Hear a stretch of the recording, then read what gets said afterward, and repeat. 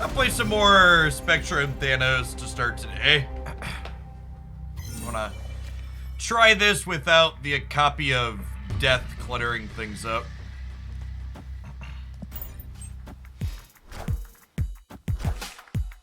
More an Ace King.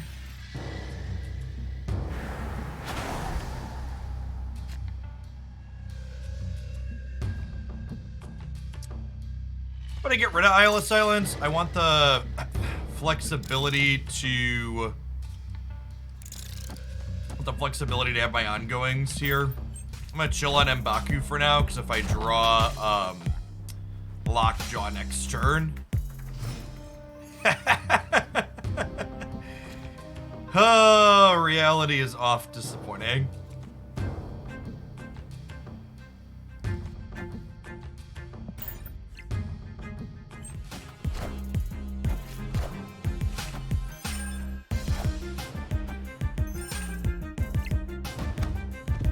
Hey, thanks for the resubs this morning. Socratic Phoenix, thank you for the 22 months. Dr. Teeth, thank you for the quarter of a year. Third of a year, 4 numbers are hard. Harry S, thank you for the 19 months, so I was still on the load screen.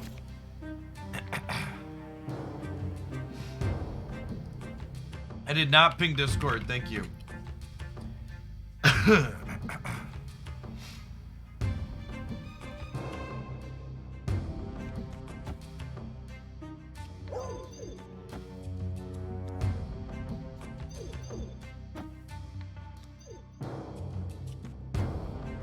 I think I Cosmo the right side here and just lock them out of unreveals, huh?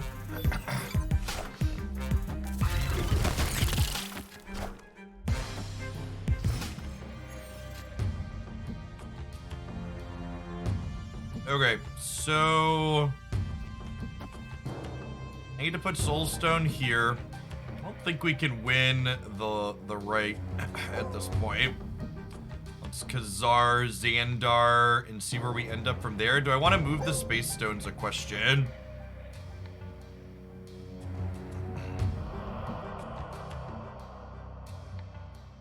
Oh, Thanos would be active if I play the stones out. That's a good call. Does that get me a win, though? What if I move Space Stone and then go Power Stone Demon here? This is 5, 6, 7, 8, 14. Yeah, okay, so let's Space Stone here and then put these in the middle.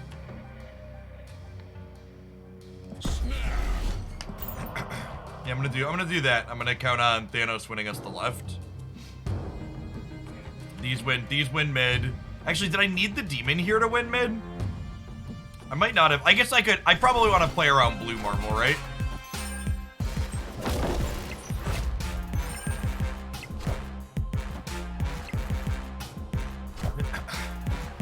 Oh, I didn't. You know what? I didn't need the Power Stone here to win mid, right? I could have gone minus 2 to 10. I don't think I could go. Yeah, I couldn't go -5, but I could have gone -2. And then Thanos wins the left most likely. We're going to 18 here, so we're going to 23. So they need to add. Does that get us? No, we're good, right? Yeah. Okay, so if I'd have had more time, I should have counted. I should have counted exactly how much I needed here to beat blue marble.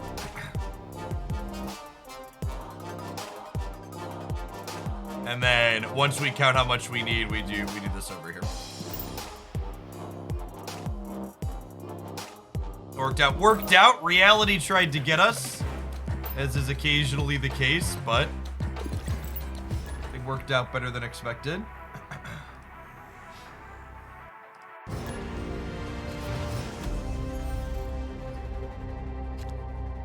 I could have Mystique. Yeah, Mystique wasn't a concern with blue marble because of the Cosmos on each side.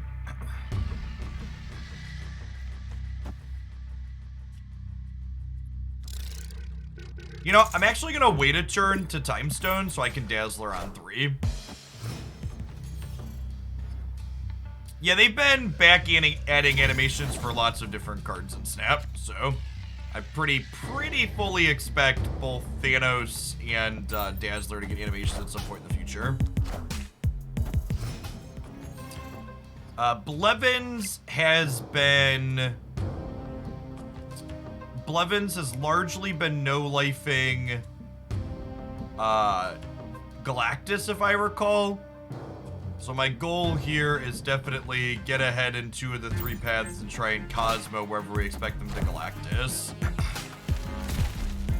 Do I have every card? I'm currently missing Super Skrull and Sauron.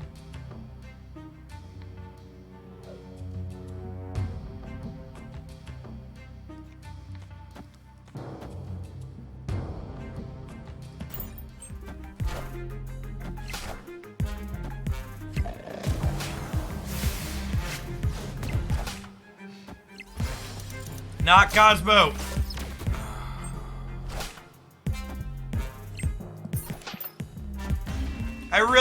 I am gonna be really disappointed if Galactus has the same text box in the patch next week. It is such a toxic, frustrating deck to play against. Big Magic the Gathering vibes.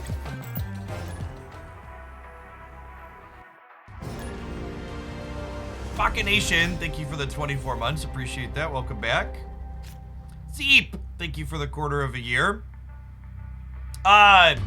Not to discourage you from sending your Prime sub this way, because I love Prime subs, but as a heads up, King J, at the very start of my streams, as a way to game my ads contract, I run the largest possible ad block Twitch allows me to run. So during my starting soon splash, I run 3 straight minutes of ads, because running 3 straight minutes of ads gives me kind of a buffer for the rest of the day. If that makes sense. The way my contract is worded, I have to play a certain amount of minutes of ads per stream, but those minutes of ads per stream can technically be whenever. So I effectively run a chunk of them at the very start when there's very little people here, and it like meets a chunk of the requirement for the day.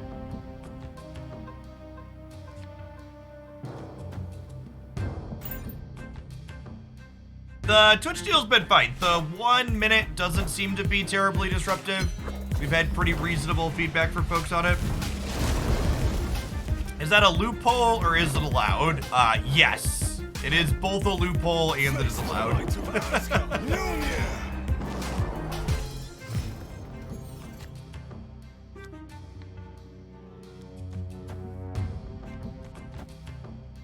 Isle of Silence is real bad for us.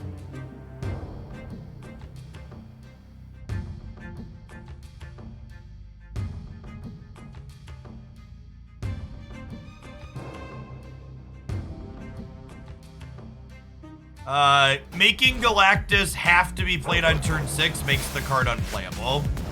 So I'd prefer if they make a change that doesn't make it unplayable, but...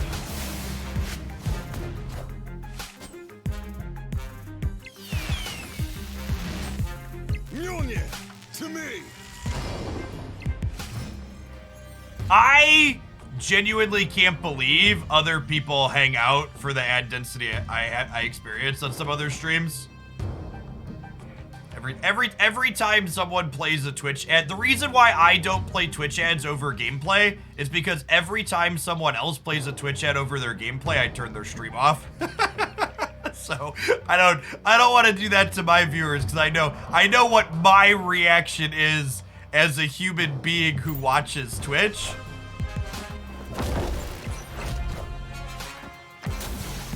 It's like, oh, there you played an ad over the actual gameplay. I guess you didn't want me here. Got it. I always just try and structure my content in a way that, like, what would I want to experience if I was watching a stream? And I watch a lot of streams, so I know what I want to experience personally.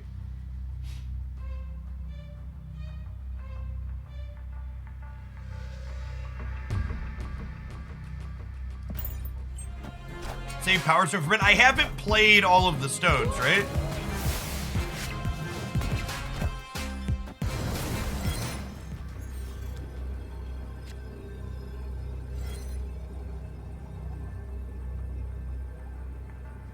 Alright, what's the most stats?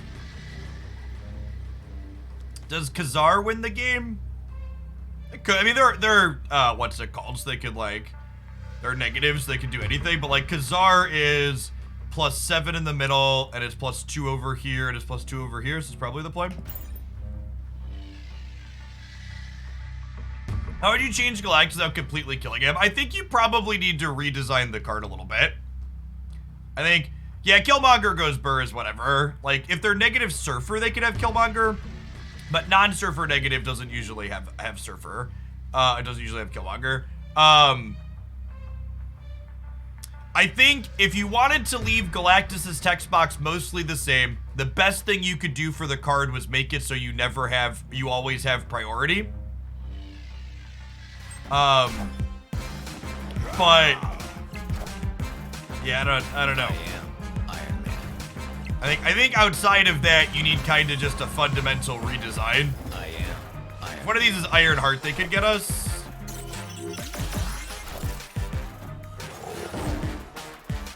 Alright, sometimes lucky. Like I said, they were negative and anything could happen. They had the free Iron Man into the free Iron Man. Or sorry, no, they paid 3 for this one. Into copy Iron Man, into free Ironheart, hit 2 of them in the middle. So they needed what? Oh, they actually needed one of them to go middle, right? Because they had the second Iron Man here with the tiebreaker. If they end up on 16 here, we're only up by 12, and they're up by way more than 12, so they were pretty statistically favored to win here.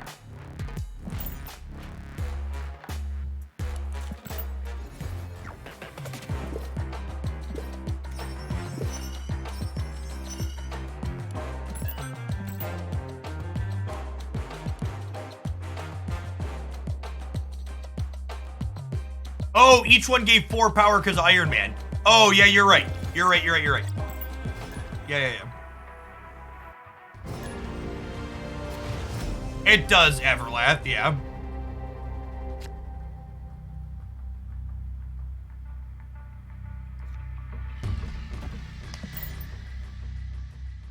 I like to lead on Soulstone as opposed to Time Stone because having 4 energy on turn 3 is typically more valuable than having an extra energy on turn 2.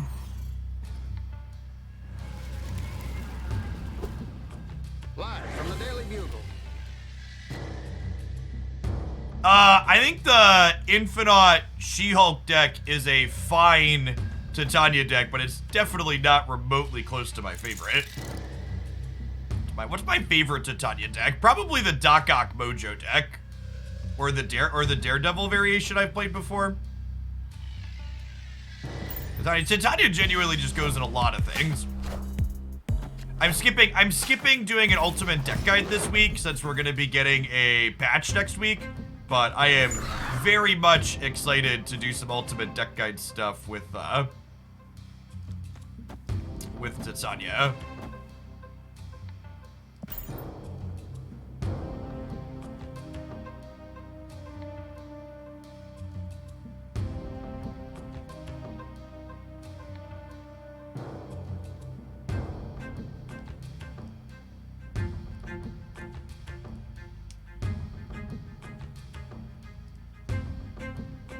Yeah, I might have to go back through, and if we actually get a meaningful leader change, maybe we'll have to, like, do a super cut of leader beater videos for old time's sake.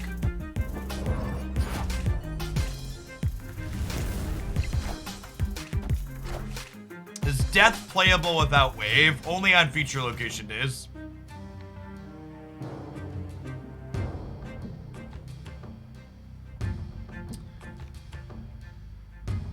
So if I Reality Stone, I think we Reality Stone and we Baku, and then we'll go Dazzler into Spectrum. Yep.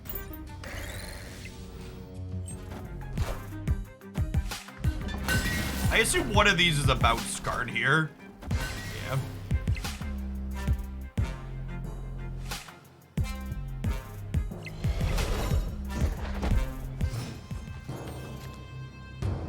Would I rather Blue Marvel or Dazzler?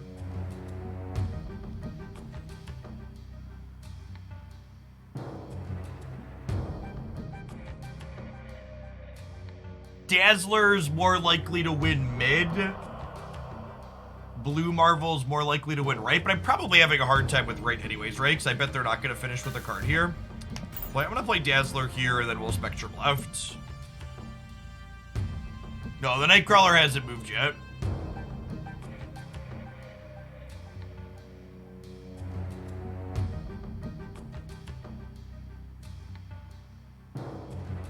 Am I gonna do ultimate deck guides for Thanos or Galactus? Probably not. I don't think those cards are really good candidates for ultimate deck guides.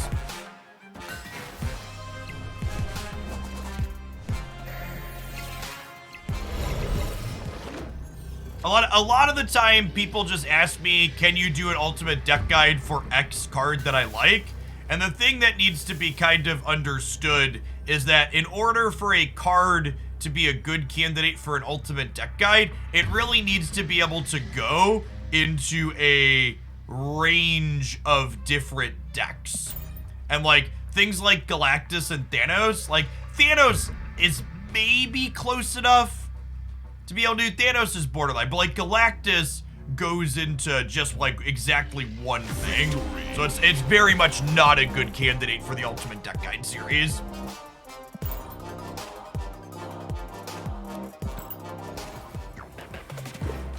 I don't want to post a video like that and be like, okay, here's the one deck you can play with this card.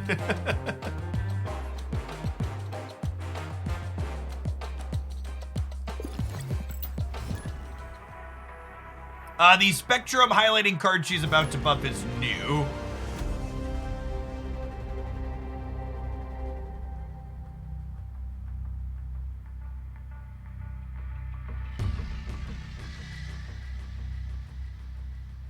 Yes, Titania I think is a great choice. So with the series downgrades that are coming, I am planning to do ultimate moving forward. I plan to prioritize freshly downgraded Series 3 cards that are good candidates for the ultimate deck guides. So, for example, in February, you can expect to see ultimate deck guides for Titania, She-Hulk, and Absorbing Man. I think all three of those are excellent candidates for that style of content. All right, and with Lockjaw drawn here, we'll just armor mid, and we'll plan to play these into the Lockjaw path.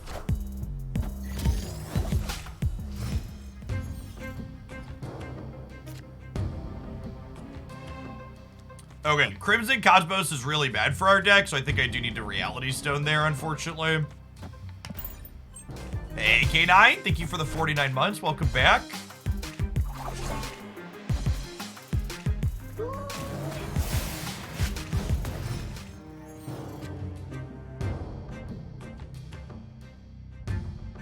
Like to give them the old razzle dazzle. Mind Stone here, Ant-Man here.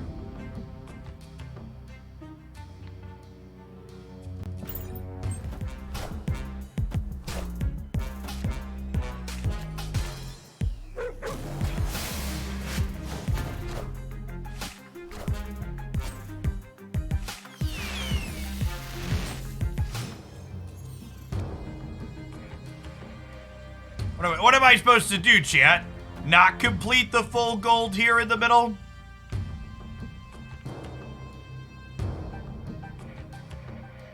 Pretty.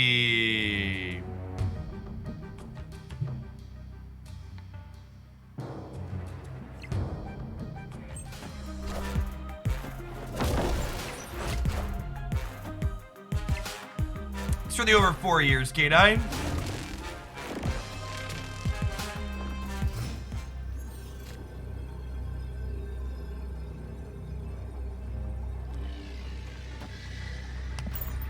Killmonger is not real and cannot hurt me.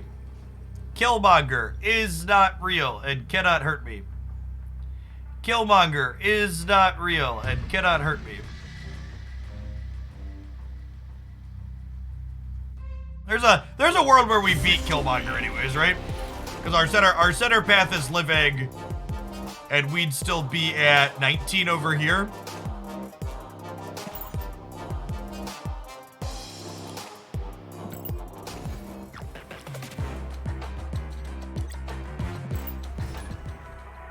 Hey, Jonathan, thank you for the 27 months. Good morning, good morning. Praxis, thank you for the 2 months, by the way. I think I missed that one a little bit ago. How's Mojo? Mojo's fine. Just like a cheap ongoing card that triggers a spectrum.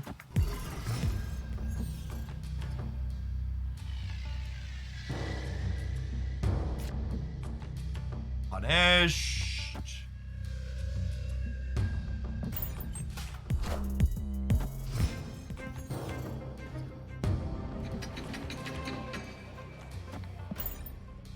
Space Throne. Also means Dazzler doesn't work.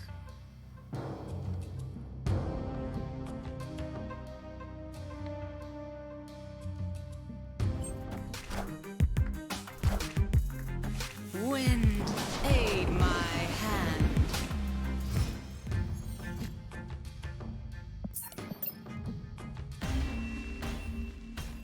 Escape. Dazzler does work in a Galactus lane. Not that really matters, because most decks designed to play Dazzler are going to be close to 0% against Galactus. It's an incredibly polarized deck.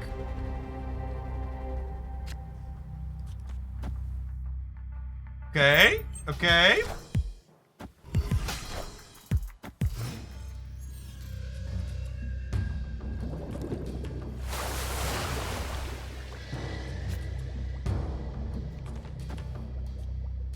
I guess there's no reason to play this out, right? I think MODOK will be as meta-defining as Surfer or Zabu. I don't think so.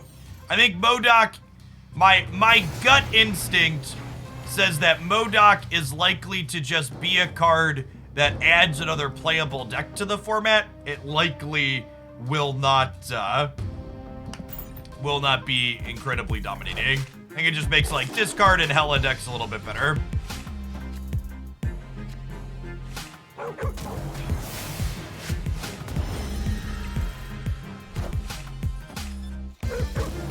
Yeah, MODOK will synergize with strong guy and just kind of generic discard decks.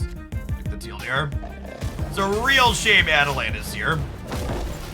We still had a pretty good turn here. Like I get to move the Lockjaw and do it again, but like we would be fully popping off if Lockjaw wasn't here, or the Adelan wasn't here. All right, we're gonna get to pop off anyways. I get to go this, into this, into this, into this. Pippity pop, the fun don't stop.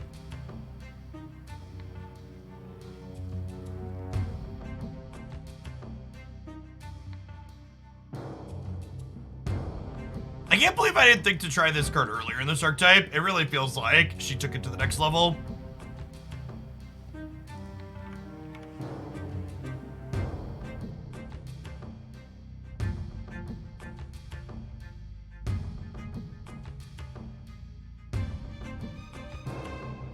Yeah, we're gonna get to Lockjaw the center path this game too.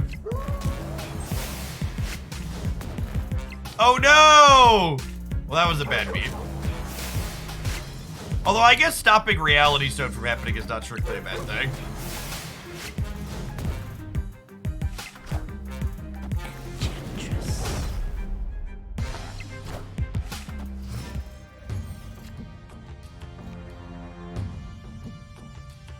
Oh, I don't get to move the Lockjaw now.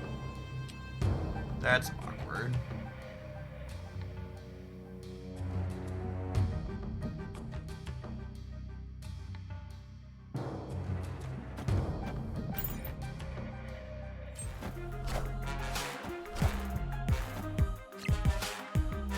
Friendly neighborhood Spider-Man here.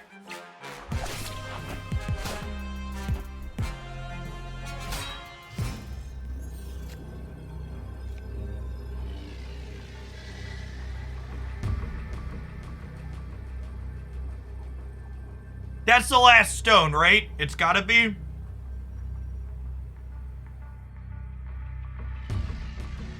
This is Thanos Online, I believe. Victory.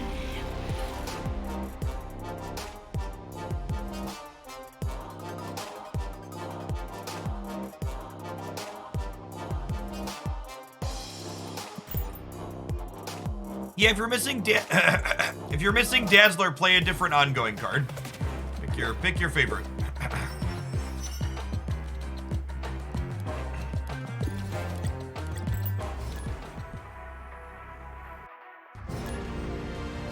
Someone asked, does this deck scratch the same itch as stock negative? I think it's pretty different than that deck.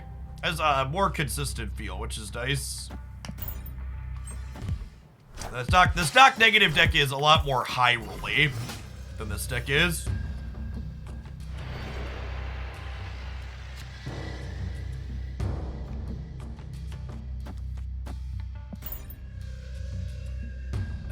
This deck has some high rolly draws, but it also just has like a little bit more consistent overall. Our average case draw in this deck, I think, is much better than like Thanos' average or Negative's average case draw.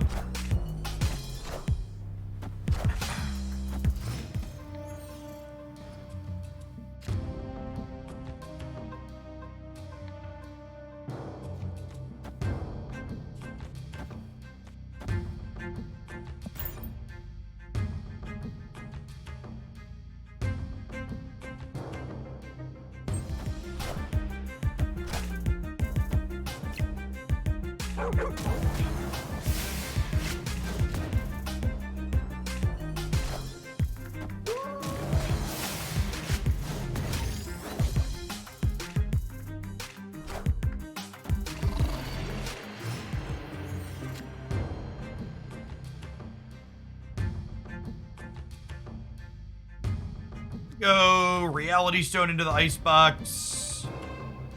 Soul Stone, Dazzler in the middle.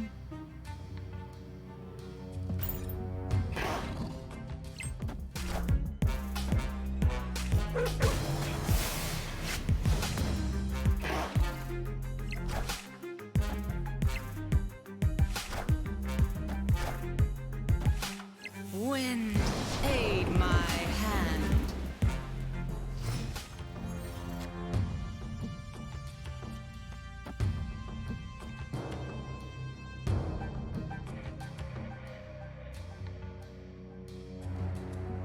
Do I want to Reality Stone?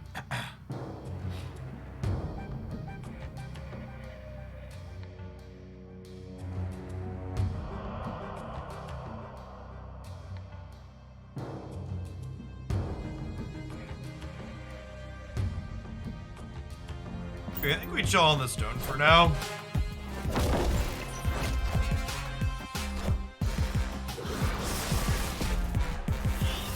Hey, nice, Kana.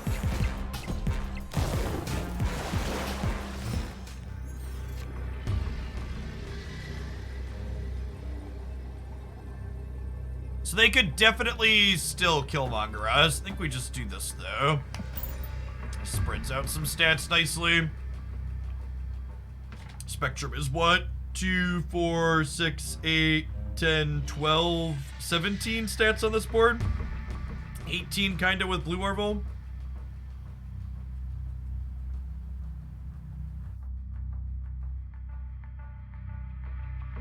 M'Baku is actually the worst draw of the deck. He was, yeah. Yeah, if we didn't draw M'Baku, we would have left this space open so that way he could fill after Killmonger.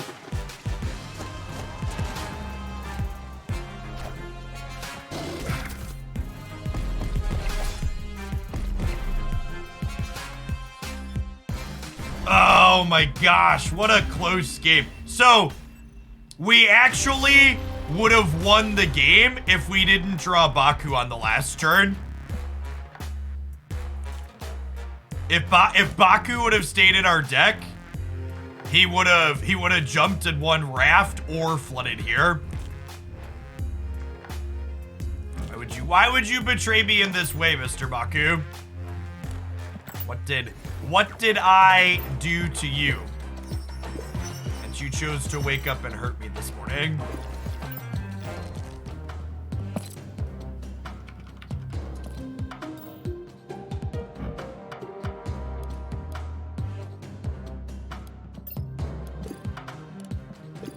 Alright, chat, we have enough boosters to split Khazar twice, so we're gonna go ahead and split him here. We have enough boosters to split him twice. I have enough credits to split him once this morning. I'd like to add another inked card to my collection potentially. Animated. Animated.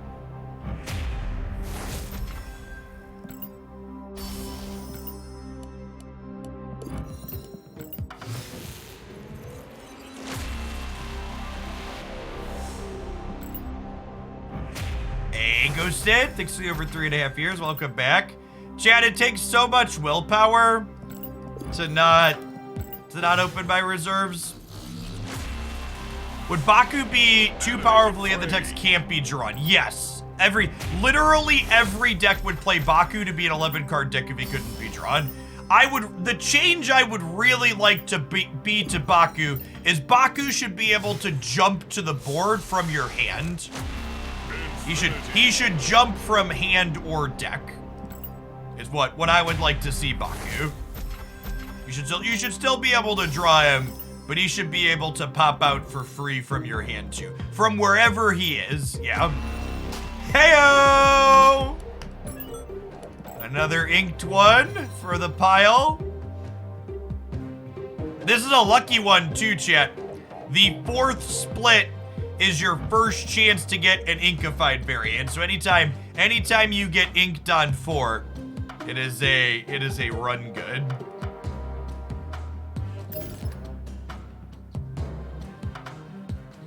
I kind of want to try and ink or gold everything in this deck at this point. We've got a lot of incidental gold and ink in here. I have 1, 2, 3 Lockjaw splits, and I have enough boosters to split it one more time. When we get credits, Lockjaw might be my next one. See if we can run hot again. I like ink or gold better. I think I like the gold slightly better, but they're both good. I like both of them because they're unique, right? They're special. They're a status thing. They say, hey, I've been playing Marvel Snap for a long time and I've played these cards a lot.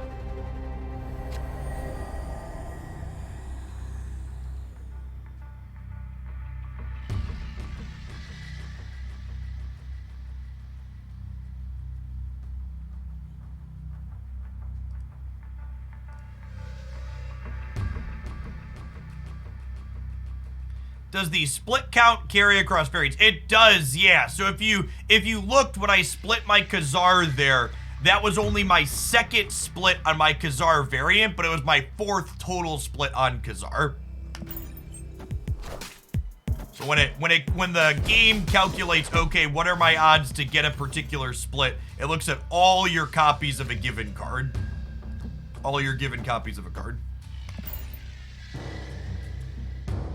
Did you all see the person who reached the max collection level? What is that? And what are they at? They've been periodically upping the collection level. Sorry, 22,000 at this point. Okay. They must be someone who never stopped spending. Would be my guess. I actually stopped spending for a little while. Well, playing Space Toad's actually bad with Adelan. We're gonna lose our hand anyways, so I guess we'll play these out.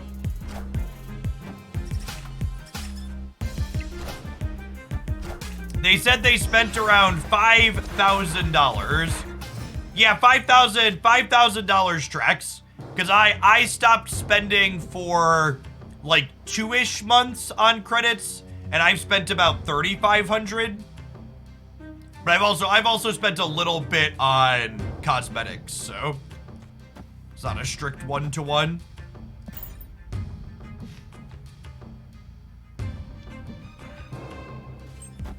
They've also been farming a lot of season caches with Agatha. Yeah, that makes sense too.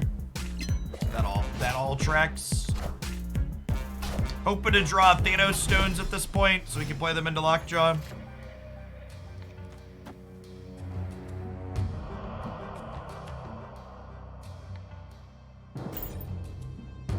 Spectrum would be a nice draw. Although, honestly, I don't know that we win multiple paths if we draw Spectrum. I am Iron Man. Why is Agatha good at farming caches? Because you can set up a script, I would assume, to make her happen. And that's so unlucky. I guess Baku's gonna win us the game, huh? I believe in the Baku. Believe in the Baku, chat.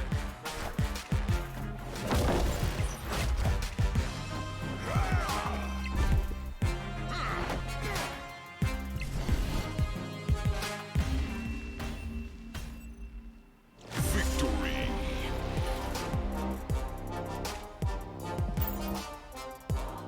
We actually didn't need Baku there, but I felt better that he was around. He makes me feel better, chat. Destroy cards. Maybe we'll have to do that at some point when I'm done playing Thanos.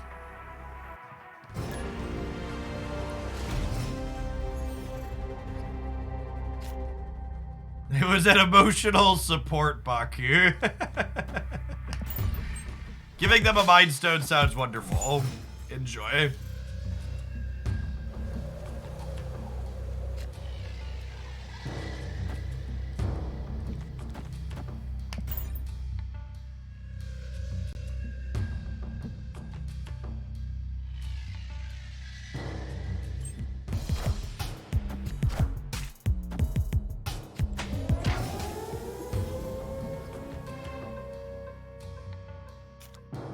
Arnold's actually not great into Shuri's lab, so we don't have a ton of individually large things. Hopefully Shuri's lab dies this turn to Diablo's base. Would be ideal for us. Nailed it.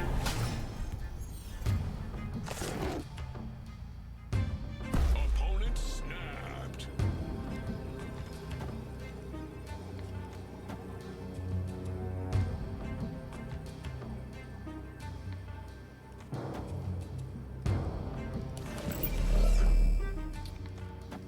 I think I'm okay giving them a space stone.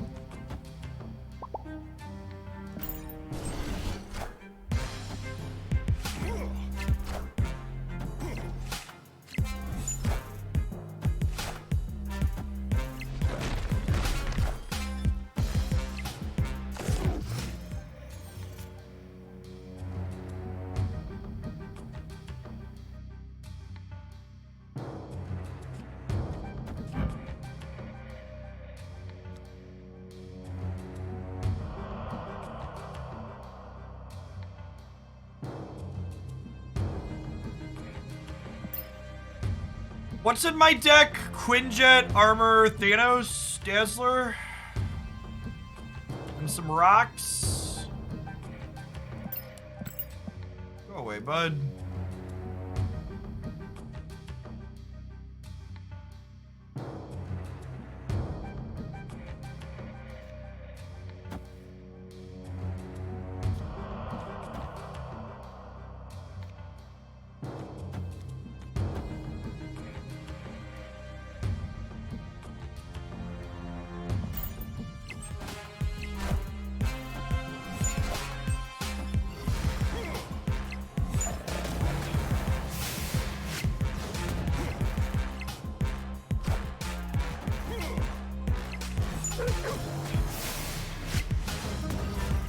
Friendly neighborhood Spider-Man here.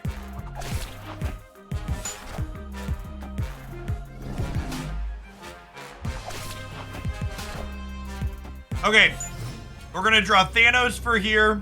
That's a Dazzler. Okay, so that's a Dazzler, and there's a Baku in my deck.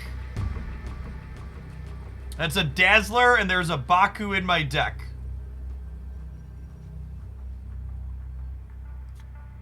Is this the best play? This gives me 10 here up to 16. Would I rather Dazzler here, or would I rather Blue Marvel here? I think I'd rather Blue Marvel.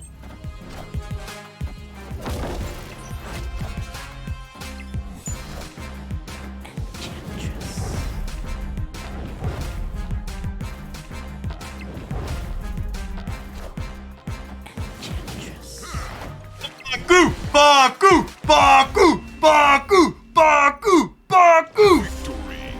From the top rope, it's Baku!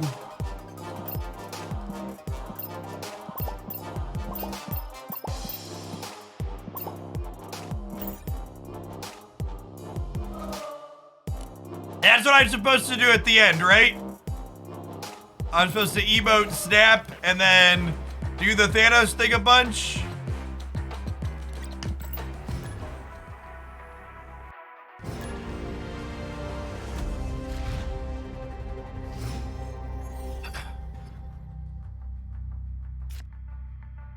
Is that how that works?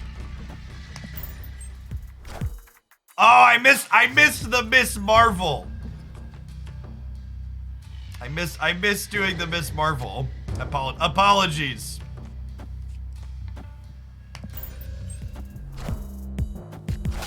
Kazar.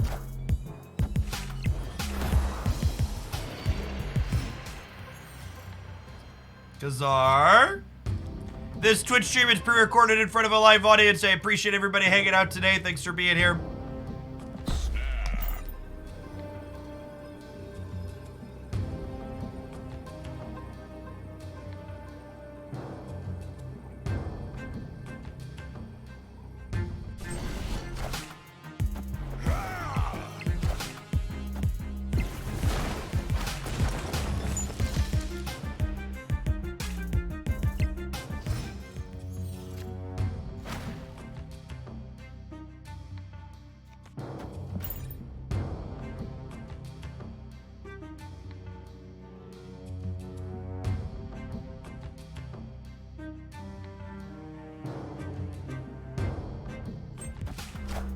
Did we guess wrong?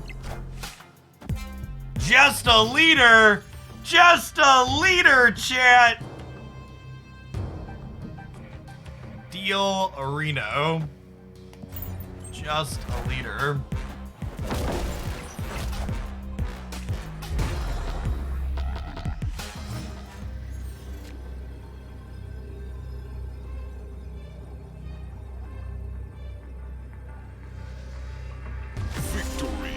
So many toxic cards, chat, and still just dead.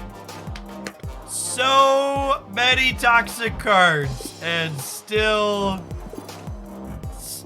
just dead. Be gone, interloper.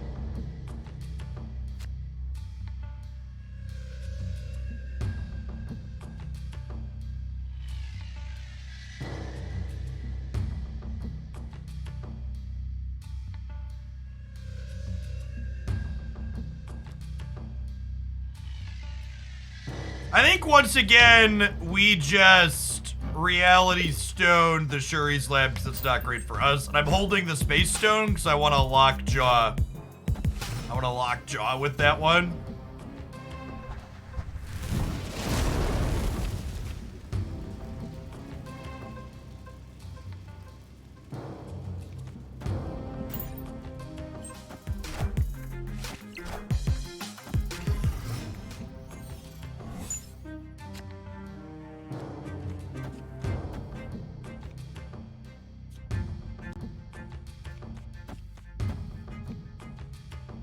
So when you're playing into the lockjaw path with multiple cards, you want to sequence your cards first that you want to be more likely to redraw.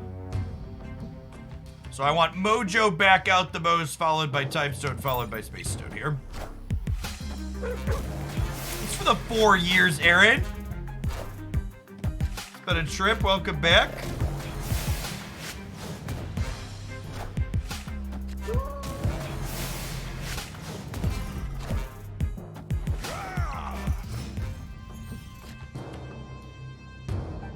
And I get to move Lockjaw over to here. And then we get to go... There's still 2 more turns here. I get to go Soul Stone into Ant-Man. Well, actually, I'd rather get Ant-Man back out, right? My opponent's snapping me? Really? Actually, Soul Stone's probably bigger. I'd rather get that back out. And I think we're just blue marveling in the middle.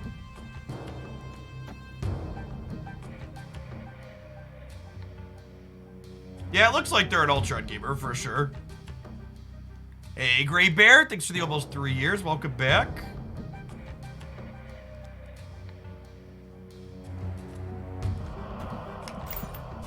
I mean, even if they have Storm, I'm putting a lot of power into play.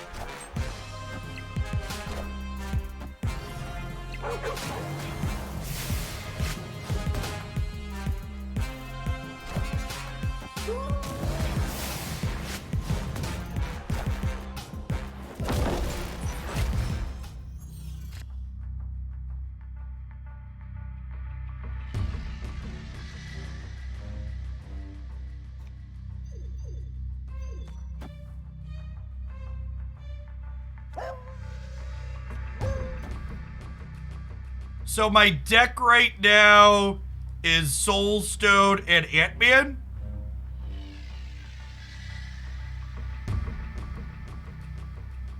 Yeah, and they have to Ultron here because of the Cosmos. So I Spectrum, and then we'll Thanos in the middle, right?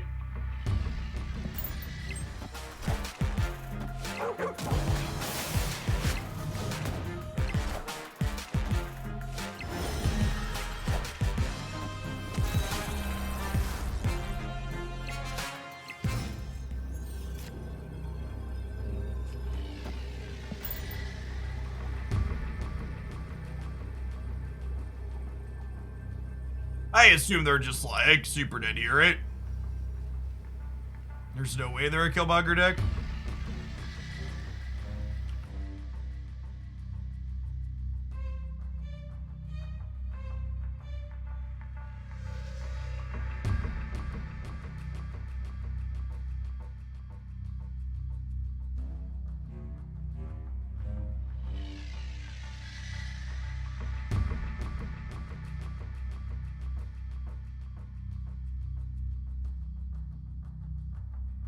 This is the first time 18 powered Thanos has won us the game. Not at all.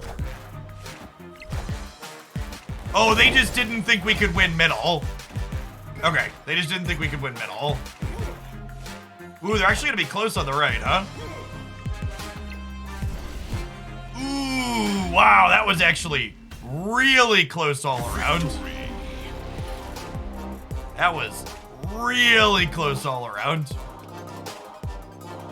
And it was only close because they played a bunch of good cards instead of playing Ultron. Ultron is trash, chat.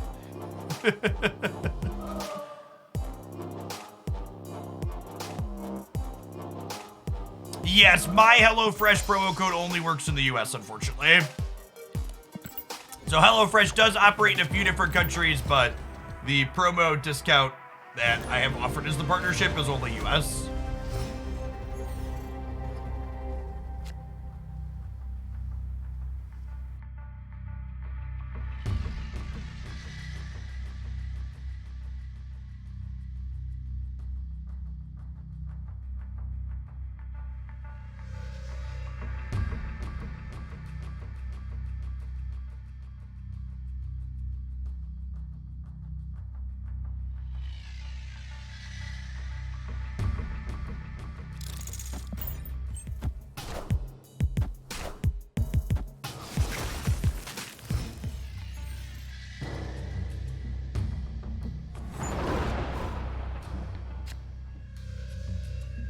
Ultron has some of the best variants in Marvel Snap. Big cosign that idea.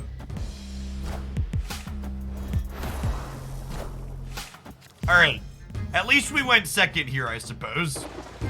Glass half full. We went second here. Our deck is pretty good at filling the raft, which is nice. He says before getting Ultroned. Okay. Cosmo is actually a nice hit here, Because it means they won't be able to Galactus. Sorry, I say I'll try to make Galactus. They won't be able to Galactus the raft.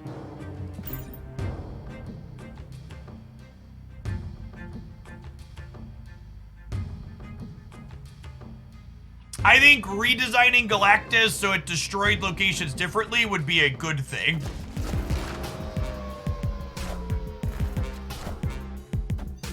Face the might of Asgard. Mjolnir. Okay, so we're playing against Leech Leader. Which of my cards do I want to put into play before I get leeched this turn?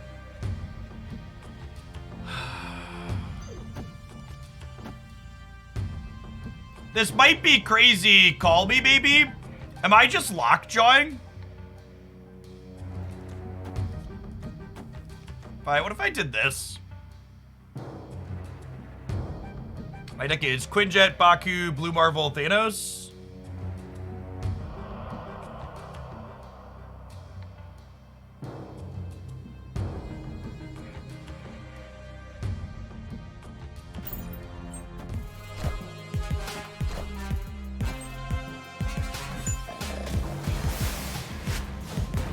Oh my god.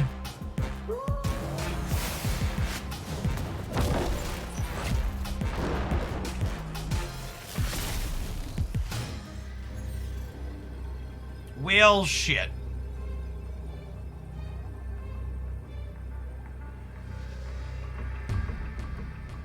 This messy card here is a Baku, so I can't count on him to fill for Dazzler. It's a little unfortunate.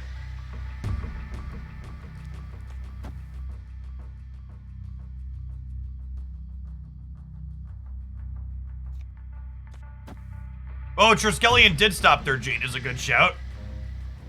I think we do this. This adds 9 power in the middle. 10 power in the middle, actually, with Blue Marvel. And then hopefully Thanos shows up here. Oh, wow. I was not expecting them to fill there. What's going on, Tickled? Thanks for the 1.5 years.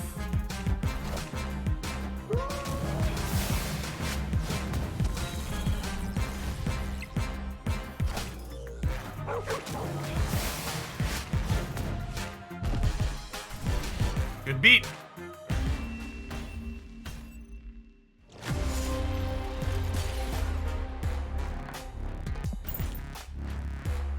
No, coming back out was definitely not ideal.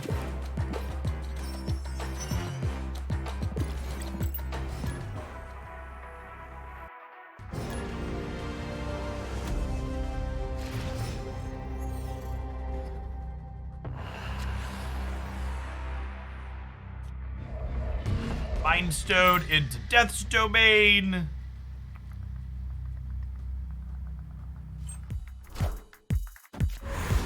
I don't believe there are specific level incentives for me for the mecha campaign. Karkav, just check them out and play as much as you enjoy. That's fun. I've actually played a bit of it off stream too. It's a good, like, turn my brain off, shoot at things game.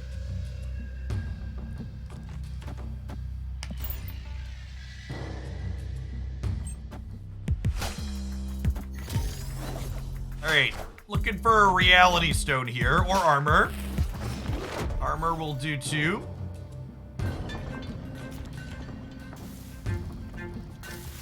We be dazzling. We be dazzling.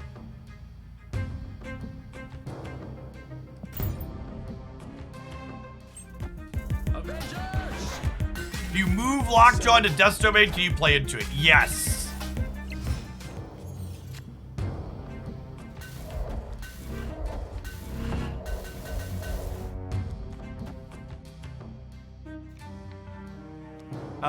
Actually, I want to put the Power Stone here because I think I want more stats in Nidfuller.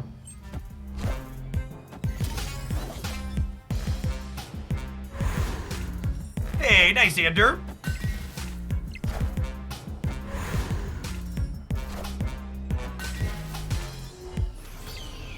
At what point does Ultron become good because he is bad and thus not expected and is only minimally telegraphed. I don't think that point exists because people love playing with the card Ultron, so it's kind of predictable. Because it's like, it's a bad card people enjoy playing. Yeah, looks like Spectrum Destroyer. We could get Professor X tier. It might be right for me to like Cosmo Quinjet to beat Professor X.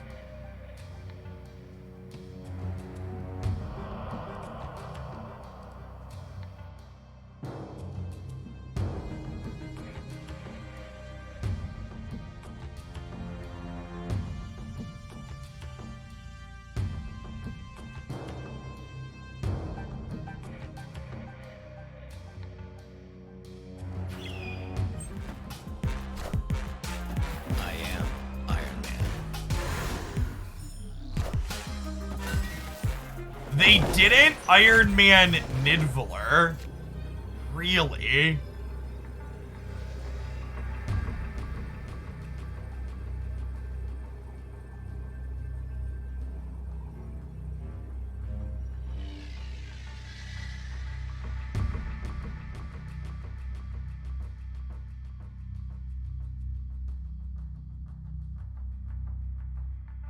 They've got to be retreating, right? I think it's Khazar plus Quinjet, but I'm not sure exactly how I'm spreading them out.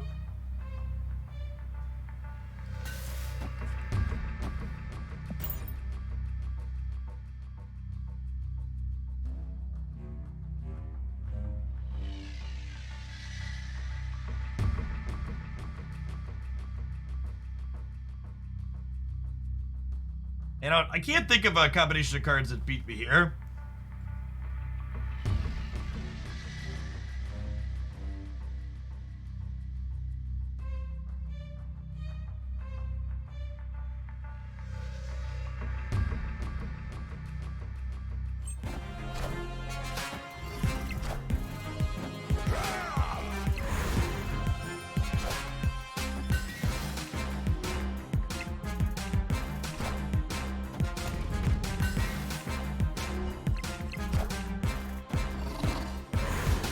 Actually closer than I was expecting with the triple card there. Victory.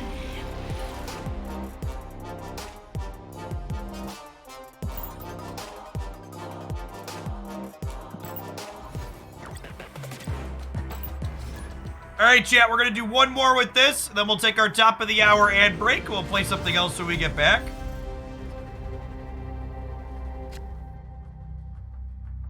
Ooh, that's a piece of candy.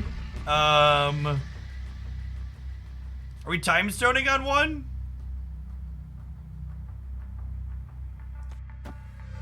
So Lockjaw on 2.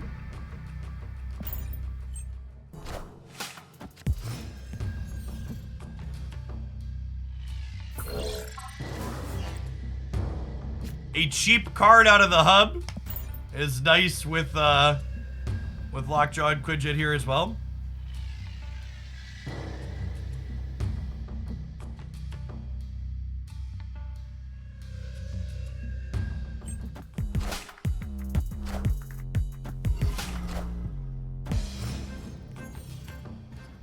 Sub ad-free life, that's true. If you subscribe to the channel, not only do you not experience our hourly ad break, but you also get to get around slow mode in the chat. It's definitely something I should remember to shill more often.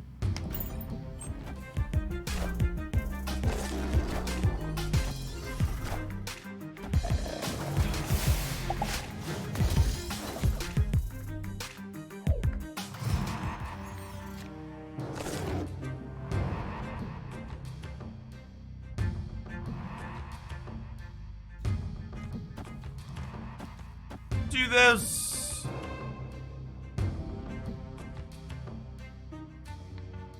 I want to leave Kiln open to give me some flexibility there.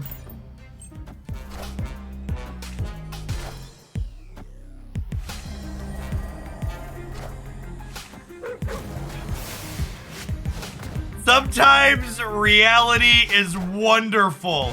Sometimes reality is wonderful, chat. Just wonderful. Blameful Gecko, thank you for the sub gifty. Hot diggity damn, chat.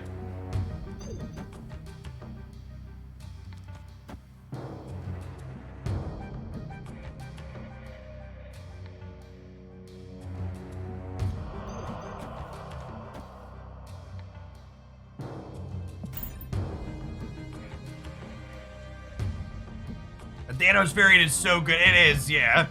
Definitely my favorite.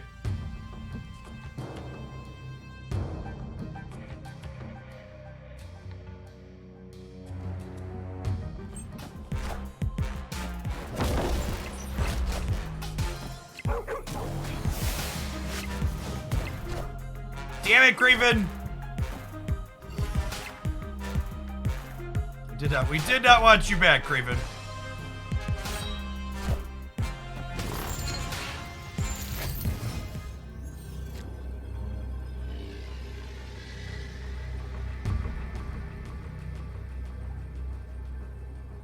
My deck is Spectrum, Khazar, M'Baku.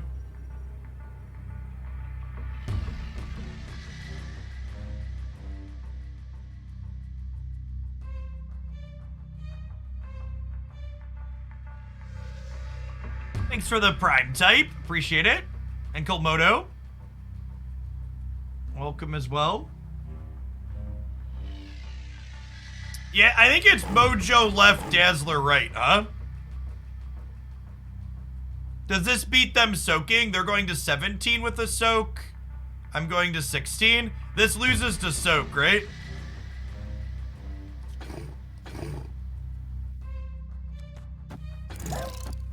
What if we do this? Dazzler's plus 11, which puts me to 18.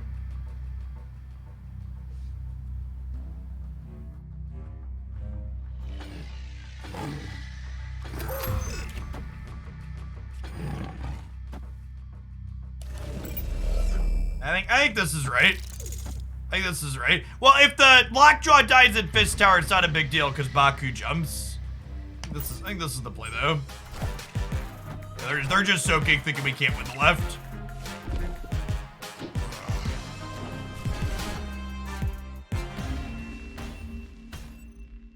Victory.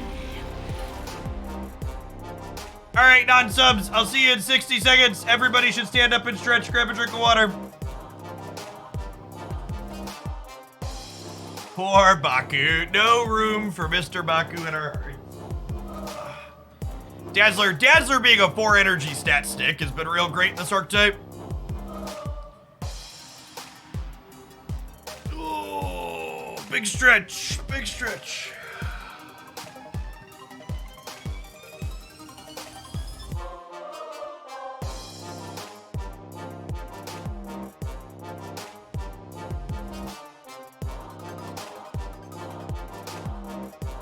What was I gonna say? Oh, chat.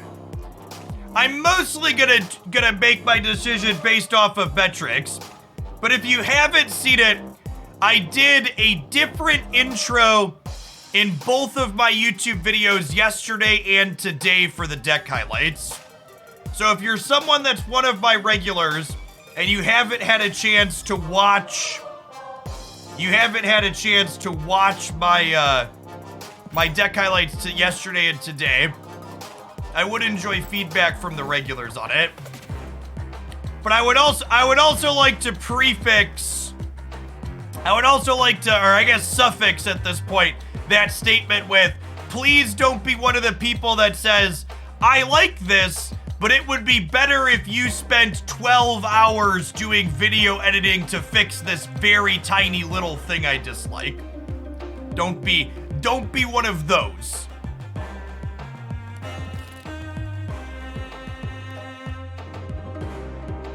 I want you to do at least 18 hours to fix it. Fair. Fair.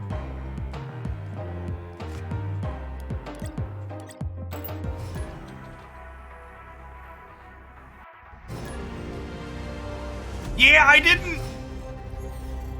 couldn't figure out a way to make myself larger without blocking the card preview or the deck image. And the card preview and the deck image are definitely both more important than me.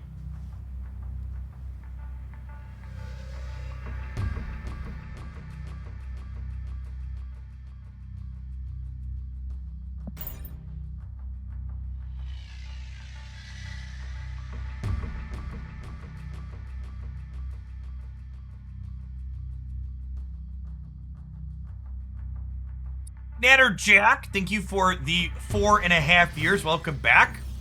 After a few days of play, what are your thoughts on Dazzler? That's a really good question. So, in my experience playing with Dazzler so far, I think Dazzler is a playable and even good Marvel Snap card that is what I would refer to as replacement level.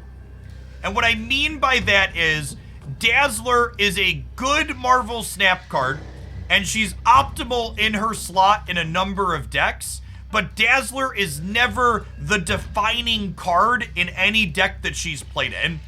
And basically any deck that's playing Dazzler, you can cut Dazzler for a handful of other different cards, and your deck will still be functional, if that makes sense.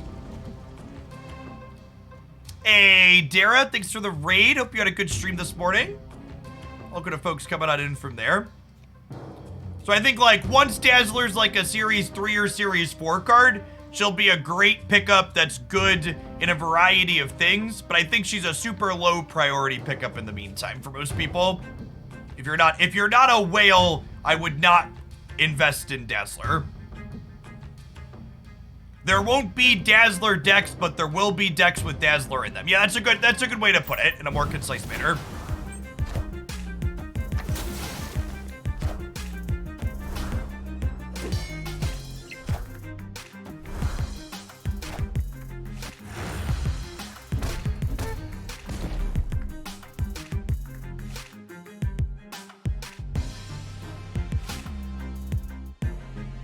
For what it's worth, I greatly prefer the less there's 6 things going on at a time videos of the way my old intros were.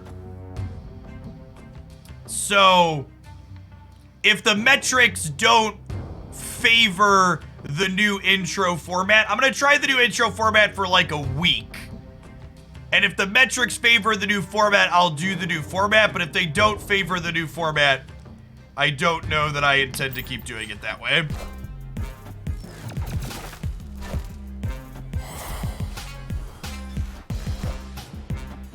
I don't think that's the case anymore, Lear. Channel stuff is pretty well stabilized at this point. I understand how to view and look at metrics in the industry. Like I've been streaming for a decade. I've been doing content full-time for a decade, and before I was streaming, I spent time as both a data engineer and have a graduate and undergraduate degree in mathematics. So like this is very much not my first rodeo interpreting information. Hey, look, chat, it's one of the 400 cards that makes Wong bad.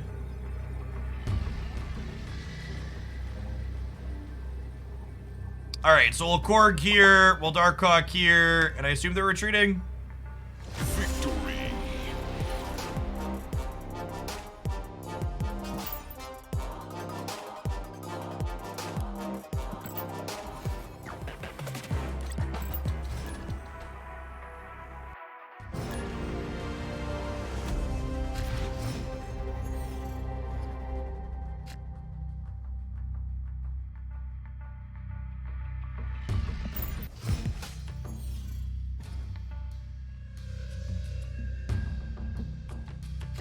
Which Wong counter is the most versatile to help with matchups against other decks? I mean, Arrow is one of the best cards in the game and is great at countering Wong.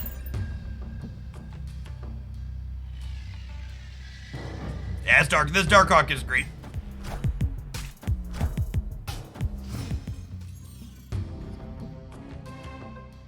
I've just been out of that space for too long, Yak Lives. I don't know that I have a good solid recommendation. in that perspective. I think this is Korg, Widow here, and then we'll Beast pick all of our friends back up to do it again.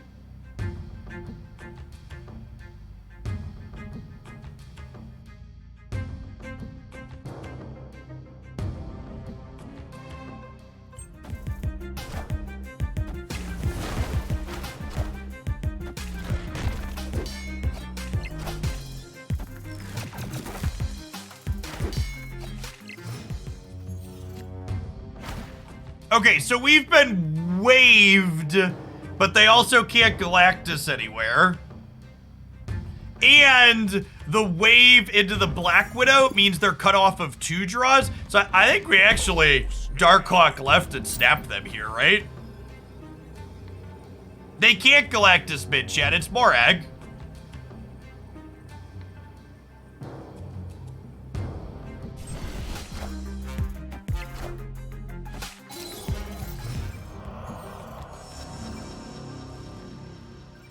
Next turn they can Galactus mid. How? It costs 6. Oh, if they have Psylocke. Yeah, it's a lot of ifs. If ifs and buts were coconuts.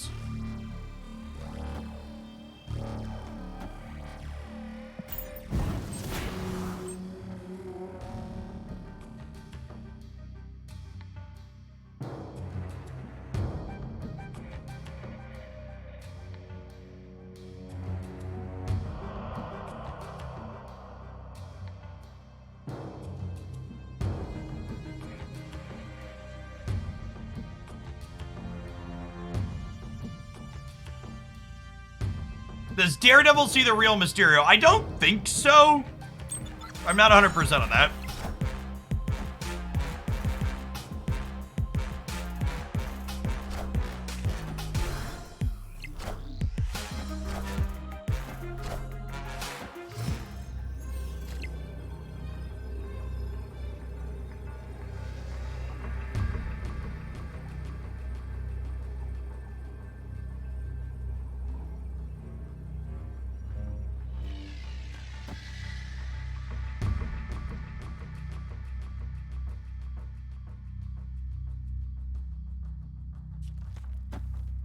So this makes our Hawk 2 bigger, which is nice. It puts another rock in their deck. And I think I want to put it up into the middle that we're beating the Marvel there. And then we'll just rogue here for the extra stats on the Angela. So we're going to end up with 8, 10, 11, 12, 13 on the right. I think we're good to go here.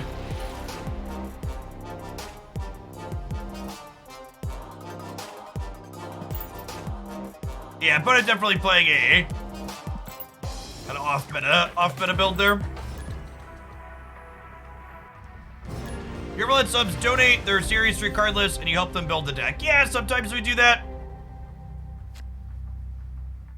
I'm not taking deck submissions today, because if I'm being honest, we had kind of shitty streams the last 2 days with the feature location.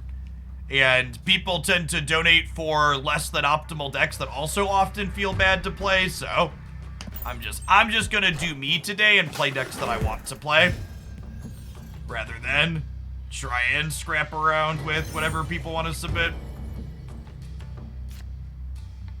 After the last 2 days, I don't feel like playing bad decks. Angela into the Unknown's a little bit risky, but if we draw Darkhawk, he'll cover the Citadel well, and I want to play 3 cards after her, so we're going to Angela on the right. Sarah is one of the many cards I have an ultimate deck guide for, Syntax Error, if you want to check those out. If you haven't before.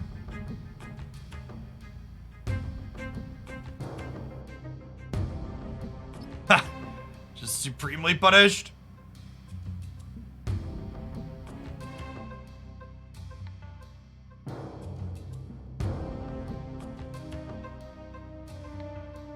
Oh, we could Viper the Angela in the bar. Yeah, that is fun, isn't it?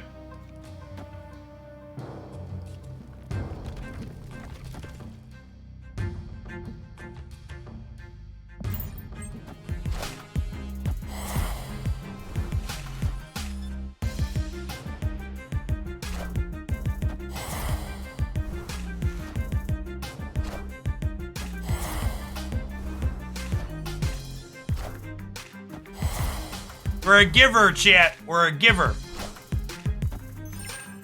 Everything worked out?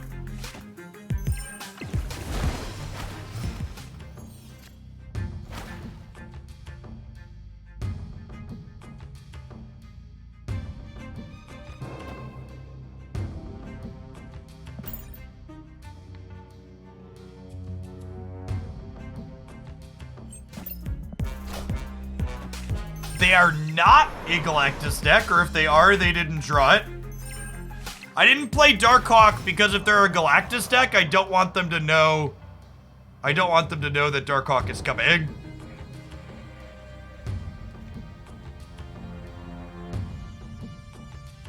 Iceman here wins the right. Demon probably wins the middle. Do I have any incentive to play Demon this turn? What punishes me for not playing Demon this turn? We could draw Mysterio. But do I need Mysterio to win Onslaught Citadel? I don't, right? Leader punishes me, and Spider-Man punishes me. Okay, I'm gonna play the Demon because of Leader.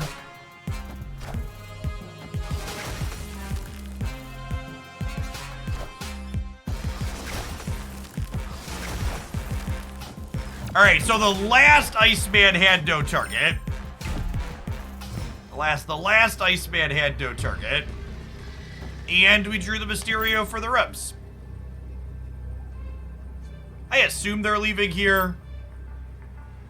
Our Hawk is 21.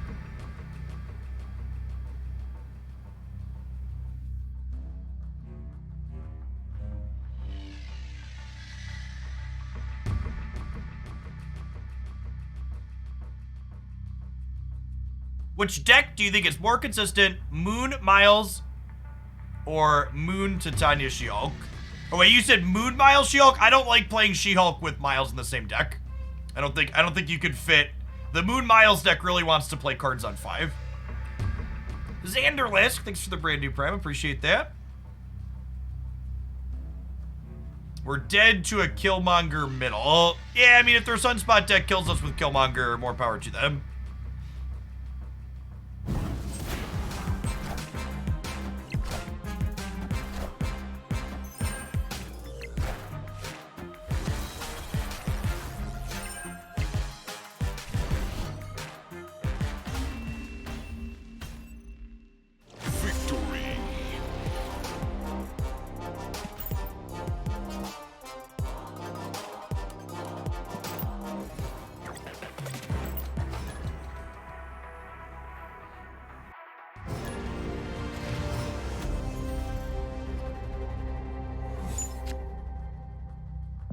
For those of you that are new here, once I'm infinite, I largely don't play District X or Weird World games.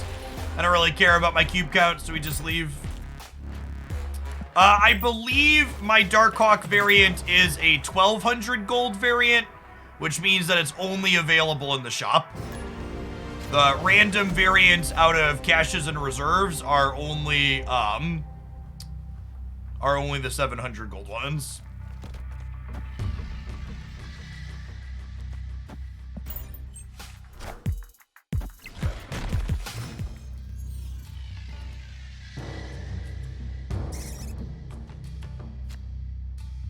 Is 2 enablers the baseline for Darkhawk, or is it just good enough on its own? You definitely can't play Darkhawk without some enablers.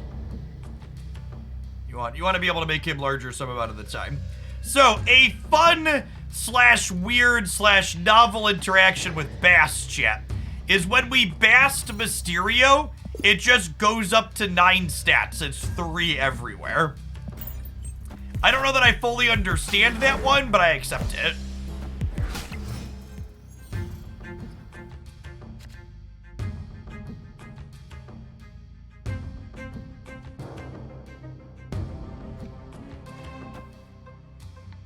I think I'm vibing on the Mysterio for now, because if I draw Viper, I want to be able to try and Viper this hood with the highest odds here.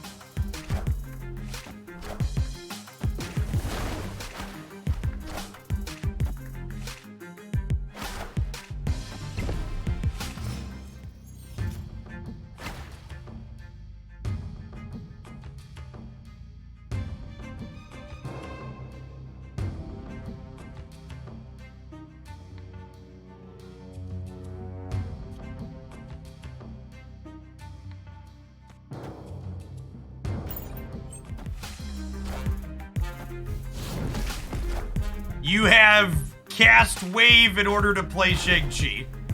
I've been gone.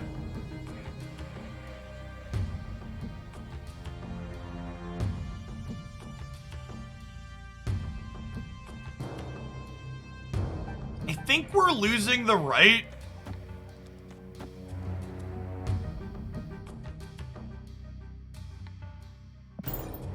Oh, this game's winnable.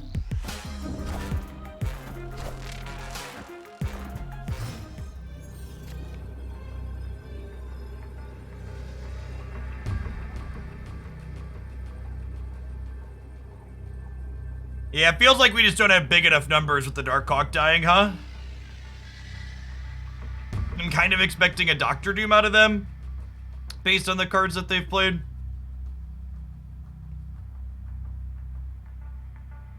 We needed Viper sooner. The Squirrel Girl, or the Central Park hurt us way more than it hurt them. They are not a deck that fills up their board space, and we very much are.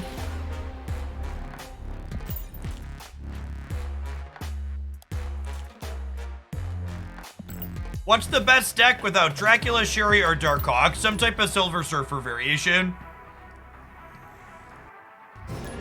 There's a lot of different good Silver Surfer decks. It's my favorite Juggernaut deck. Probably Moon Miles, but the best Juggernaut deck is probably something with Surfer.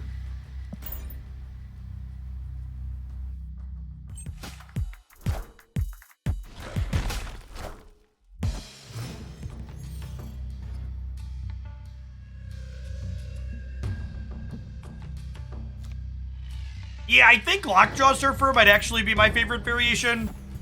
It's felt really good in the games that I've played. You always snap with Viper? Yeah, maybe. I don't know, I just don't snap a lot once for Infinite. We don't have any way to interface with Death's Domain, huh? I guess this is technically a way to interface with Death's Domain. We can play into the Strange Academy.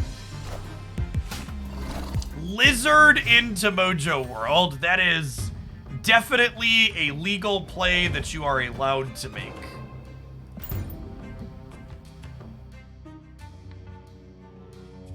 Toad Master, thanks for the 2 months.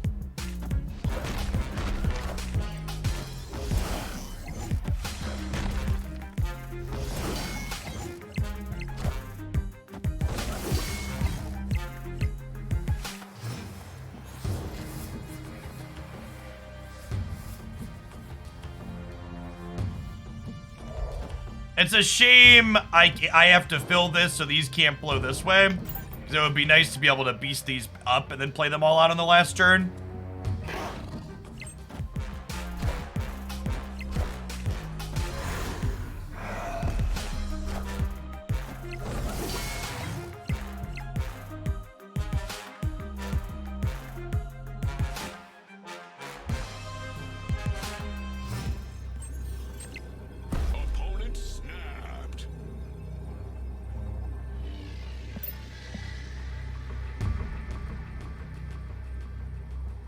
Yeah, we're dead because of priority here. If they had priority, we could rogue the Mystique, but without it, we're just dead. Maybe I needed to beast the left and just hope that my cards went right. Could potentially be the line here.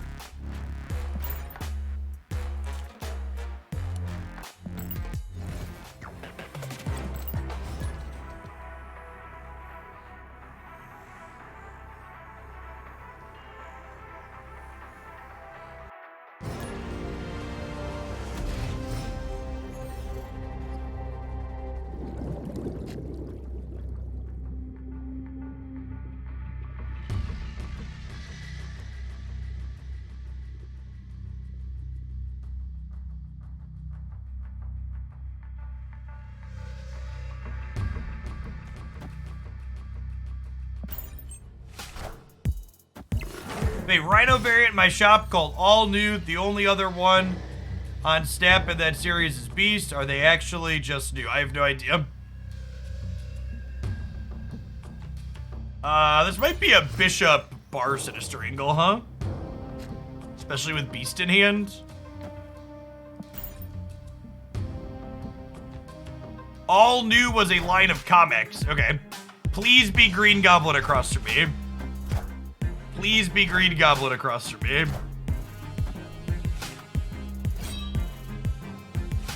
Lady Sif on Bar Sinister with Hella in hand is...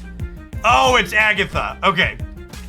Okay, so suddenly everything makes sense. Please leave my game, Agatha player. Thanks. Victory. Hey, Lostin. Thank you for the 28 months, by the way. That was a little bit ago. I remember calling that one out.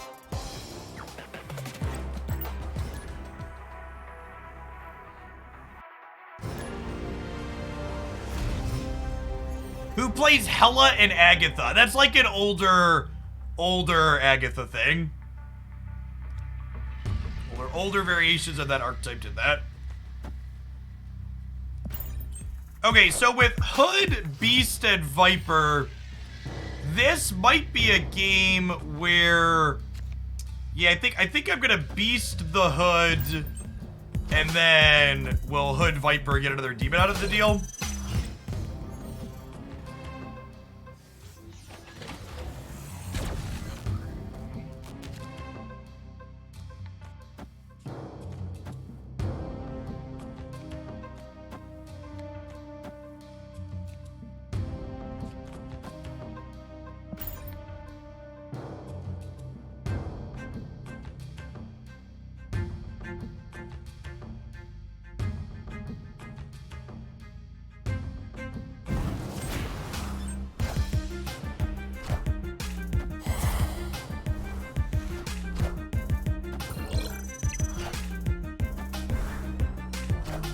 People talking about folks buying every variant in Marvel Snap for $15,000 or people that have a higher collection level than I do is a really solid reminder for folks that often tell me things like, Jeff, there aren't whales who aren't content creators in games like this. It's like, that's really not the case.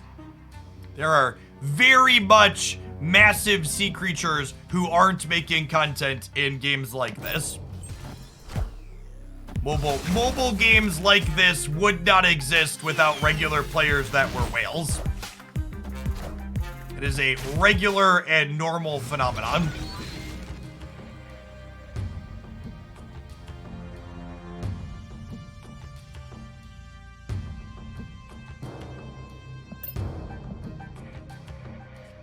I'm supposed to rogue their Zabu and hope they're just like banking energy into Sunspot this turn, and then we'll draw Hawk and play Hawk over here.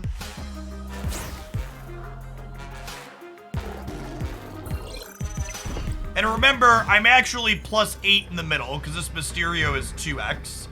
So there's a world where they were hoping to empty their hand for Dracula with Zabu's discount. So now their Dracula is less consistent. So I think we stay here because there's a chance we win center in, right?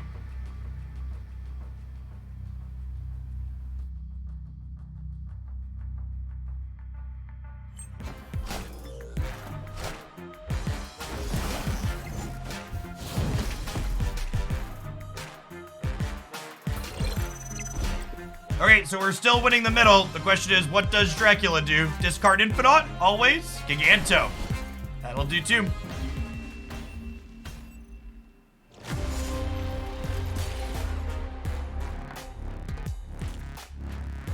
Young tech workers with huge salaries and nothing to spend their money on and a gacha game addiction. I mean, I don't even think it's fair to say that everybody that spends larger amounts of money on games like this strictly has an addiction to them.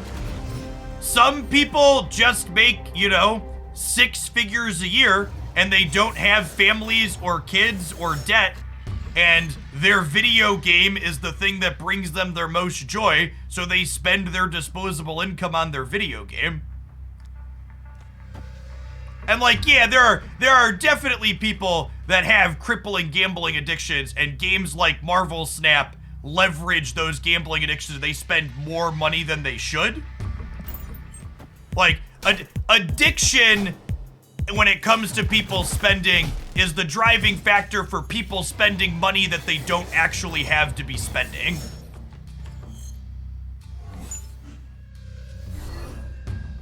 I think it's definitely fair to call out that addiction exists when it comes to games like this. That is 100% the case. It's just people that have a lot of disposable income spending that disposable income that they have to spend is not an addiction-driven sale.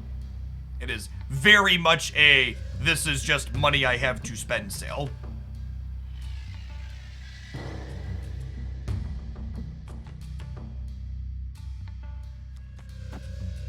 "32-year-old, dual income, no kids, and I dropped $300 a month to get Series 3 complete. It was within my budget and not a noticeable expense." Yeah. They are what we call Magic the Gathering's target audience. Yeah, for people that are new to the channel, you gotta remember that before I streamed Marvel Snap, I streamed Magic the Gathering, and God, how much does it cost to play Magic the Gathering? Like, the amount of money it costs to get Marvel Snap things like people that are used to spending money. DINK stands for dual income, no kids. The answer is too much money. That is correct. The answer to how much do Magic the Gathering players spend is too much. Friendly neighborhood Spider-Man here.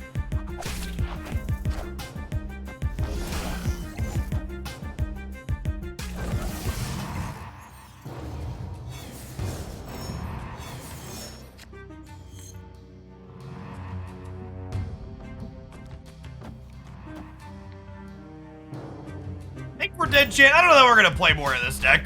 This deck felt a little eh.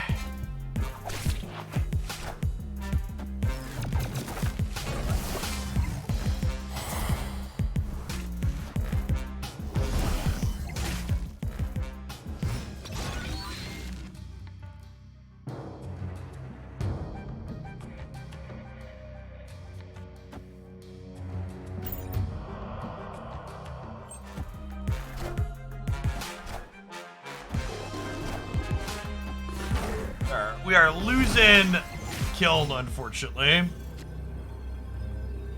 Is there only one week left of the season? No, a week and a half.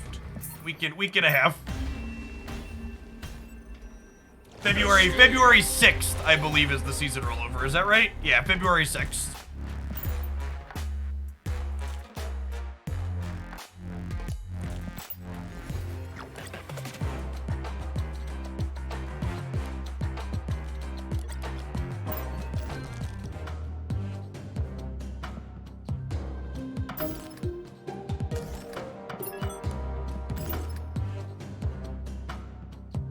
Spider-Man Absorbing Man is something to look into. You mean in terms of should you play it, or in terms of does it need to be balanced? So I think in terms of is it balanced, I think that combination of cards is fine. I do need Maria Hill and Agent Coulson boosters, chat. Let's do some of this for a little bit.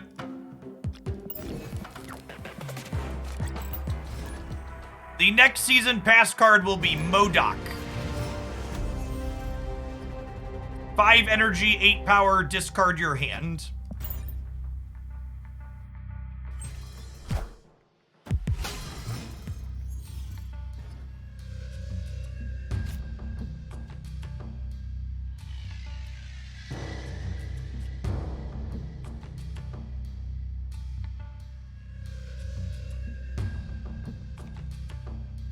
Yeah, I think that's the Marvel Snap system in a nutshell, Ghosted. Is they basically encourage spending from whales for them to get Series 3 complete initially. And then once you're Series 3 complete initially, the spending pressure is basically just like, buy the season pass every month.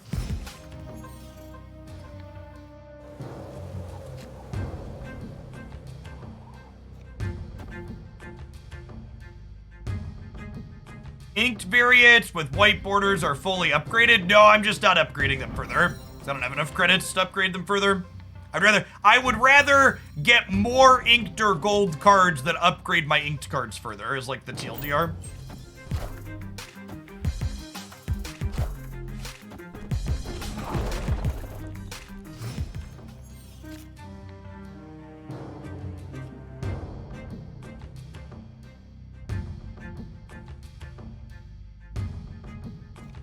part of me wants to Wong this Black Bolt. Honestly, Wong Black Bolt might snipe their, it might snipe their Silver Surfer here, right?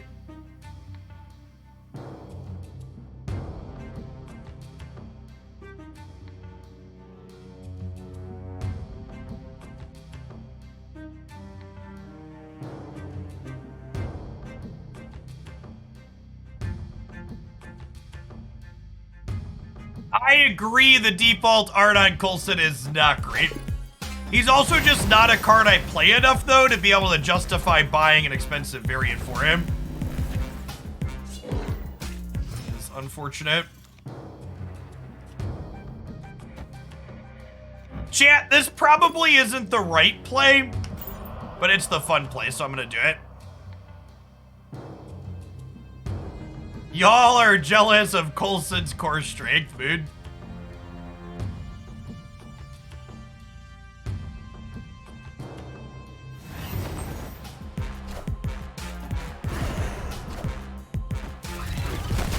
Alright, show me Silver Surfer.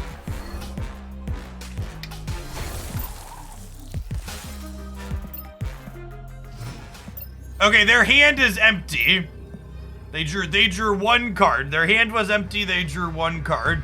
The problem here is they built their own, what's it called on the last turn? New York? They always draw Surfer, that's true. They are like 99% to have drawn Surfer here. I'm gonna play Devil Dinosaur and stay in.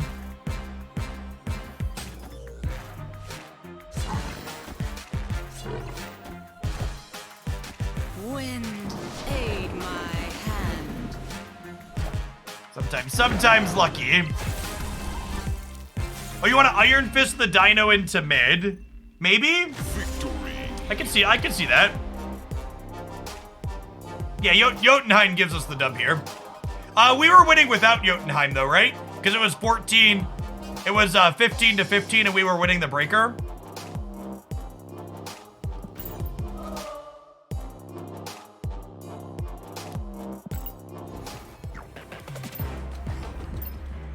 I think this style of deck is one of the most fun decks you can play in Snap because it has a lot of randomly generated cards. The games tend to play out pretty different game to game. Maria Hill, Agent 13, and Agent Coulson give you a lot of replayability. That is nice. Very dynamic patterns. Something that's interesting to think about is that I think decks like this one will be better in battle mode than they are inside of the ladder, because in battle mode, your opponent won't know the output range of your deck after a couple of games, right? Like, the things they have to play around when they know you're on Agent Coulson and Agent 13 and Hill is really wide. So from a cube equity perspective inside of battle mode, I think a deck like this has a lot of potential. In a pretty exciting way. If you're missing Maria Hill, I think you could play Hood in this deck. I think Agent Coulson is pretty important, however. I don't think he's really replaceable.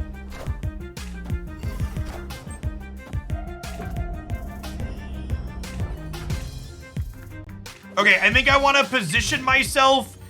We want to try and position ourselves to have priority going into the last turn here, because I would like to Cosmo Bar Sinister to shut off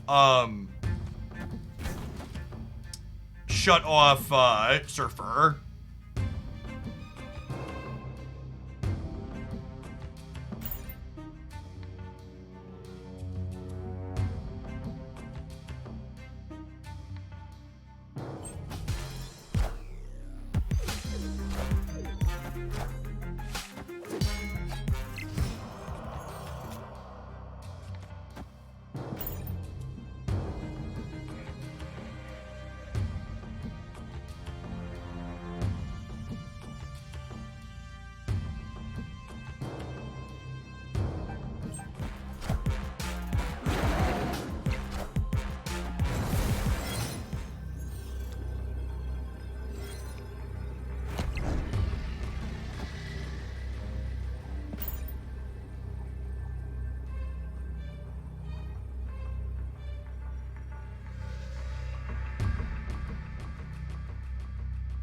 Oh, we could Maria to make the dino bigger, or Cable.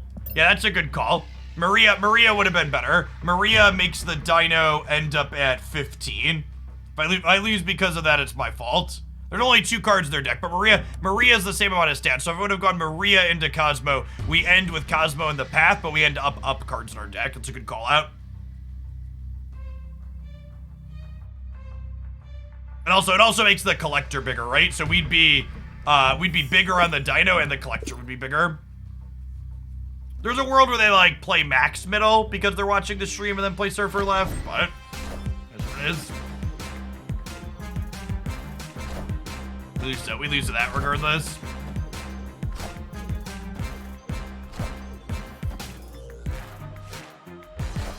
They'll wait until the absolute end of the turn so we can tune in. Solid second cube.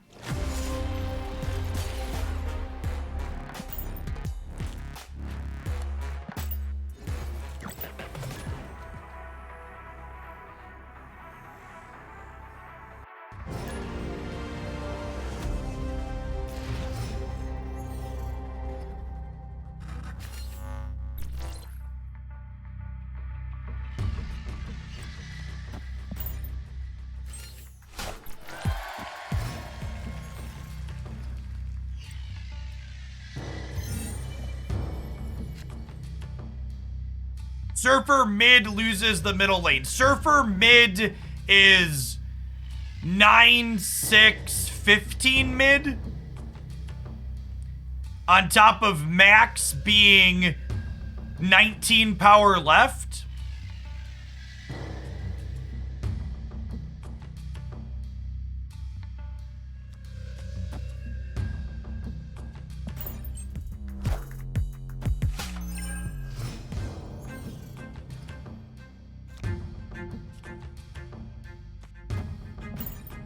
We have Mojo for Mojo's World, so we'll fill up Angela with bigger standard things in the middle.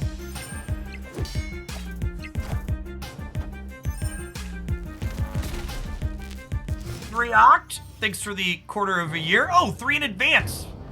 Thanks for the vote of confidence. I plan to be here. Thanks for keeping me around.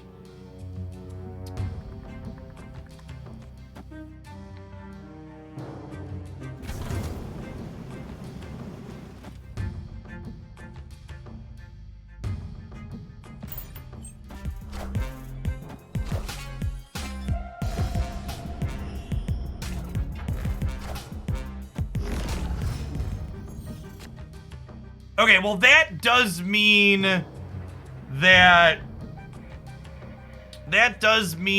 they are probably Destroyer.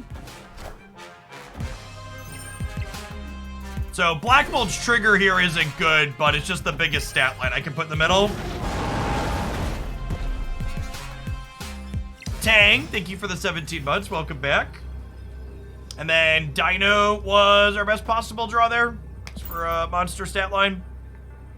That's 15, 16, 17. And we lose to Iron Man, Ant-Man here, but they didn't have Ant-Man last turn. They drew Ant-Man.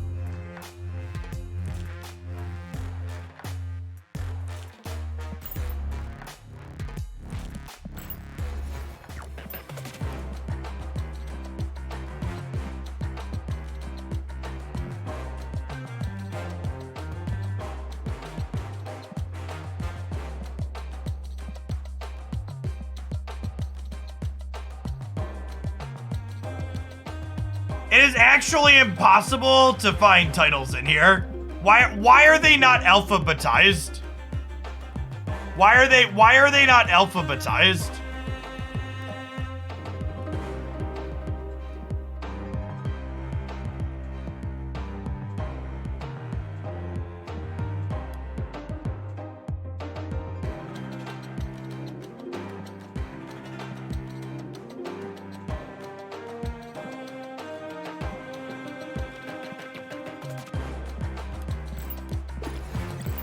just putting it back to full-time job so I never have to change it again.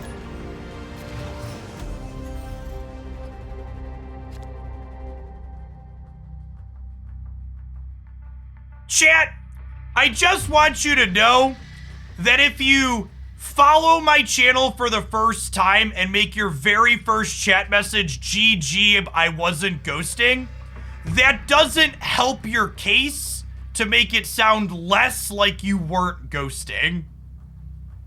Like, it's different if you're, like, a regular or whatever, but, like, if, like, yeah, definitely wasn't ghosting, but here's a follow and now a chat message after the game, it's like,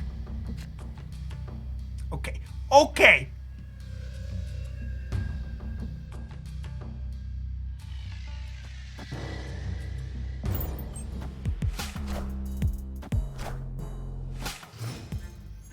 Seems sus, as the kids say. Exactly.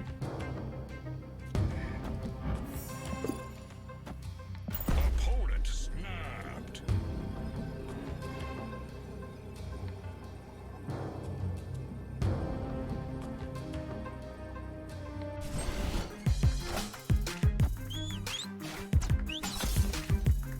But the message was nice. Okay. I got bad news for you about the world. If you think everybody that smiles and says something nice to you is being honest with you, you might want to sit down for this one.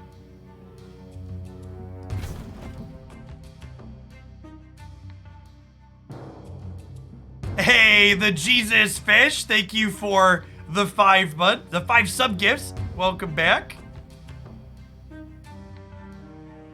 Thanks for the support.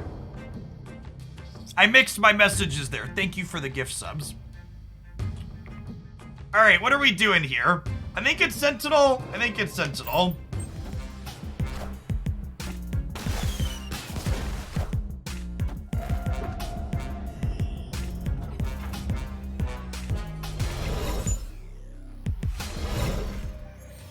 then it's Dino into they play wave and I die. If they don't play wave here, we get to put a bunch of stats into play and be in a reasonable spot. But unfortunately, the only competitive destroy deck is a combo deck, so we're probably gonna get combo locked and killed out of the game here.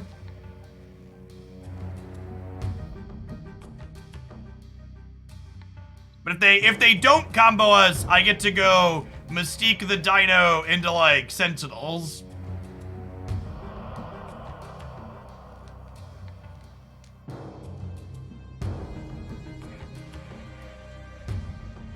There have been a couple of questions about Psylocke in this deck.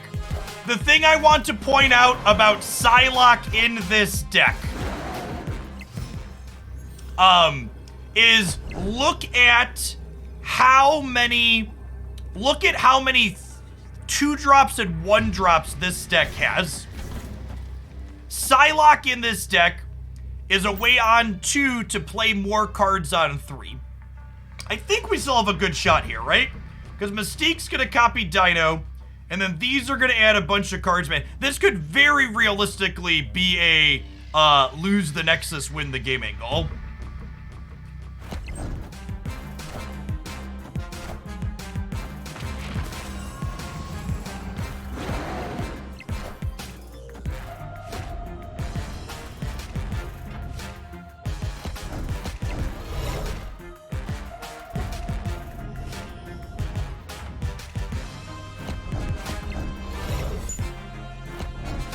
Oh, we might actually win the Nexus too, though?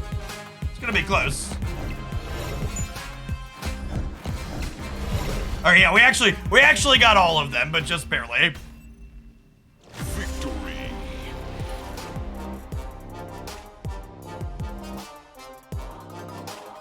Hey, Son of Flynn, welcome to a live one.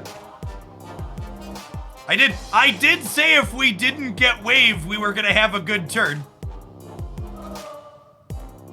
I did say if we didn't get waved, we would have a good turn.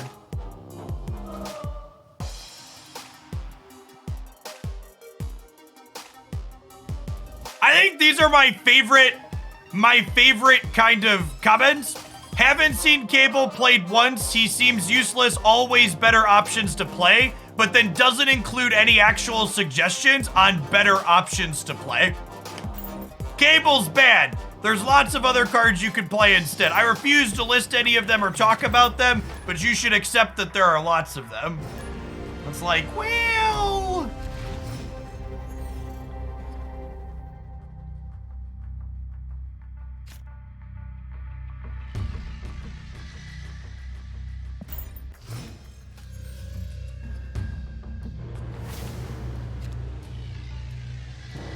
That's true. Most Marvel Snap decks are better if you cut the 2 worst cards and add Arrow and Leader. You should assume, chat, that every Marvel Snap deck I play on stream would be better if you cut the 2 worst cards and added Arrow and Leader. I wish I was being sarcastic about that, but genuinely, every deck we play on stream would likely be better if you cut the 2 worst cards for Arrow and Leader. Alright, so they can't negative here, and they don't want a negative here, so I'm gonna Cosmo in the middle and snap them.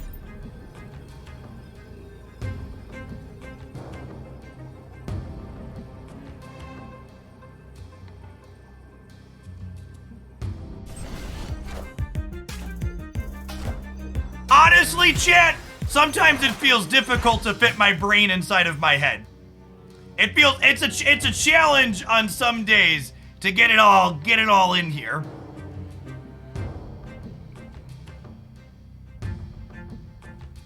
Sorry, hold on. Let me turn off Potato Cannon's Twitch stream here.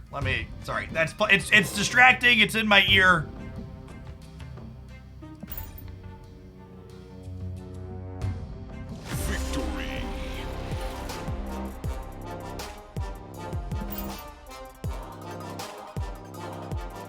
Chat, I know we were talking about ghosting 2 minutes ago. So just for people that haven't heard me say it before, when I or anybody else streaming on Twitch suggests that the person we played against that beat us could have been ghosting, most of the time we are wrong and we are just being a salty little bitch because we lost our variance game.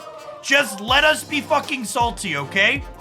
You're right that there are lots of people that make lots of good plays, and you don't need to hang out and chat while we're salty after we lost, explaining to us how we got outplayed, okay? We all know it. We're just humans, and we're pillars of salt at that particular moment in time. So you don't need to justify it to us, to me or anybody else. Just let us complain.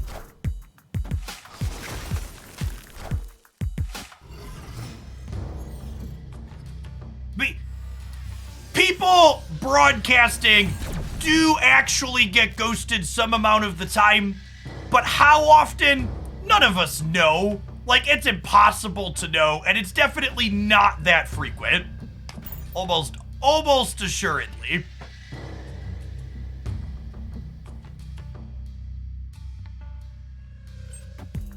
And for anyone who the message still isn't clear for, just remember. Down here, salt is a way of life.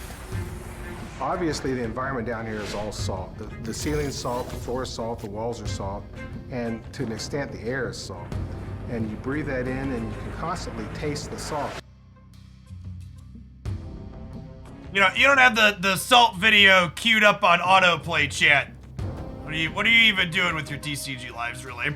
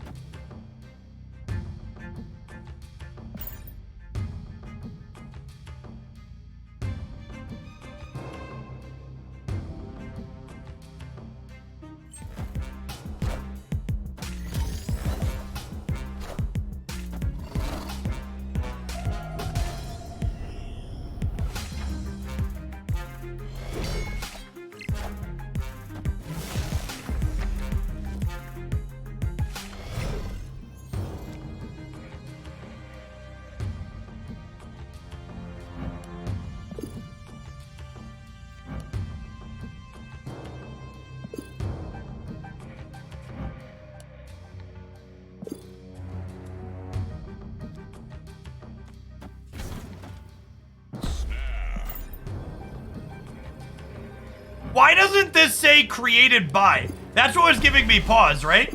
Like, this says created by Sentinel. This doesn't say created by Agent 13, right? That's where this card came from?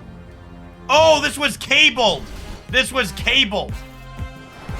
Okay, I need more. Got it. Okay. Yeah. I was like, where did this card come from? I need a this was drawn by cable indicator.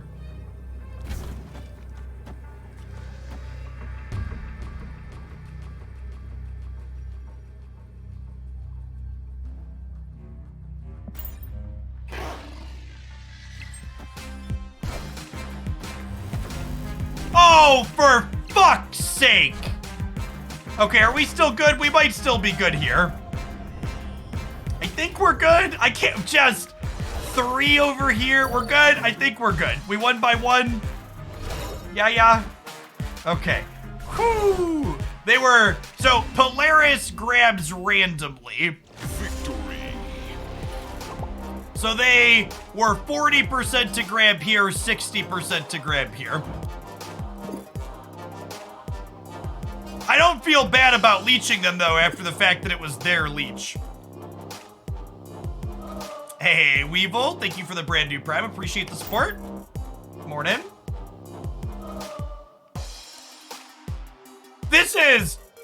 I think this is the highest rank I've ever been. Usually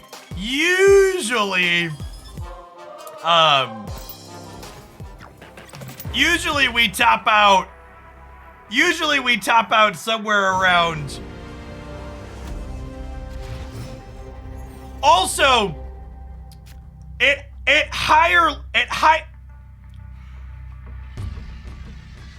my current rank highlights what I think is problematic with both the current metagame and feature locations, which is that the last 2 days were kind of frustrating days of Marvel Snap because of the feature location, but we were still winning. And I think a number 1 sign that something's kind of problematic is that we were winning, but it was still kind of annoying, right?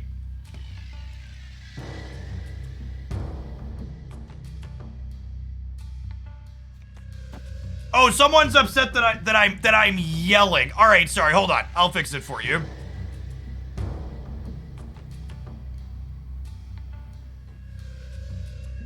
Is this what you prefer? Do you really wish that I would sit here and I would eat my microphone and just whisper sweet nothings in your ear? Like I'm a tender little soft voiced Twitch streamer? Is this really what you want from me?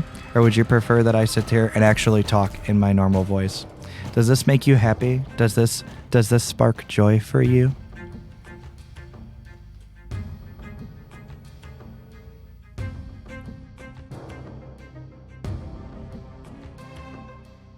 Chat, I am not yelling when I am speaking normally.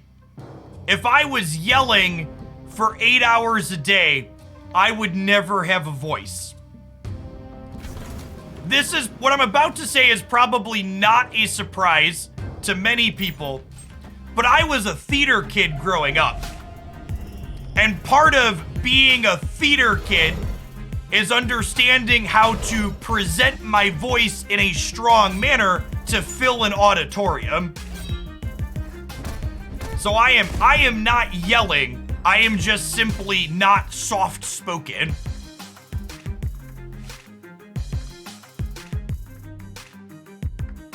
I essentially never yell. Yelling is very bad for your vocal cords. Big Dan Chaos, thanks for the quarter of a year, welcome back. Being able to project my voice a little bit also means I get to place my microphone like a shotgun out of my camera frame instead of having this giant microphone inside of my camera frame.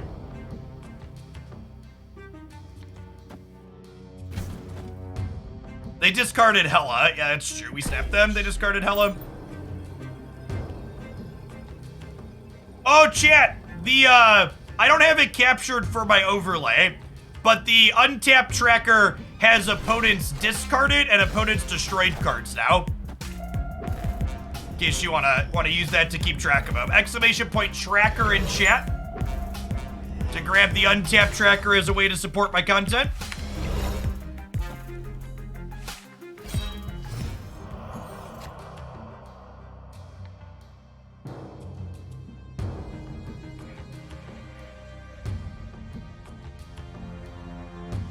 If you're gonna pick a Series 3 card to replace Maria Hill, I would play Hood. I think Maria Hill is definitely replacement level in this deck, and you can get by without her. I do think you need Agent Coulson for this deck, though. I think he's very, very necessary.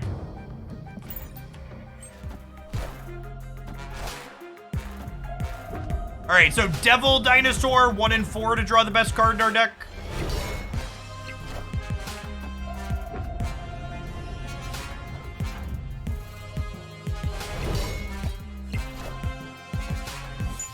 White Queen could be okay. White Queen's like a generically good card. All right, we have priority here. So I think we go Sentinel into Cosmo. This will fill our hand for these and shut down any on-reveals they may have. Not a huge stat line boost, but still good here, I think. Is Titania good outside of a zero deck? Yeah, Titania's great. She's one of my most played. Titania's probably my most played Series 4 or 5 card at this point. She's very good. Oh, yeah. That's... Who's a good boy? Yes, you are. Victory. All right, good question for the end of game Captain Marvel. How does multiple Captain Marvels work? Multiple Captain Marvels do not work together. At the end of the game, each individual Captain Marvel checks to see if she can move the game. So they don't check it. So Cosmo, from my understanding, and a Vorthos nerd can correct me if I am wrong, Cosmo is portrayed as male in a number of Marvel comics, but Cosmo is female in the MCU. So I believe I am in the clear to say both good boy or good girl, depending on my prerogative there. That is accurate, correct? It depends on which timeline we're in. That was my understanding of Cosmo as a character. All right, we're gonna play one more game with this, and then we'll take our top of the hour ad break. And honestly, I think we're gonna play some more of this after the ad break. This deck's a ton of fun, and I would like to farm Maria Hill and Agent Coulson boosters. I haven't split either of those cards yet. Damn Wayne, thank you for the 16 months. Welcome back.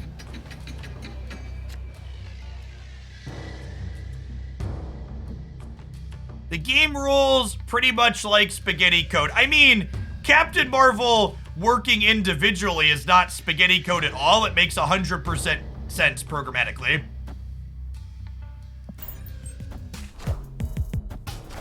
I call Cosmo a good girl because the title of good boy is reserved for Lockjaw. Mood.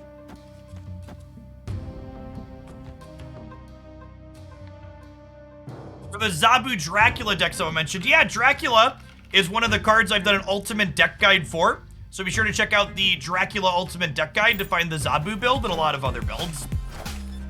Bellatos, thank you for the brand new Prime. Appreciate that.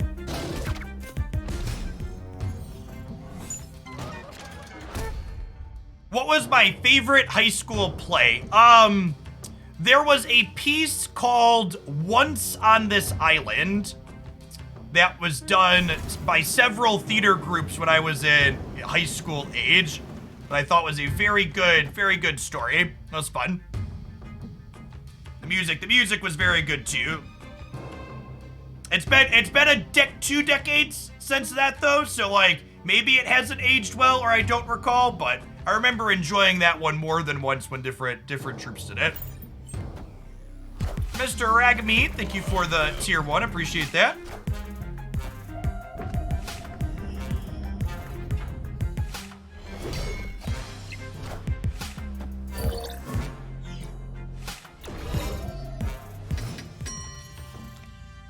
I think in general, Jordan, Bishop is not that strong of a card.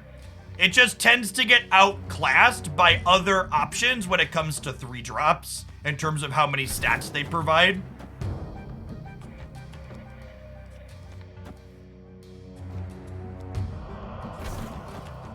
Play my smaller power thing here because we're probably punting Murder Worlds. This is a Killmonger variant. Yes, a Savage Lands one.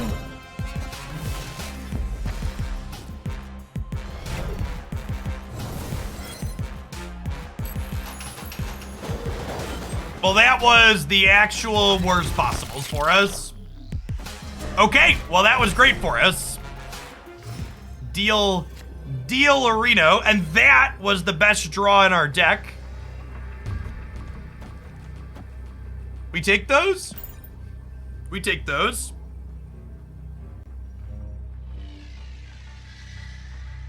Hey, Chris Prime, thank you for the brand new tier 1. Appreciate the support.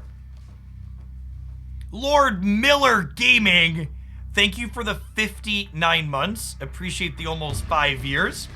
This game's had some solid ups and downs for sure. Hopefully they Maximus us on this last turn and give us cards for Dino.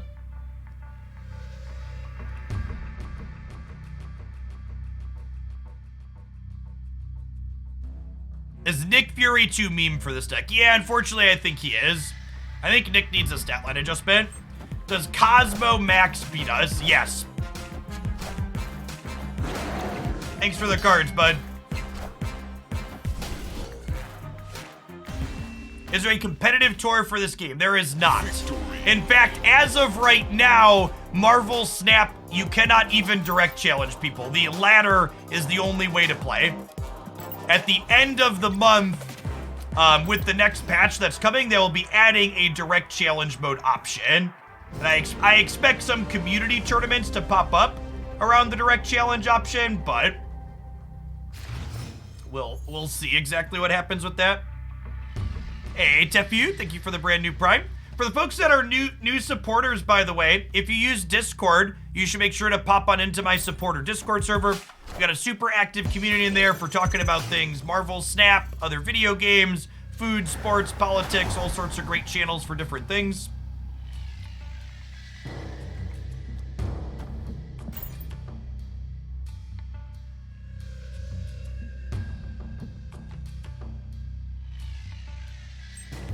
I do not expect the, what's it called, to have matchmaking, the new game mode.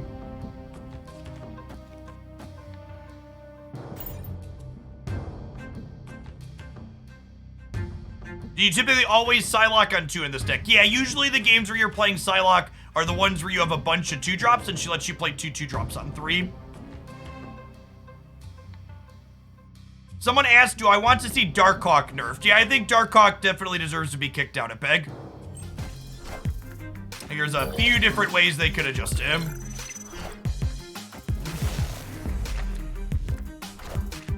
Scuba, thank you for the tier 1.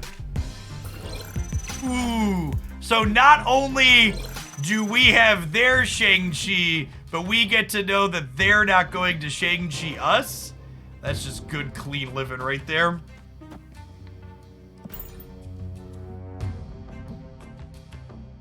Could Cosmo the -4 power HUD? I mean, with the Shang-Chi draw, it's working out, but maybe you're right.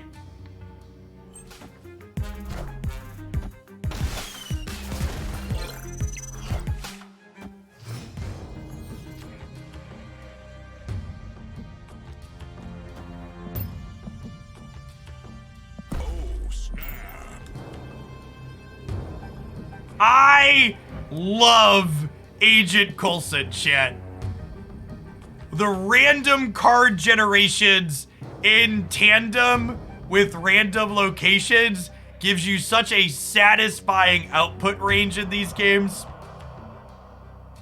Does the tracker show what cards were taken by an opponent's cable? No, the tracker does not cheat for you. The tracker simply gives you information that you could be tracking with a pen and paper.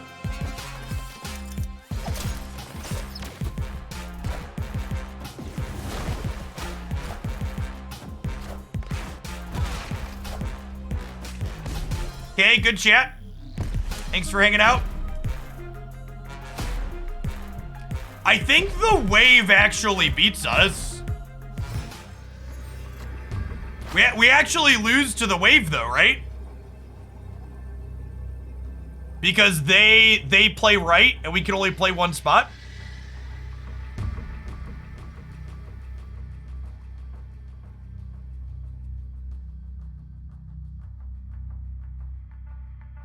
That was funny, but yeah. Escaped.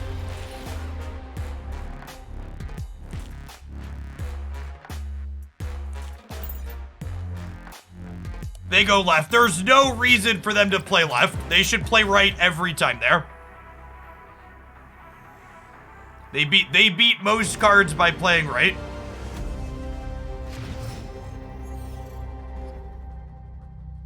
They lose to, like, exactly Doctor Doom by playing right. Or, like, maybe Magneto.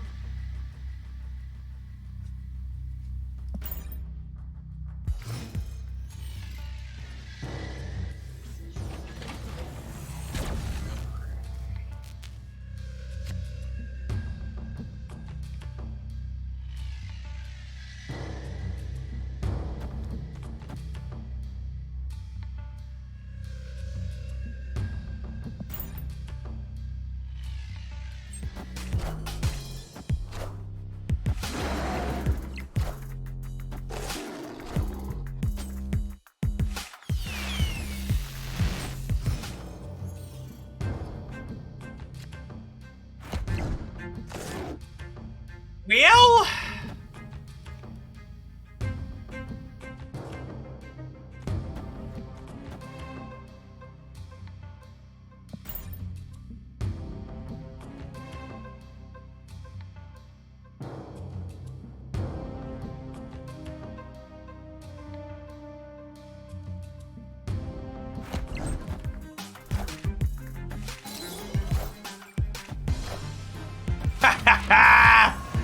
guys, gals, and non-binary pals, we got him.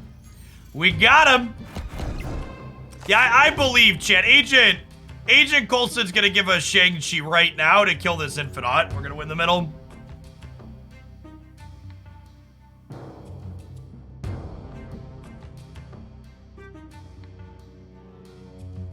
Do I want a Psylocke for next turn? Next turn I'll have 5 energy. And I'm gonna get a 3-drop or a 4-drop and a 5-drop that'll cost me 3 and 4 respectively. So extra energy doesn't really help me this turn. I don't know that I want a Cosmo, right? I guess that's fine. Yeah, I might as well use my energy, huh? I don't have priority this turn, so Cosmo's not catching anything.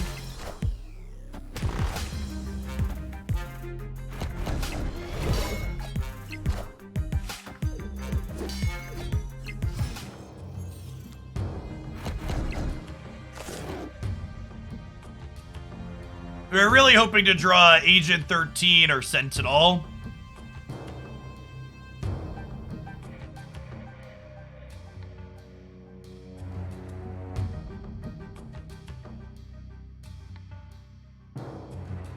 If I rescue into Taskmaster, Taskmaster will have 9 power, assuming we play to the rescue path, which is nice.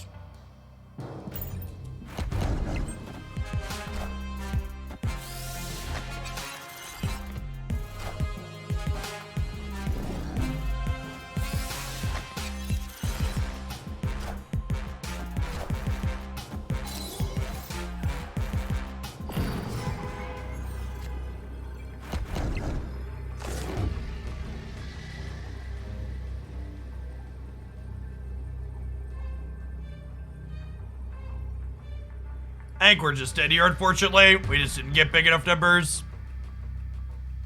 Yeah, New York's a clusterfuck. Maybe we could think about, like, where our numbers are going without New York here, but New York we're just gonna leave. Definitely my least favorite location in the game.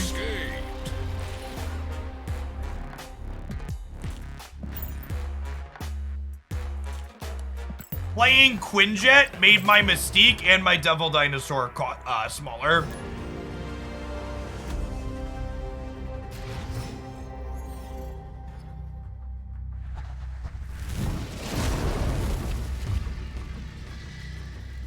Mindscape is the worst location. Nah. And this is, a lot of the people that don't understand my disdain for New York are people that don't understand how to retreat appropriately. New York, in my opinion, is the location that gives you the least control or predictability over the outcome of your game. With locations like Mindscape and even Weird World and District X, to a degree, I can still know when it's correct to be retreating and mitigate my loss. With New York, there's so many permutations the way the end of the game can happen, you can't really predict or read anything, and I don't have control over whether or not I'm gonna win or lose cubes other than just always leaving. And a lot of the other locations that are disruptive or annoying, like, sure, they're disruptive or annoying, but they also, like, are pretty apparent when I'm supposed to be leaving the game.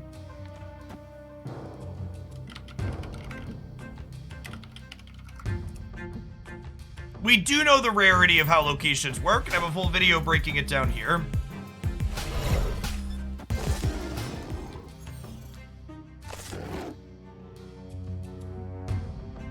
Those are solid Coulson hits here.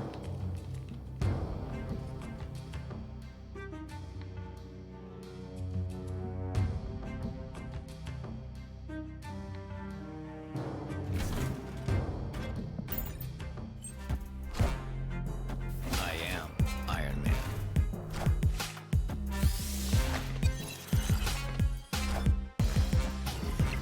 I'm getting our copy of Devil Dinosaur here.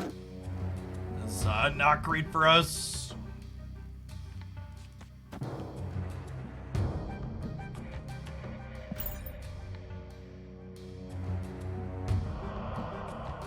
With my collection level up to almost 14,000. What are fun decks I suggest taking a look at? This one's great. Ton of fun.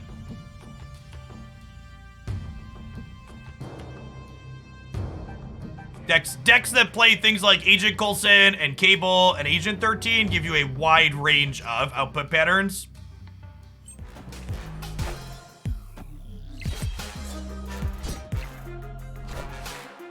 You cannot drop below infinite, no. I'm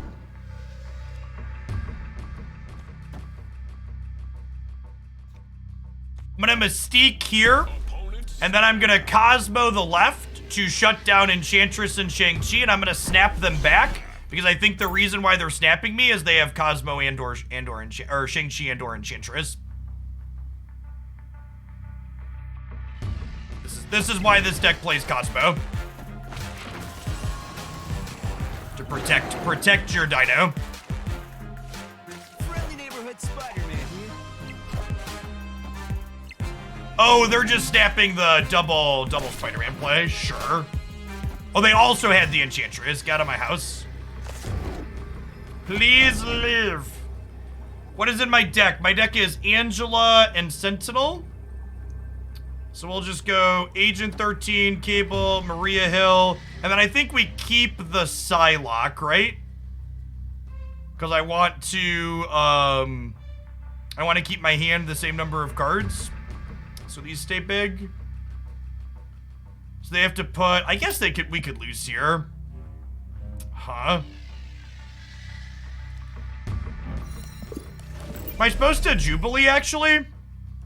Jubilee into this gets a Sentinel or Angela here. Oh, we could win the middle with Collector. Yeah, that's true. I'm gonna do this. I think the Jubilee first is right because we have Sentinel and Angela in our deck. Why not put Maria in the middle? Do you see the web here?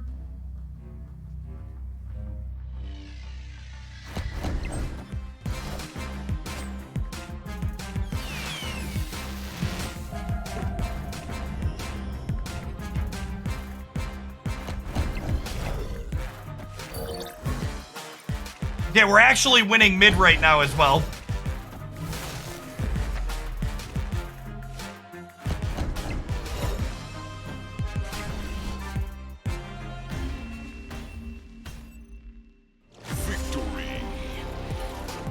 Thanks for the quarter of a year, Hendrik. Welcome back.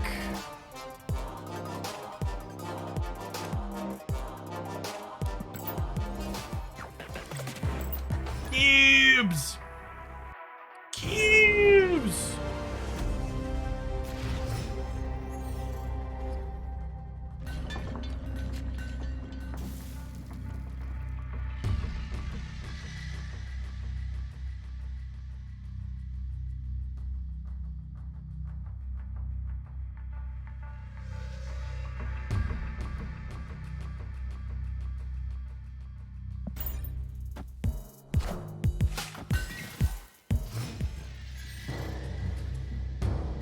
We think we can reach 110. I think, as always, achieving particular ranks is basically never my goal while playing, so I mostly don't worry about it. When I have Collector into Coulson, I think I'd rather curve that than play the Psylocke.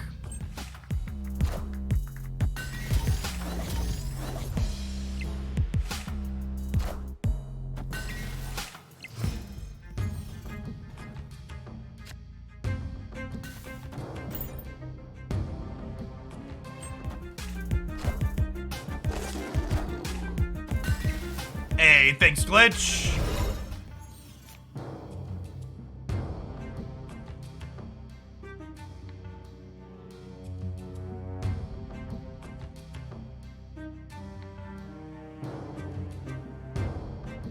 Woo! That is the wrong command there. Can a mod fix that command with the link? Appreciate you.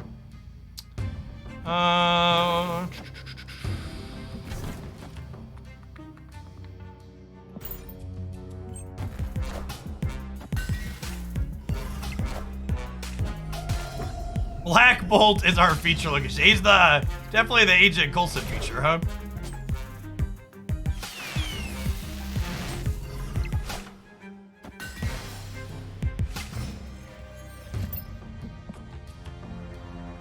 Okay, so with them playing Dracula out, I think I actually want to wait on the Black Bolt, because I think with Zabu, they're gonna get their hand empty.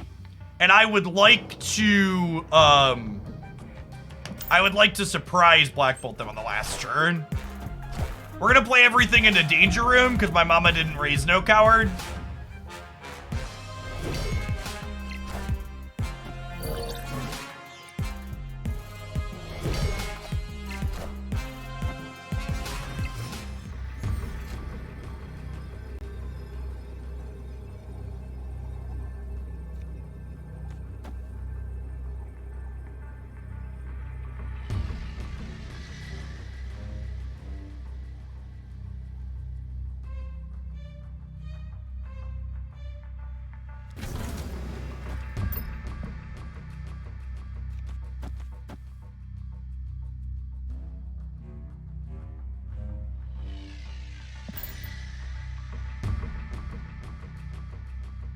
This one could break a couple different ways. We're definitely stated for one more cube, though.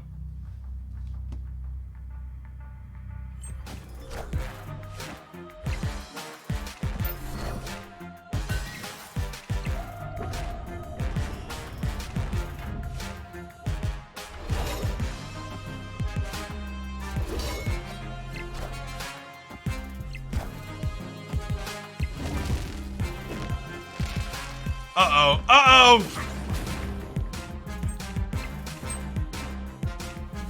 Alright, we won the 50-50, champ. We won the 50-50.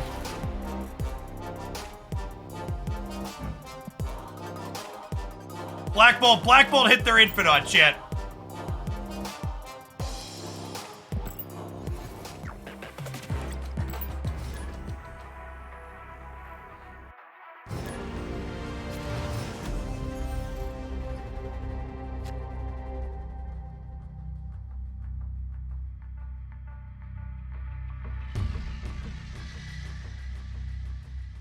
When I have a hand like this with the Collector, I like to play these two as a follow-up after it, so they both make the Collector bigger. So I like to pass on one here.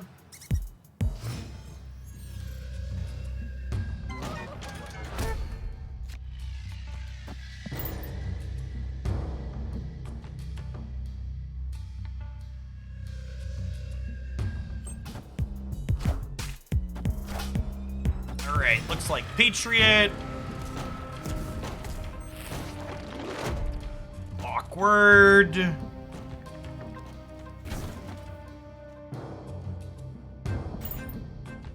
I think I play Agent 13 and Sentinel this turn because it lets me go Angela into Sentinel on Murder World next turn in terms of curve purposes. So if I play Coulson, I guess we could still do that next turn, but this fills this in better.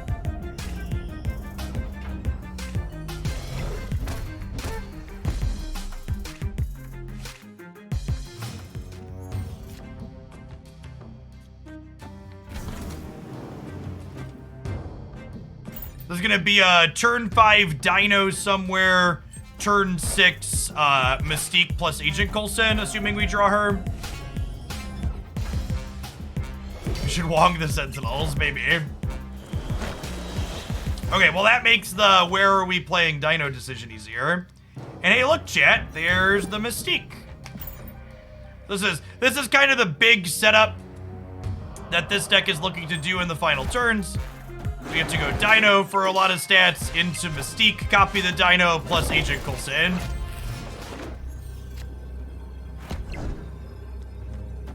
So if we do this will make the Collector 2 bigger, getting us to 11.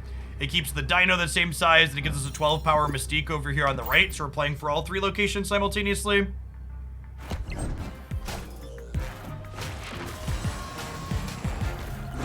This is why Coulson is a must-have for this deck. This is basically a 12 power Coulson here.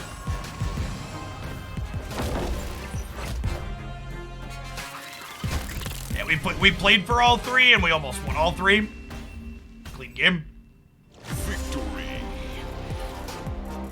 I do enjoy Sentinel's animation.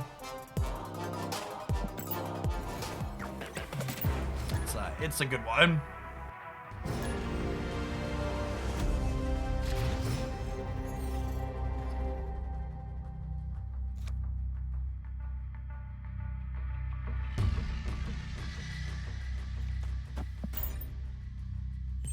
Imagine this deck with pre-nerf Collector. Pre-nerf Collector was very silly.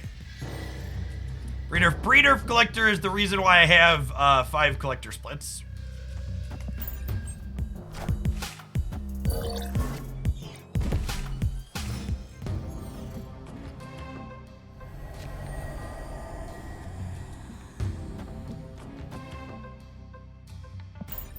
Pre-nerf Collector got +2 stats for every card added to your hand. It was a little bit good.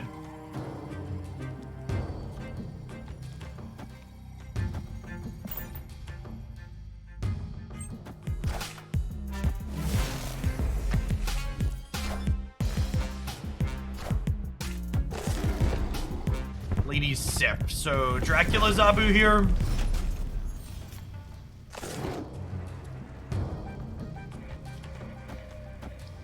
Probably a retreat angle. Our hand's not super strong.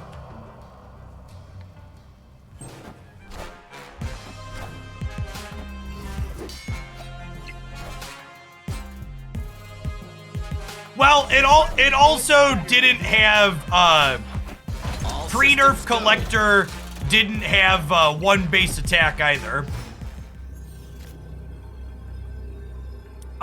Honestly, I kind of hope that they do. I haven't Y-Sticks, but it's on my to-do list. I kind of hope that they do to Darkhawk what they do to Collector. I think they should just give Darkhawk like 3 or 4 starting attack and then only have him get +1 for every. That's unfortunate. I was hoping to pull Zabu out here and win the left.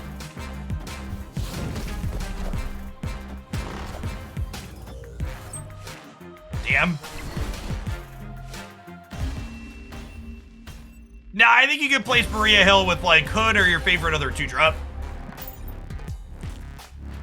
You need to have Agent Coulson to play Dino without Moon Girl, but Maria Hill is definitely replacement level.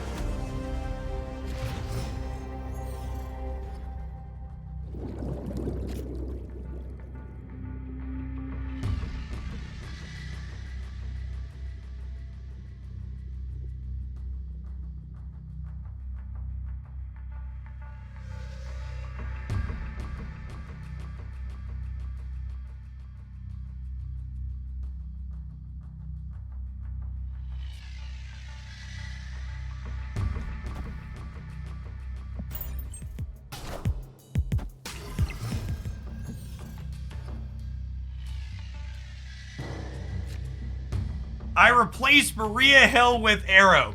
This deck definitely applies the wisdom. If you cut any 2 cards from any deck and replace them with Arrow and Leader, your win rate will probably go up. So if you are missing something from here, or you're unsure on a particular inclusion, feel free to do that. It is probably right to be doing.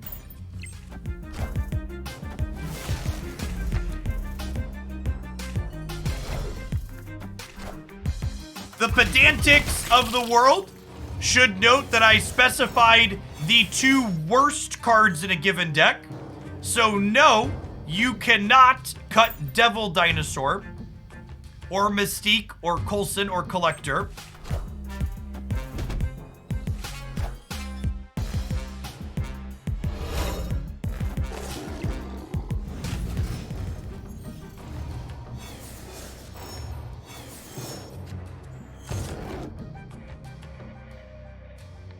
Can I play Magic here? If I play Magic, I could probably fill the board with Dazzler, right?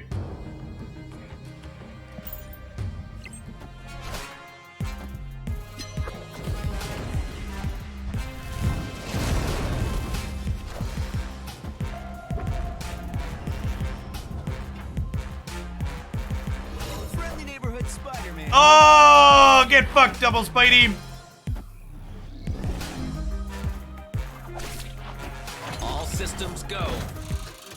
Not an ideal turn, but we do get to play a turn on the last turn of the game at least.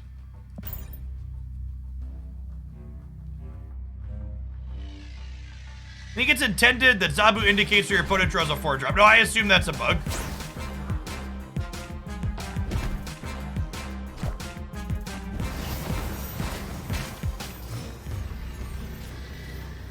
All right, and then we have priority here. So I get to take this, this here Wong and shove him deep into the ground with a big, healthy get fucked. We get to go ahead and do this, into this, into this, into this.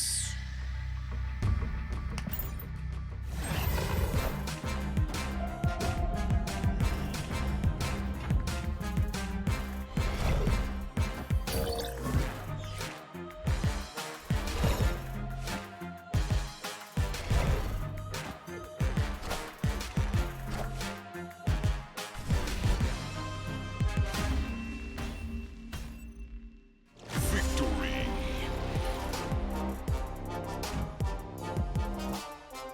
Chat, if you want to know, does someone understand Marvel Snap and how this game works at a high level, the only thing you need to ask them is, what do you think about Wong?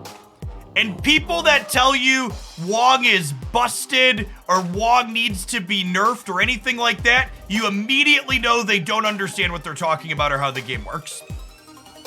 Shillionaire Tubos, welcome to Hoaglandia's 102nd Shillionaire.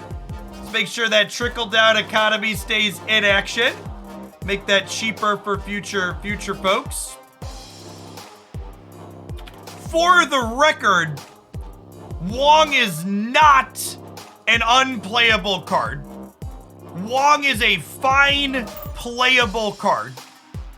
However, Wong is very telegraphed and it's very easy to disrupt, and the best Wong decks are the decks that Wong and play something to double with Wong on the same turn.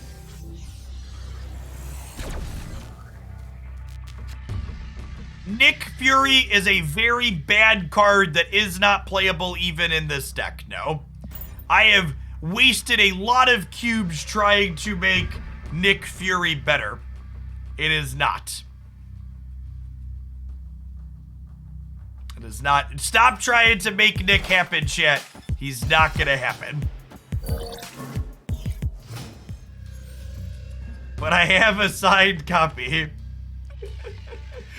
It's true, you do.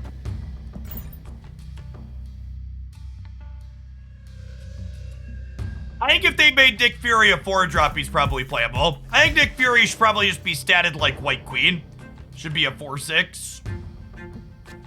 That's probably a good and playable card.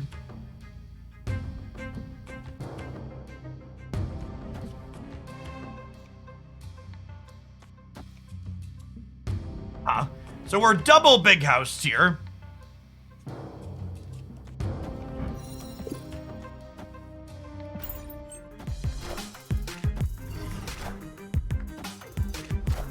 Thoughts on Yondu? Yondu is only playable inside of decks with Death and inside of decks with Death and what's her name? Death and Null, his name.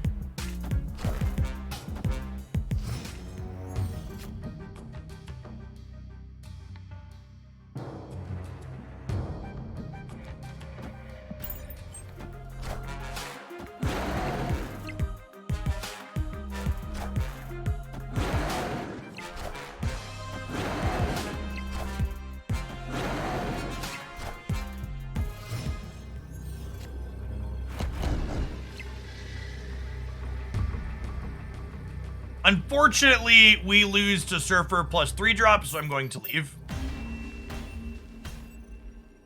Escaped.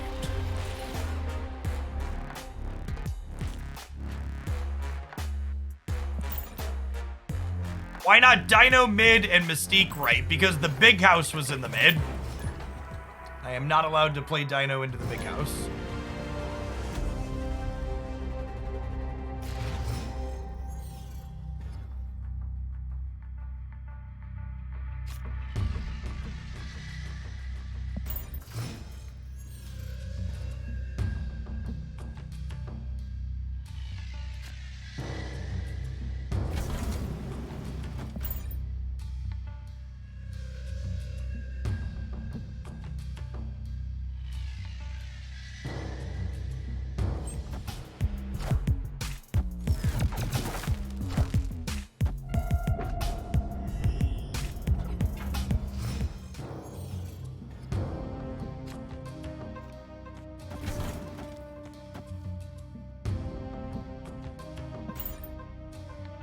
So will Devil, Dinosaur, Monster Metropolis, and then Mystique Onslaught Citadel, I think is the plan here.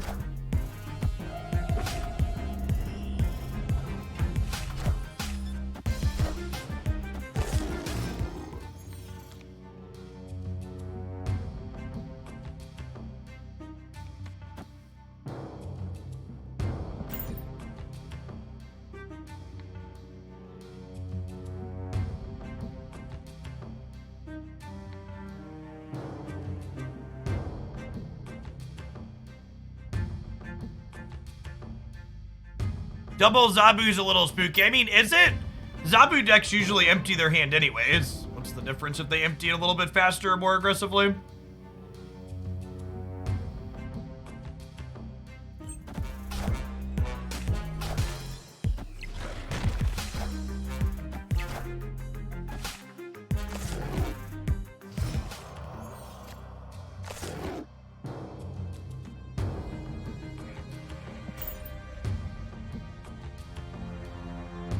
They didn't play Darkhawk last, so we don't need to worry about them copying it.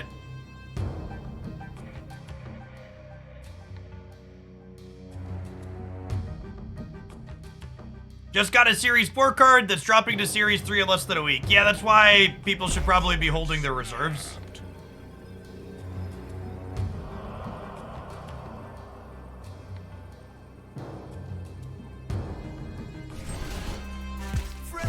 Spider-Man here. Oh, we're just getting double Spider-Mans. Good stuff. Enjoy your cubes. Escaped.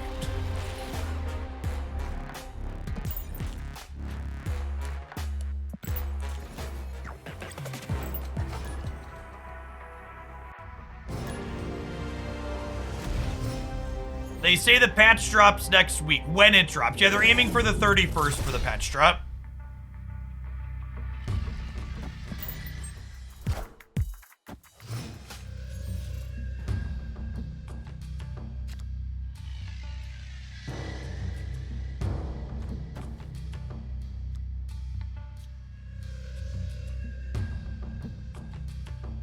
there anything special on that patch? Yeah, it's introducing battle mode, and it's going to add,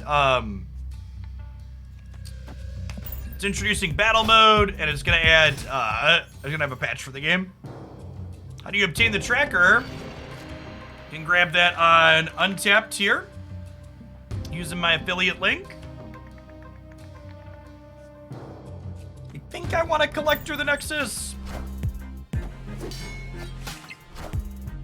Poglandia open for Snap. I do not intend to run community tournaments personally, unless we also get, an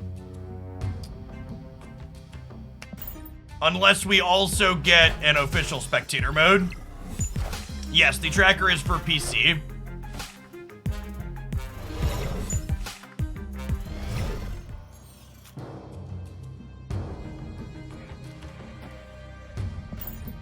Patriot makes their thing less scary. I'm gonna snap them. I think we're in a good spot. Will I cast if we get a spectator mode? Yeah, if I got asked to do coverage for something, maybe. Probably. Depends on what it is. Depends on what it's being broadcast on. Because, like, part of the problem, chat, is, like, my channel here, as far as, like, Twitch goes, is one of the bigger Marvel Snap channels.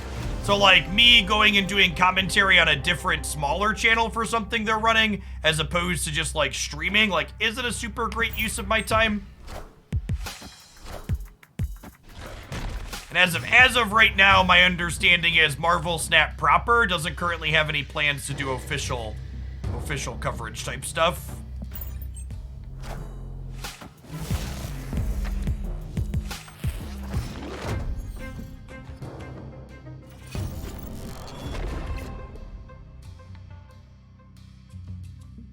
Psylocke is in this deck to allow us to periodically play 2/2 drops on the third turn of the game. Our deck has a lot of really cheap cards in it, and Psylocke helps accelerate some of those cards out onto the board. I think she is fine in this deck at that goal. I think she's also replacement level, and if you don't like the idea of her, you can play something else.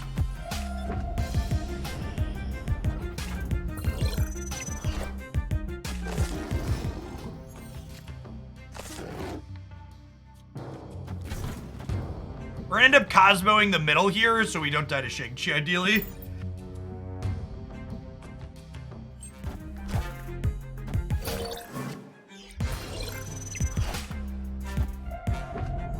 Is there any good reason for Second Dinner to not share upcoming nerfs and buffs? Yeah, they probably don't know exactly what they're doing yet.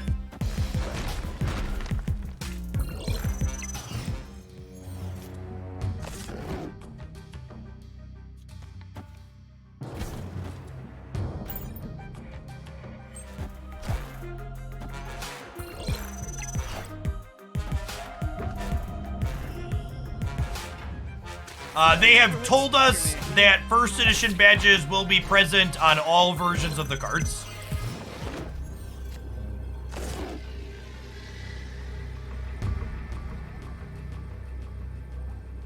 Hey, Twilight's Falling, thanks for the tier 1.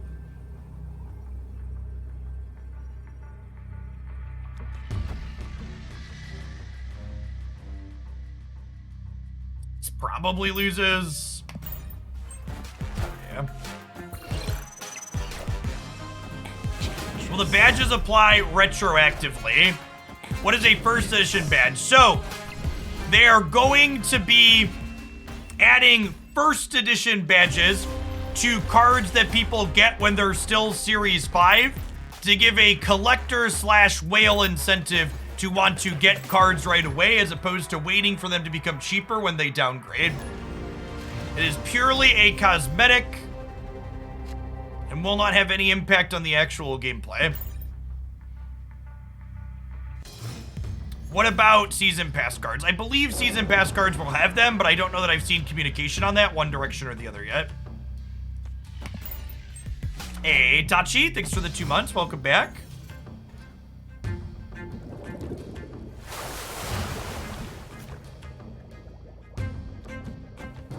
I am in contact with someone at Second Dinner that I can ask questions to, but a lot of the information that I relay is just information that's publicly available.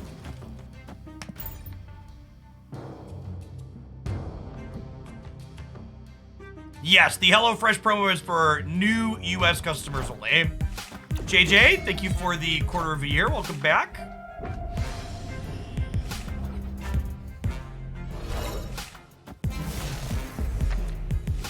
I believe they said they're going to do something different for Thanos and Galactus, since they're kind of perpetually S5.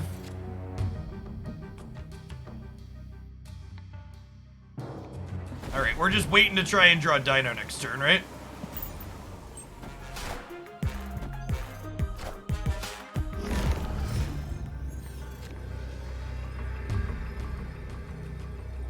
And then we'll leave because we didn't find our big thing. Escaped. Ojama, thanks for ripping for the second month. Welcome back.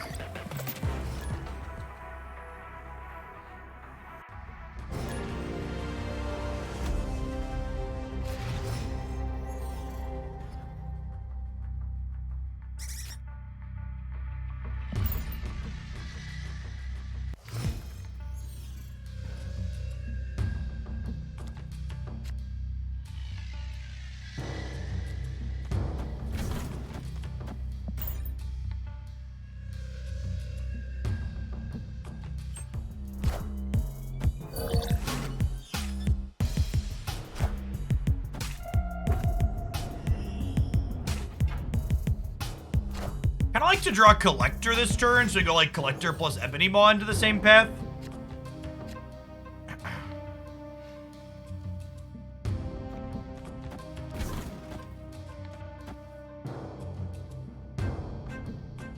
Oh god, there's a chance this is another Central Park.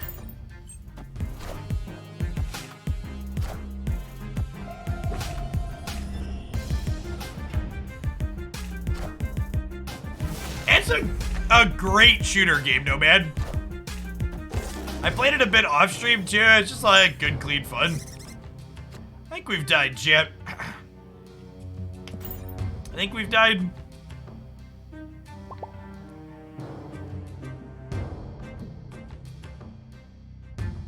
This deck is not playable without Agent Coulson. Escaped. You cannot replace the card in the name of my deck. If you don't have Agent Coulson for this deck, you should go look up one of the Moon Girl Devil Dino decks. They're a little bit different than this, but also still good.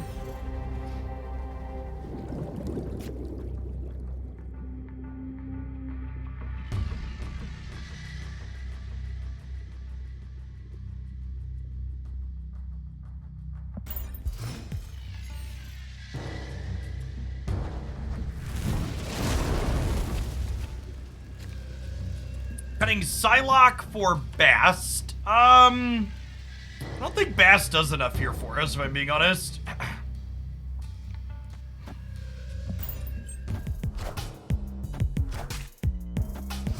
Why can't you play this deck without Agent Coulson? Because Agent Coulson is one of the things that gives you enough stuff to be doing when you don't have Moon Girl to keep your hand full for Devil Dinosaur.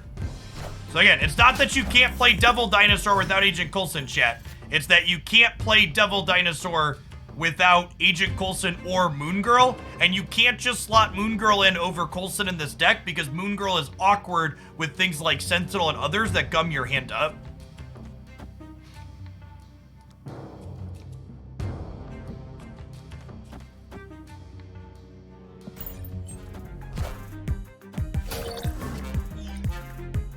Okay, this is my I'm just gonna say this and then I'm setting the mods to kill because I just killed someone for it. Stop fucking telling me you want to cut Psylocke, chat. I like this deck list and I don't need your justifications. If you don't want to play the card, play whatever card sparks joy for you. I've played many hours of this deck at this point and I like the Psylocke. You do you and I'll do me, okay? Just please stop. I get it. You think your brain is bigger than mine, and you dislike the Psylocke. If you don't want to play her, don't play her. Oh god, the negative deck got a free magic. That was the wrong order for these. Oh, we could storm the limbo. That's true. Am I the bad man, chat? Is that what we're doing? I think chat is right. I think I am the bad man.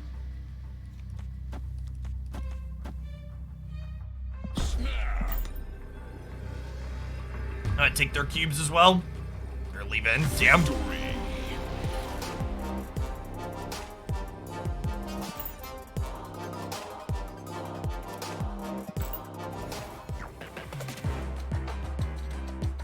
So, Enchantress gets rid of Electro's ongoing ability. However, Sauron will as well, but he also gets rid of the on reveal. So Sauron strips all the text off of your ongoing cards, not just their ongoing effects.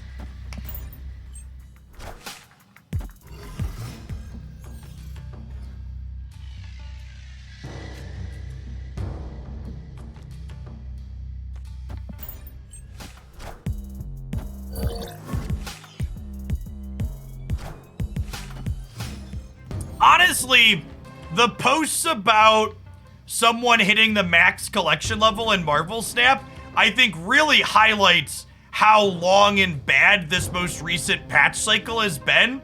Because if Marvel Snap was on the ball, we would never have someone reach the top collection level. They should always be taking that number and pushing it up so it's not possible to hit.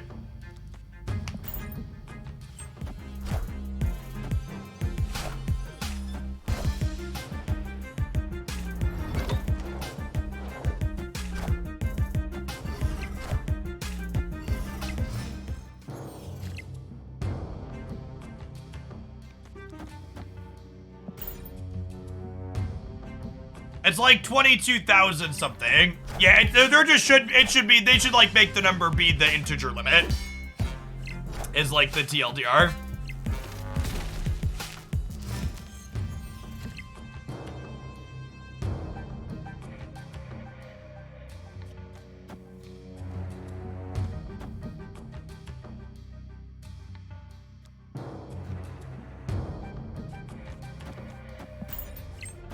Am I getting Galactus? Yeah. The 2 -2 power things are nice, but the Red Skull and the Ronin offset that. And then we're just dead to null. And that's... A couple of people have asked Jeff, what changed your opinion on Galactus? The fact that null is a more widely available card now put this other Series 5 card really into overdrive.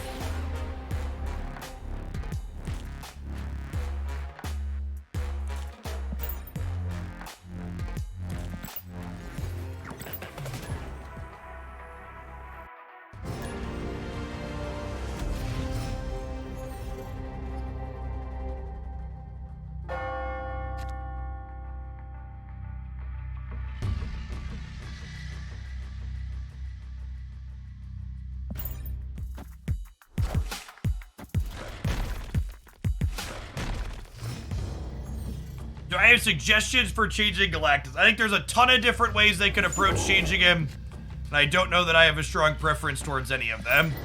I am just very confident that his text box needs to change. He is very much they can't just adjust his stat line. No, I don't think null needs to be changed. I think changing null because Galactus is fucked would be very silly.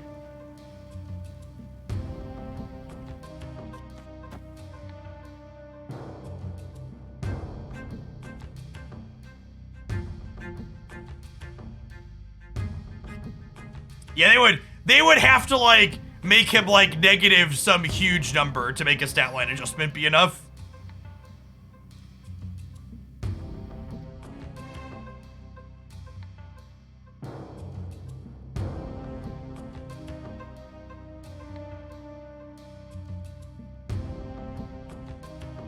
Do I want to Agent Coulson this turn, or do I want a Maria Hill? There's some merit to saving the Coulson for after we dino. Lady Sif, Professor X, Korg. Opponent is cooking something over there, chat. I don't know what exactly, but something.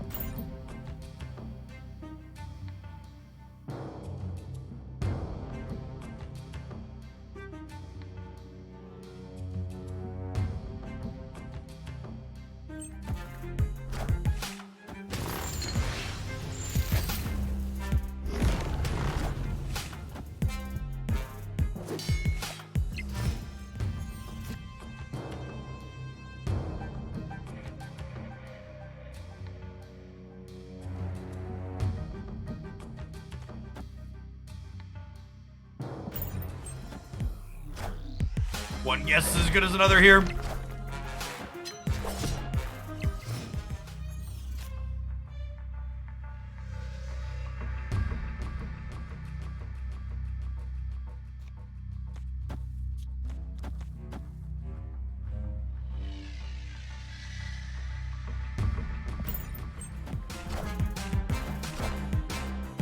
I don't know if my body is ready for the Shang-Chi.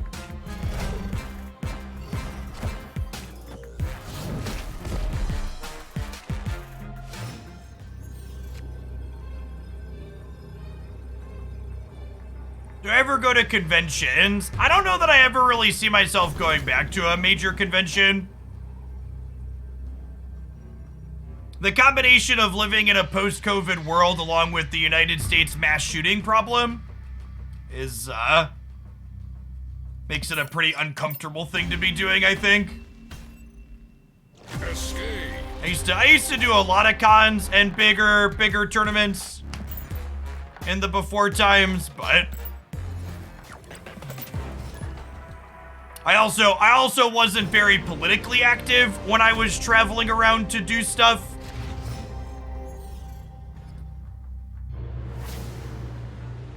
And right-wing violence is a real thing. I don't know that I'd really feel safe in general.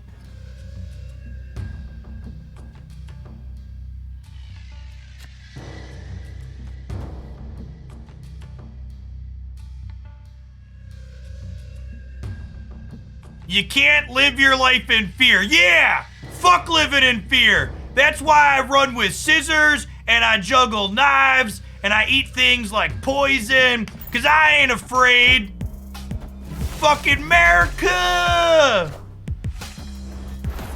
I don't wear a seatbelt. I ride in the back of the pickup truck on top of a milk crate.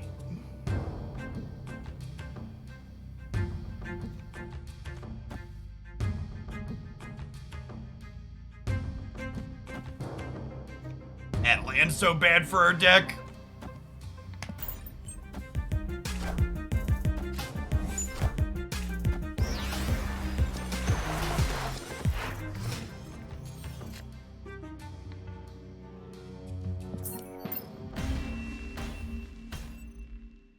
Escape.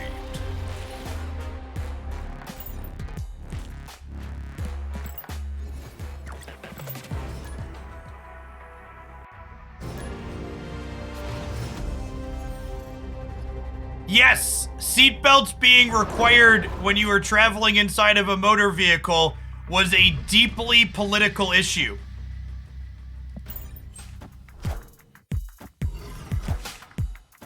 Because people like to say things like their choice to wear a seatbelt or not only impacts them.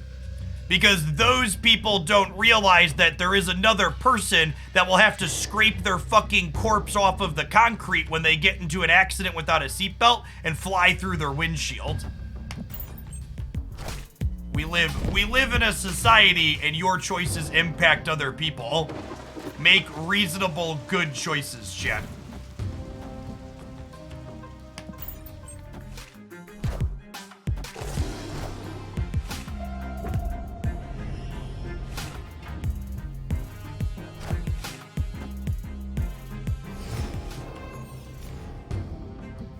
Yes, not to mention the fact that your body becomes a literal torpedo to the person in the other car. That too.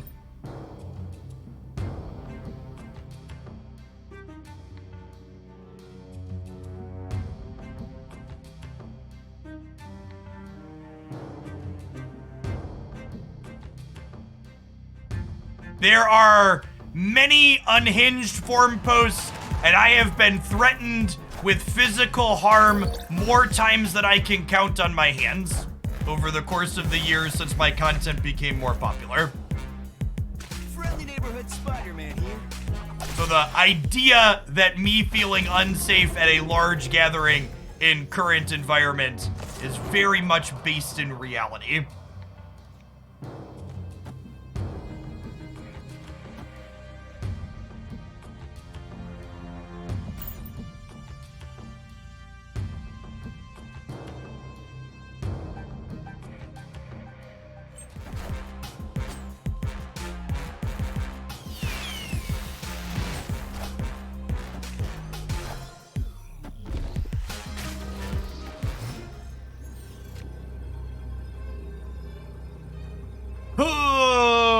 so we're behind on the right. Is Dino enough to win left? It might be. We have a lot of stats in the middle. Dino's gonna be 11 on the left, up to 19. We're losing to them soaking, plus discarding a big thing to Dracula. Chat, I played 0 under Cosmo. Chat, I played 0 under Cosmo. My sequencing doesn't matter. They played for the middle. That's good for us. They just have 3 big things in their hands?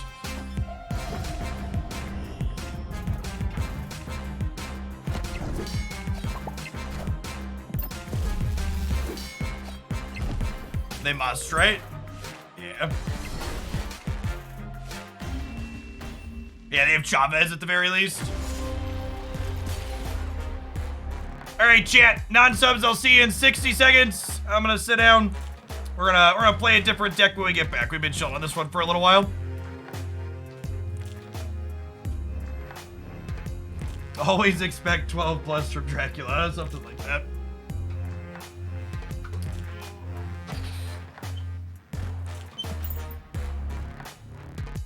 We do the destroy season activity. I have it. That'll get incidentally done at some point in the next week. I don't know if that's what I necessarily want to try and do. What cards do I want boosters on? That's how I make most of my decisions these days. What cards do I need boosters on? Invisible Woman's a card that I need boosters on. What else? Oh, I need some more Moon Girl boosters. Let's play something with Moon Girl, because I've got 1, 2, 3, 4. I've got 5 Moon Girl splits without an Inker or Gold yet. So I'd like to get her to Inker Gold. There's a lot of things we can play with Moon Girl in them.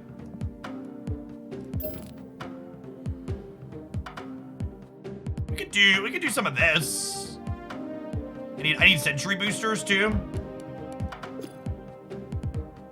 Oh, I need Sentry and Viper boosters. Yeah, I'm close to... Viper's a card I've split a ton. 1, 2, 3, 4... Well, I guess it's only 5 on her, too. I don't know why I thought I had more.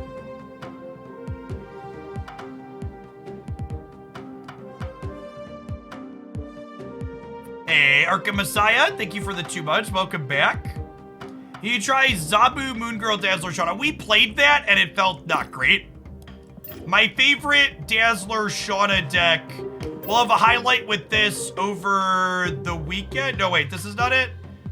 This was not the Dazzler or Shauna. That was, I like this deck. This deck was sweet. But where was it? Dazzler, Shauna, Swarm. I like Dazzler and Shauna without. We can play some of this today too.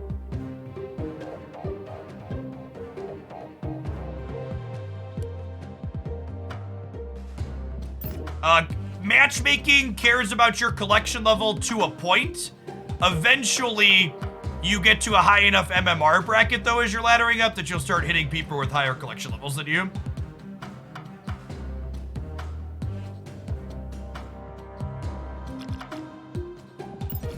Hot take, I love Surfer Zabu meta because there's no more Leech Leader. That's like saying I enjoy touching a hot stove more than I enjoy slamming my hand in a car door.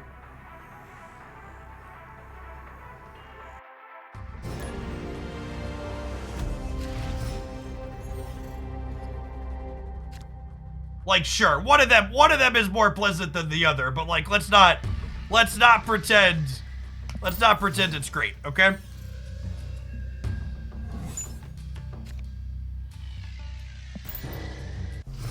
Sucker for us.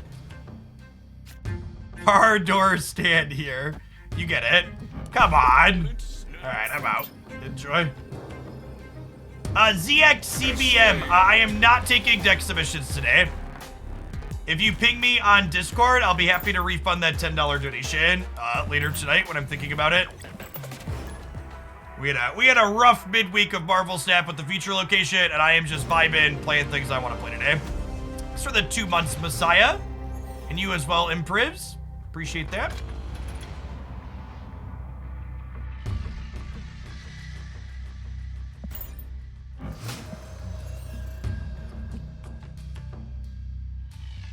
You mean rolled over into the next exhibition? No, that is not an option. I just don't. I don't want to keep track of that. I used to take like submissions in advance when we did Magic the Gathering submissions. It just becomes too much logistical. Too much logistical stuff for me. Man, these locations are awkward.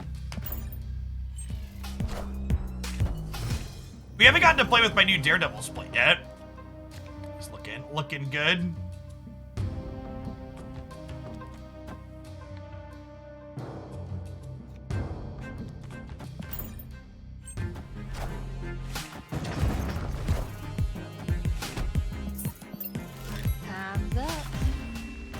Yeah, I used to do way back when I first went full time with content.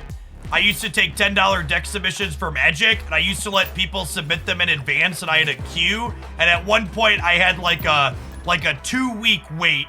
I was playing like 5 or 6 viewer submitted decks a day, and there was a 2-week backlog of people sending me submissions. So becomes a logistical nightmare very quickly. I'm gonna hood the middle. If we had Viper teed up, I'd hood left, but I think it's too much of a gamble hoping to draw the Viper on 2.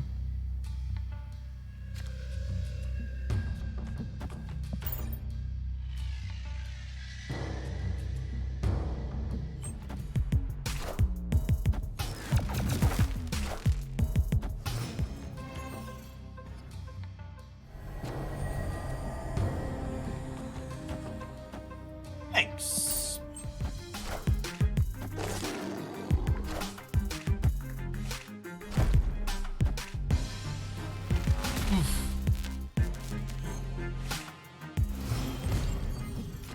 Isn't it harder with Magic with so many different cards? Well, most people that submitted Magic the Gathering decks for me to play, and this is honestly true of Marvel Snap deck submissions to a degree too. I apologize for anybody who's about to be hurt by this harsh truth. But a majority of the decks people would send me are literally just like stock good decks that someone cuts 2 to 3 cards from for worse cards and says, "This is my brew, please play it." So that also wasn't necessarily the greatest experience from that perspective.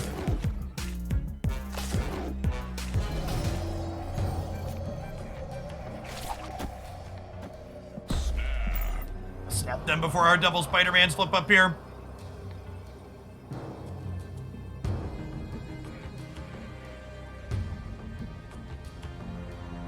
They're called tech cards, Jeff, something like that. Spider-Man here.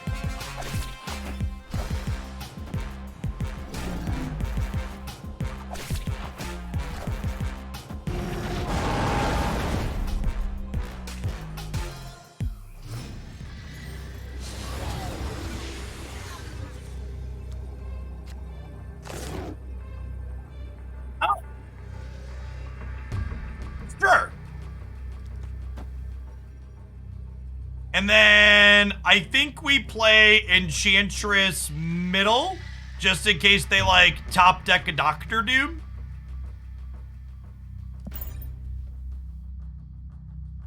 I say I've pulled or bought more variants. I've pulled more overall, but also like a lot of the things that you pull, just are like pixel variants that aren't very good. Yes, it also insulates against claws, a good shout.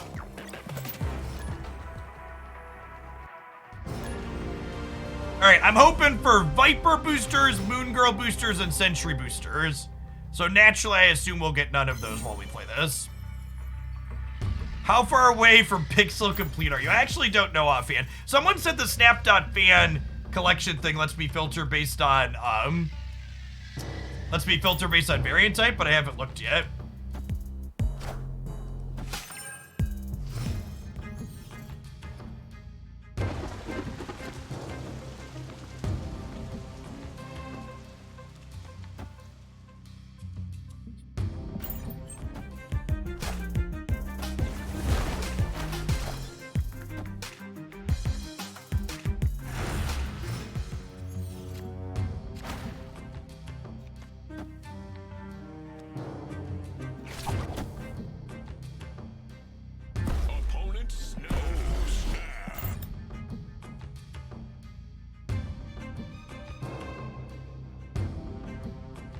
Come get some. Dinner time. Oh my gosh, it's not Professor X. It's not, what's it called? Rude. Rip.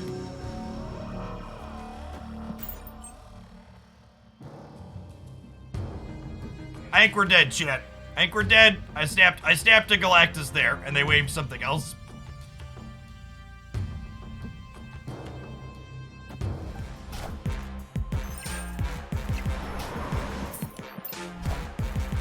Galactus existing definitely makes other wave decks a bit better. Need equity in spots like this. The existence of Galactus in the metagame lost us extra cubes this game. Yes, a lot of people are playing Daredevil and Galactus.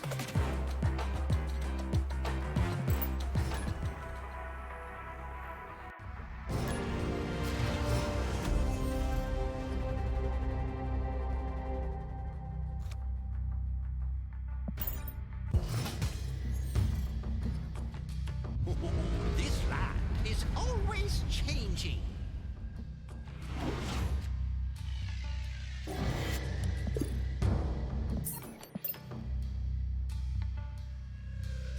Escaped. I've been beaten down by so many wave Doctor Dooms that make suboptimal lines anything that's not Galactus. Yeah. It's almost leader adjacent in that way, where you're like, the ability to have to try and play around it makes you just like worse off in most spots, so you should just ignore that it exists and like take your lumps.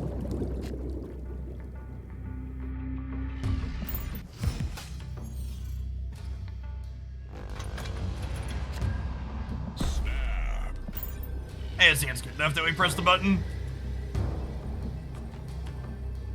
Yes, it's very Magic the Gathering-esque, Kyle. I think it's not a coincidence that the decks that feel the worst to play against in Marvel Snap are the decks where making them have it is frequently the right thing to be doing. Because a lot of the time, the way the stats work in this game, you're not supposed to be making people have it. You're supposed to be playing the odds because you know what the odds are.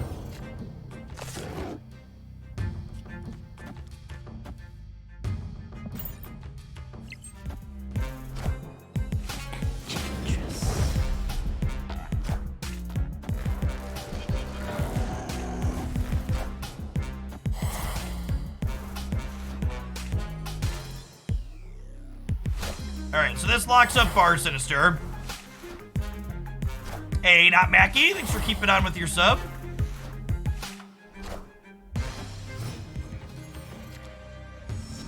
If you haven't seen this deck before, this is one of the decks. I think we climbed from 80 to 90 with this deck at the start of the season.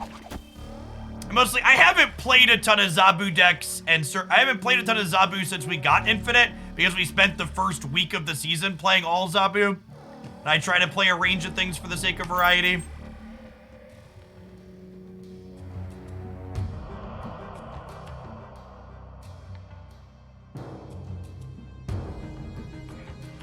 Victory.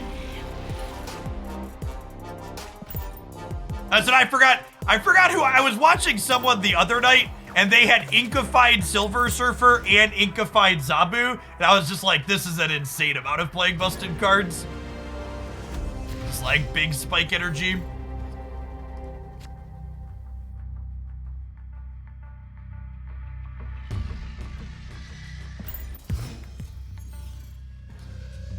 I don't think this deck really works without Sentry.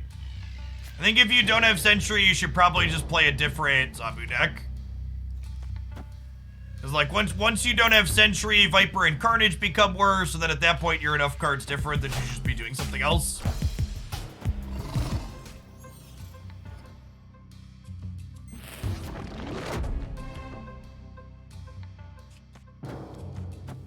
Miniaturized Lab actually works out really nicely for us here, and I'm going to snap on it.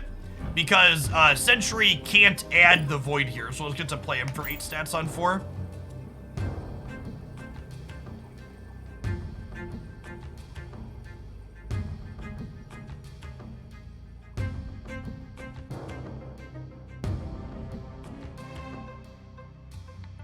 really want to get more Thanos splits. We're gonna play a lot of Thanos, Spectrum Thanos over the next little bit. I like that shell a lot. This felt pretty powerful. Zabu.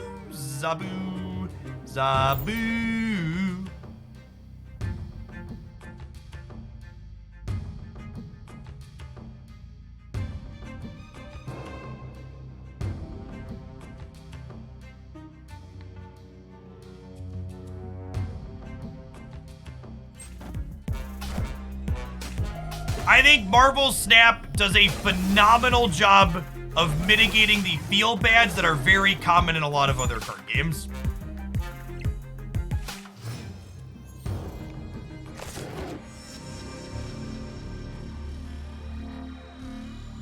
They could be a Killmonger deck is accurate. This Wolverine is the hub, I assume.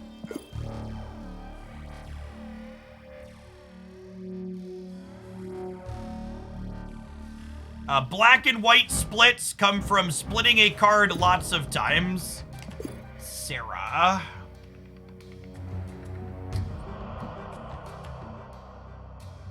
Sarah makes Killmonger more likely. So I think that means I want to chill on the demon. Actually, do I just Moon Girl this turn then? And it gives me double Sentry Demon next turn? Does double Sentry Demon win me? Does double Sentry Demon win me here and here? And I punt the right? It probably does, right? Because they're going to have priority. So I can't get Killmongered.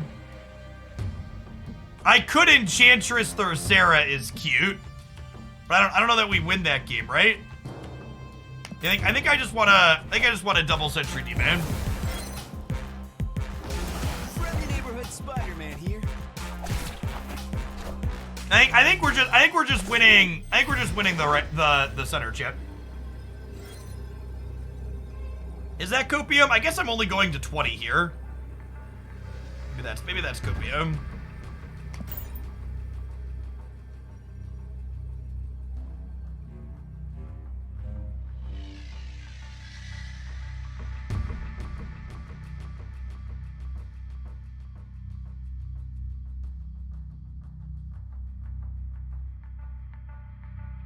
They have Maximus plus a bunch of other cards they could beat us middle. Yeah, Sentry can't be played on the right yet. Victory.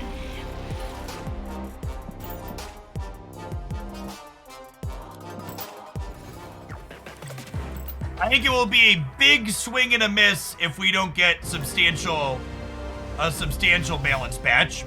And I don't even think substantial balance patch has to necessarily mean substantial nerfs. But if they really feel like they don't want to nerf stuff, they better give us a whole giant pile of buffs to things that are currently bad.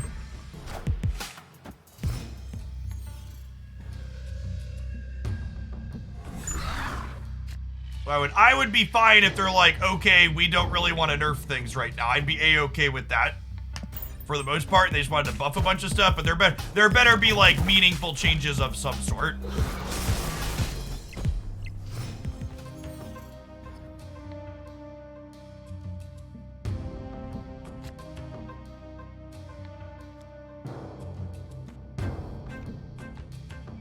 Oh, this is so bad for us.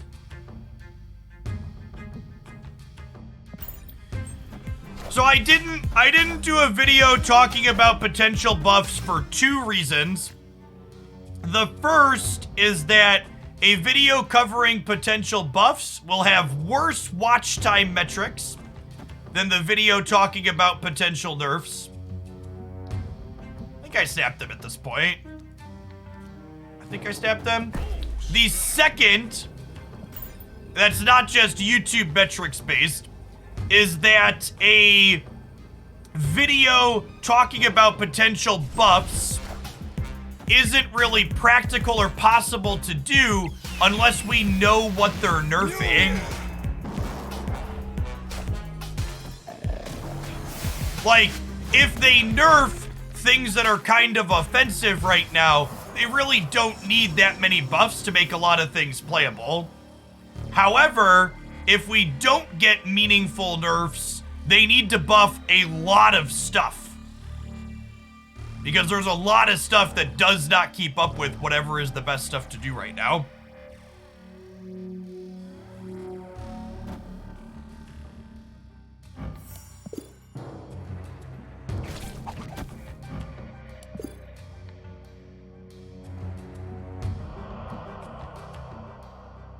Is it crazy to not play my demons? Maybe?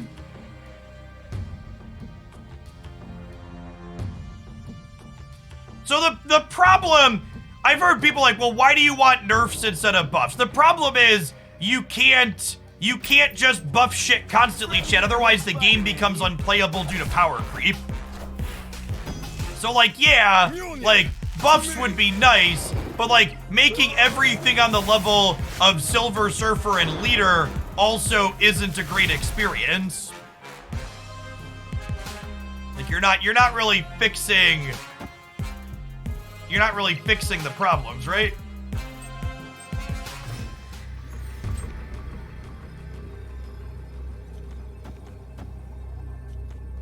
This wins the right? It says +3 to 1, +3 to 4.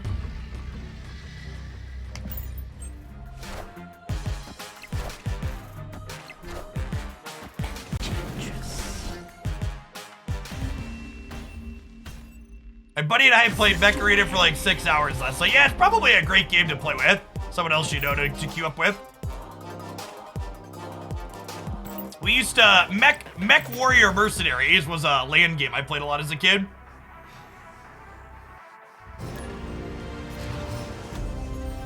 I think Spider-Man should stop you from playing cards in the final turn. Yes! If Spider-Man doesn't stop you from playing cards in the final turn, the card's not playable.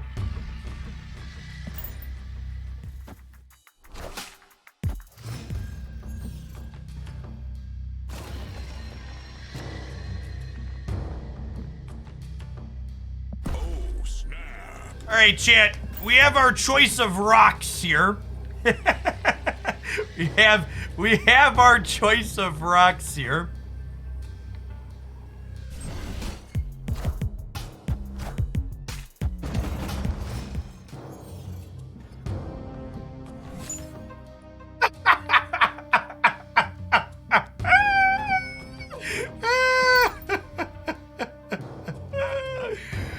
Oh God.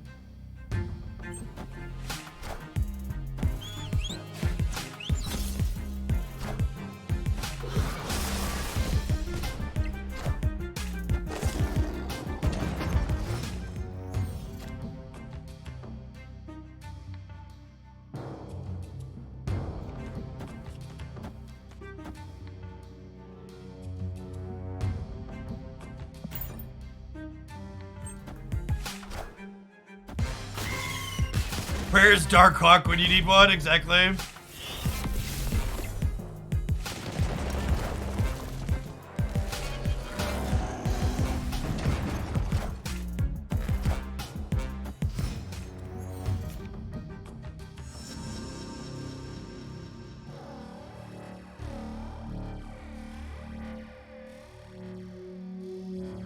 For people asking me, do I have intentions to play other games? I am not currently planning to stream any non-sponsored different games on my channel, as long as Marvel Snap is my primary focus. While Snap is good and reasonable and metrics are good and reasonable, I'll be giving Snap 110% of my attention.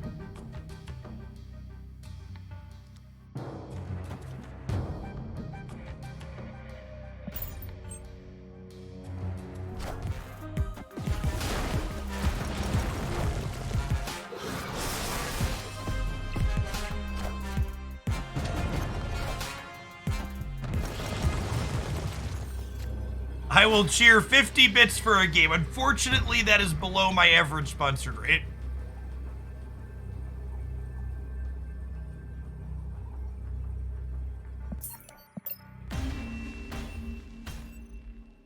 Escaped. Why did I play Daredevil on the Vibranium Mines instead of right on turn 2? Because of Sentry. Because Sentry puts a thing here, and I want to be able to Carnage this path, and I don't want to Carnage my Daredevil. What is my average sponsored rate? It depends on the game. So, like, Moonbreaker or indie titles or titles that are,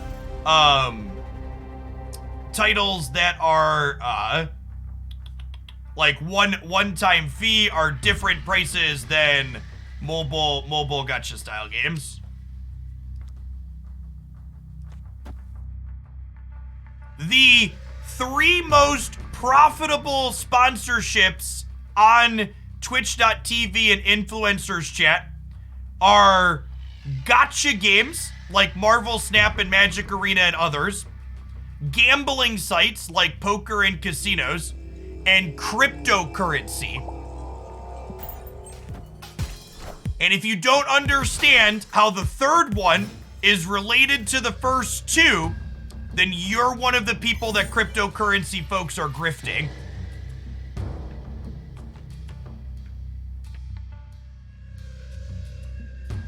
It's all the same picture.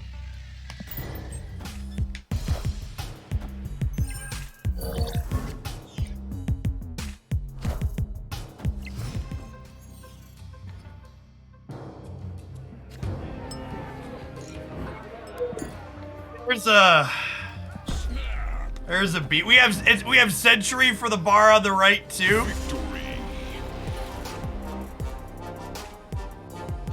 I'm astounded it's 2023 and people still take cryptocurrency seriously. So, there are going to be a lot of crypto-related video games coming out over the course of the next 1.5 to 2 years, because video game timelines are long for development, and development of a lot of crypto bullshit-fueled video games started when all of that blew up. I wish I was exaggerating. I have turned down sponsored money from 3 different crypto bitchain bullshit video games in the last month.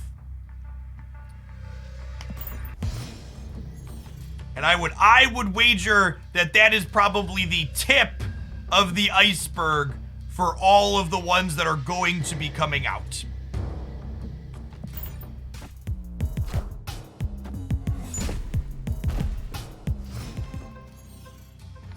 Sinister London's a little awkward for Century, but otherwise okay. Did I just say crypto video games? I did, unfortunately. And it hurt me more to say than it did for you to hear.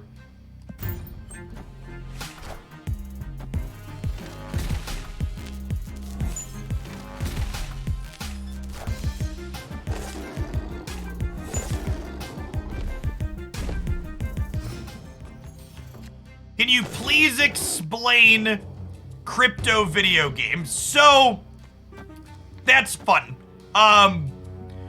Cryptocurrency and Bitcoin, like everything that they touch, add 0 value to the video game industry. But it's a buzzword that people use to sell venture capital to attract investors during a time where it was a hot topic thing where people thought would be the next big thing. The biggest thing that people talk about crypto enabling for video games is, well, you own the things you are getting in your video game. And it's like, yeah, you could technically say I own this thing on the blockchain, but even if I believe that for a second, even if I believe for a split second that I actually own this thing, it doesn't change the fact that if the game servers go down, that the thing that I own exists on, the thing that I own is still fucking useless. So it's like, so it still has no value and you don't really own it. Yeah. They're like, well, what if some other video game implements the NFT that I own from this other game? It's like, why would they fucking do that? Why would they implement this thing from this other video game not related to them so you can bring their thing from their other game to you? It's like, it's not. It's all a scam.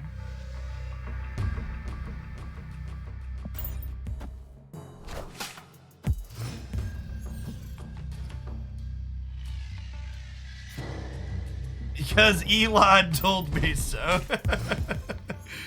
Yeah.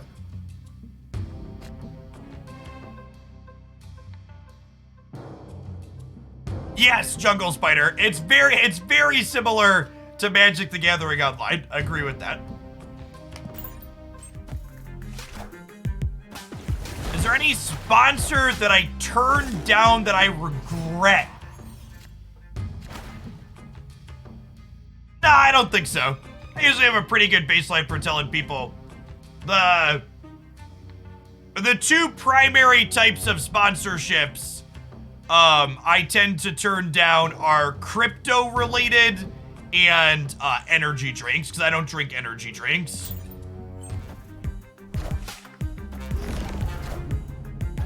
I don't know that I really regret turning down any of those. I also don't have a problem with people that like energy drinks. I just don't enjoy them myself. So I don't, we've built our own Galactus here, chat. That's actually true too. Magic Online lets you cash out some of the cards of physical cards. It's not all of them though. I think Magic Online is only standard legal sets. Oh my god, we actually lost. Oh my god, we lost because I played the hood, chat. I guess there's a chance the hood would have flipped up randomly, but LOL. I deserve that, I guess.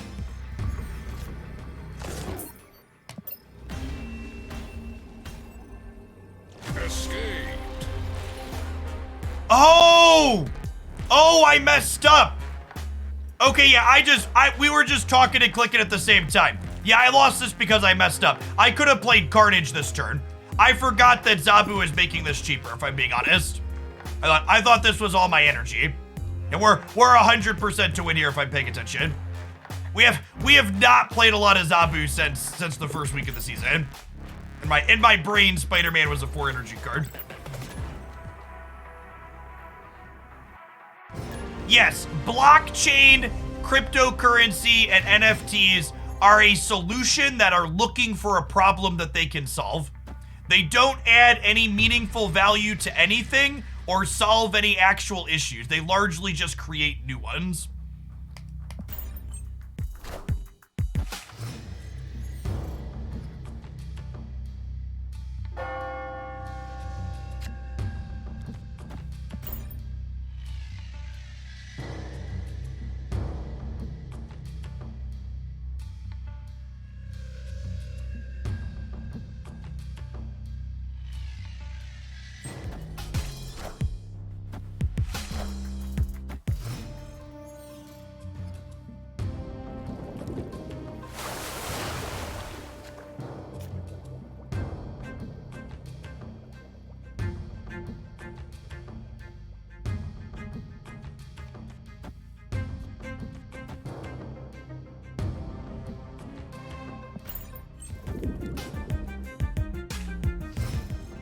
Yes, TVA beats Limbo.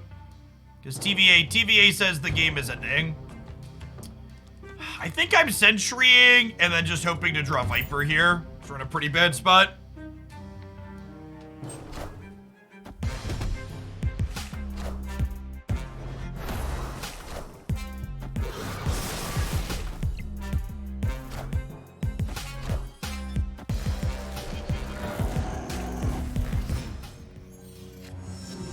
Oh, thank goodness our brain is huge, chat. Thank goodness our brain is huge.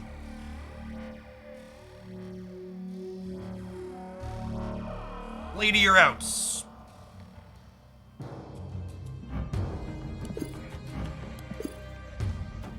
Am I just Vipering this turn?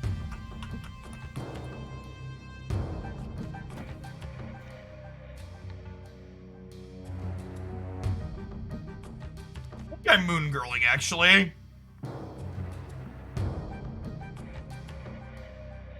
You get blown out by brood filling latency for... No, I'll have priority going into the last turn, right?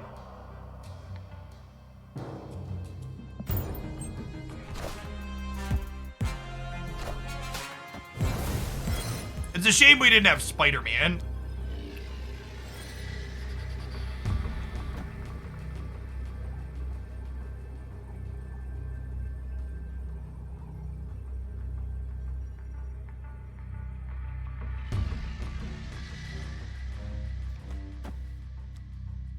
Oh wait, that would be bad. Shang-Chi? I don't want to absorb Big Bad Viper. I think we do this and we hope we win left and right. The fact that they have Karmatage giving them a free Wong for their surfer kind of sucks.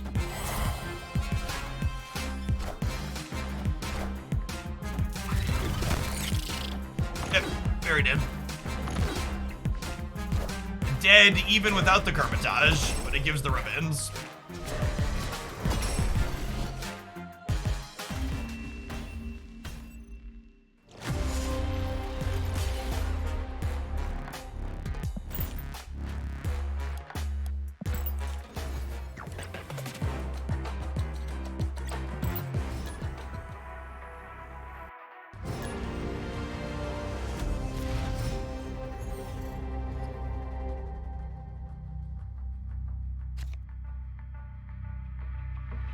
To the person that was making the argument, I don't see how owning your items in a game is a bad thing, even if you can't take them to another game.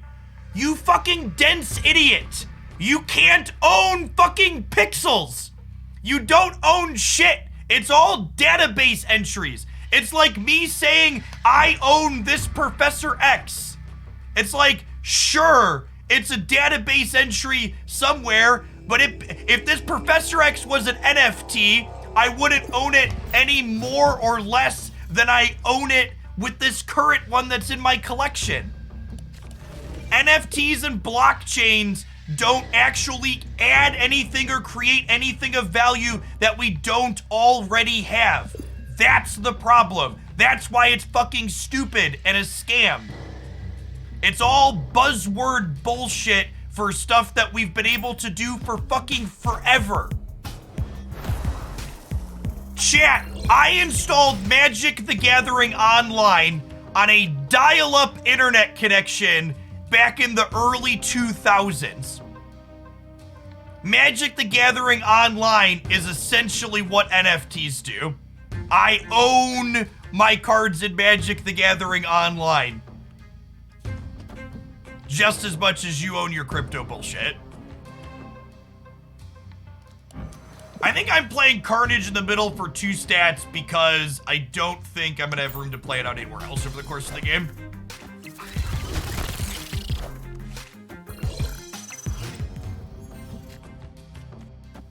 There's a good chance we're dead here.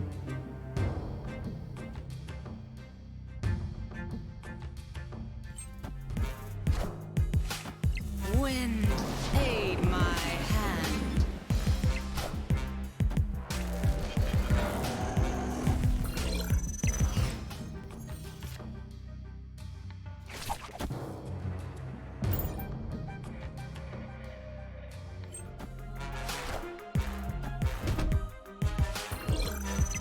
Friendly neighborhood Spider-Man here.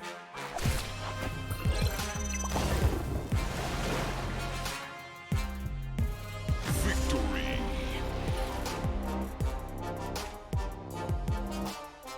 I mean, we weren't guaranteed to win this game, but we'll take the concession. we were gonna be 2/3 to win, right? I was gonna have to Viper. No, we were good, right? Okay, I play a 4-drop and then we play Viper here. Yeah, we're good. We're good. Never mind. No, yeah, we're good. I'm dumb. Ignore me. I should have snapped going into the Spider-Man.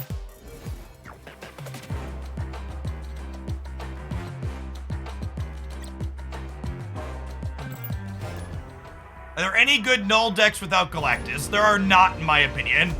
The traditional, honest destroy decks, the only competitive destroy deck is the Death Wave deck. And that deck does not want null, because it's not really a destroy deck, it's a combo deck. Snap. I like to snap Hood into Viper. Hood into Viper is my happy place, chat. It's my favorite one too in Marvel Snap. What about negative null destroy? So we actually tried to build negative null, and wow, super punished. It actually doesn't work because if you destroy something before you negative your null, null's power isn't 0 when it flipped, which I think is a bug, but it's annoying. Thanks for hanging out, Cavalier. Welcome back. It's gotta be a bug. All right, my Vipers are luckier than theirs, so I'm gonna go ahead and Viper the Hood and give them a Viper back, and then they'll Viper the Hood back, and I'll Viper the Hood back, and then they'll Viper their Viper back. Is what is about to happen here.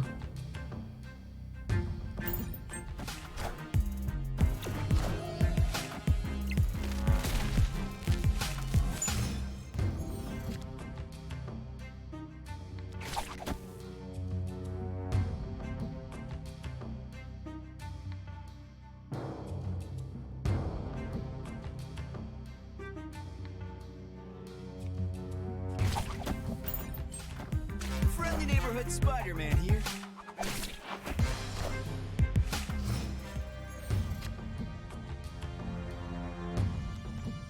All right, well, let's go ahead and lock this down over here. Keep Captain Marvel right there inside of the Baxter building. Oh, yeah. Okay.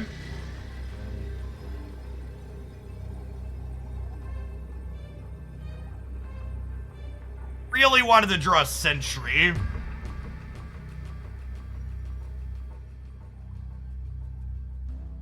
What's our best possible here? We're kind of dead to a big thing, right? They're leaving. Good stuff. I need 17 cards to be Series 3 complete, including the drops.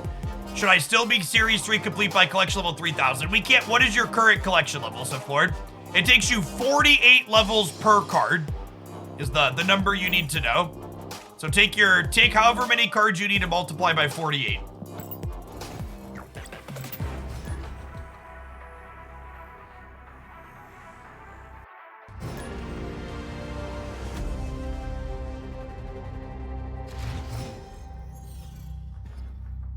Well, so that's the other thing. Butt poop. Oh Twitch usernames.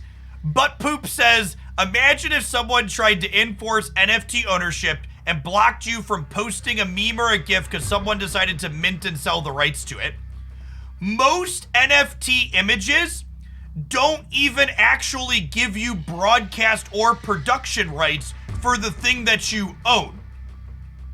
You need extra permissions outside of that or explicitly added on top of it. So it's not even a good way of tracking like, oh, I own this artwork and have production rights to it. So it doesn't do that either. It's literally just a database entry. And in this case, it's not even an image database entry. It's a database entry that references a URL on a server, and that server could go down, losing you access to the thing that you own. Silencers, thanks for the prime. All right, chat, at this point, I'm gonna move on from talking about cryptocurrency, speculation, and other things that we've been chatting about. Remember, if you support my content and you want to chat about things like this endlessly with my community, one of the channels that I don't often plug, but it exists in the Discord server, is the Capitalism Casino, is under the special interest section, and that's your place to talk about NFTs, crypto, the stock market, all sorts of things related to the Capitalism Casino experience.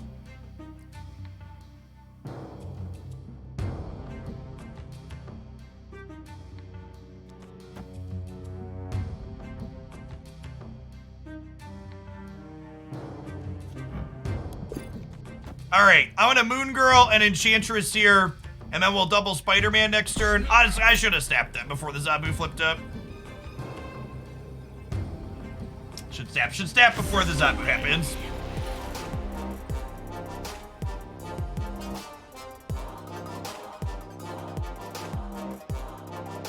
Gotta get some clean games for YouTube. I actually, I'm kind of vibing and being off topic more than normal because I believe I have deck highlights teed up through the patch. Yeah, I have a Saturday highlight, a Sunday highlight, a Monday highlight, and a Tuesday highlight. And then hopefully Tuesday we're getting a patch and we'll be able to have a fresh patch highlight Wednesday morning.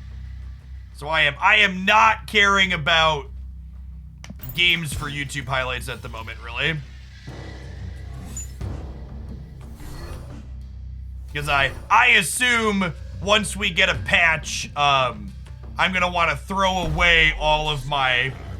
Do old video engagements drop after patches? I just think it's silly or bad for me to post for big metagame patches. I don't want to change. I don't want to post content afterwards, right? So like when like a single new card drops, I don't mind posting a video like the bounce deck, for example. The bounce deck, for example, that posted today, I recorded those games like a week and a half ago at this point. We played them on stream, but I think that's fine because the format today, like after Dazzler was added, is the same as like when that content was posted, essentially.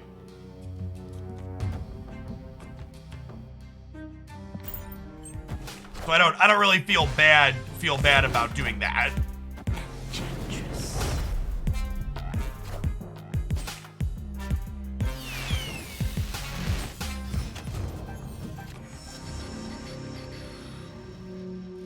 Why is Moon Girl in the deck? Because she gives you double Spider-Man more often.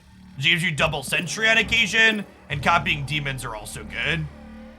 Which are the new cards are you most excited to brew with? I am really excited to find out that Destroy is still unplayable after Nimrod.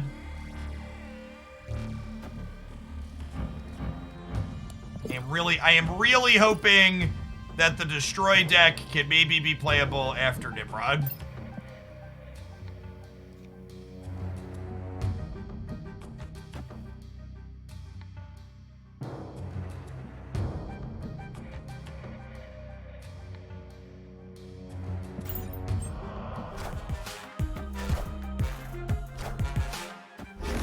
All systems go.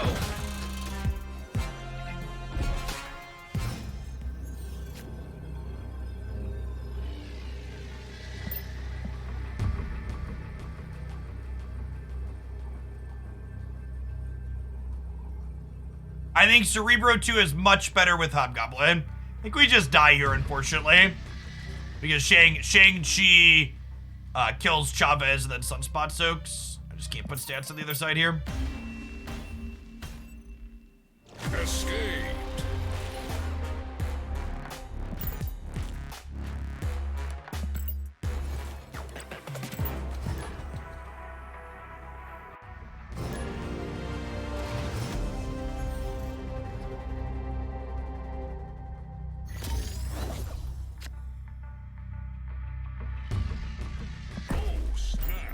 And Daredevil and Zabu will snap on one. Snapped.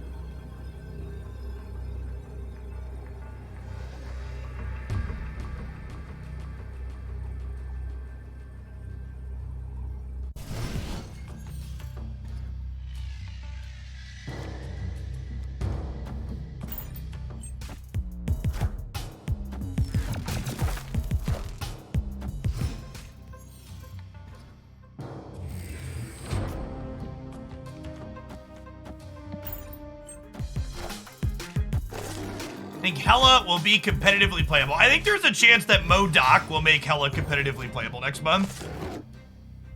If MODOK doesn't make Hela competitively playable, nothing will.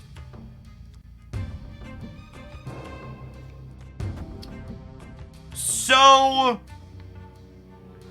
I think this is an instance where, is it crazy to copy Hood instead of copying the demon so that way I can eat an extra thing with Carnage?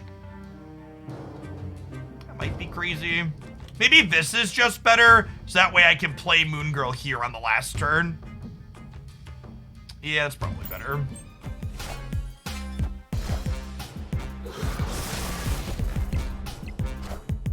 How do you use Retreat Later correctly? The correct way to use Retreat Later is to actually never use it. It's basically always a spew. If you discard Hela on turn 5, how do you play her turn 6? You put MODOK under Invisible Woman.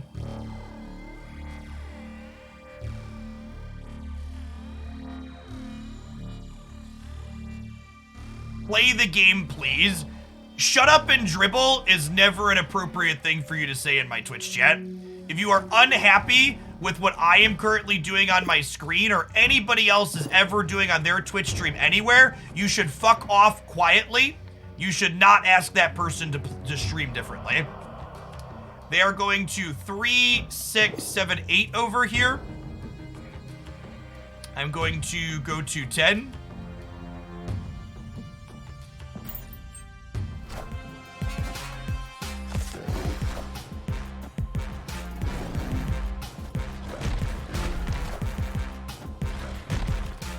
Wouldn't it be optimal to always retreat later? Retreating later, it's only optimal to be retreating later if you accept the idea that you wouldn't be getting more equity in the time you're spending retreating later. All right, so their Hawk is 19. And we have priority, and even if we did have priority, this is over here. So I guess we're doing this and just spreading out. Because I can't play the demons in the middle. Yeah, they can only play one Hawk. So hopefully we win whichever of these they don't play Hawk into.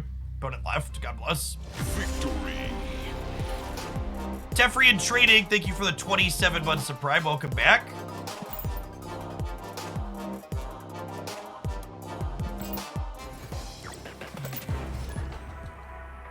I currently work somewhere between 8 to 12 hours a day on average, Monday through Friday, and 2 to 3 hours a day on Saturday and Sunday, even when I'm not live.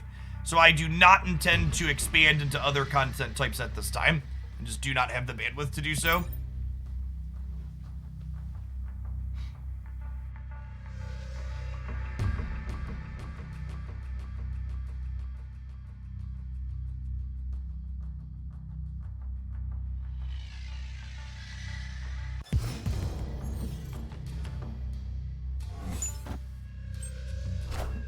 Rip.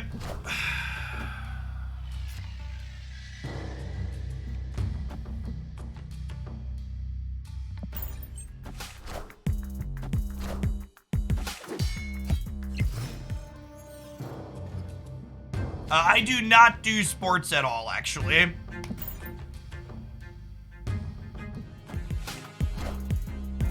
Wind, aid my hand.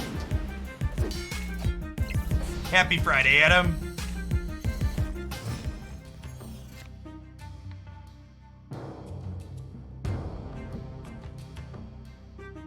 Would Sentry be OP for 3 mana? Yeah, because Silver Surfer would make it bigger.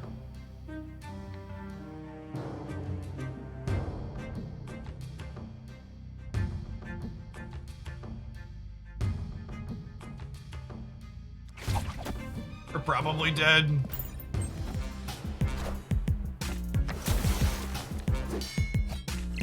Friendly neighborhood Spider-Man here. I get Professor X the right, but they're drawing 2 cards or drawing a bunch of cards post Mr. Negative. Just gonna leave and not let them have fun. Escaped.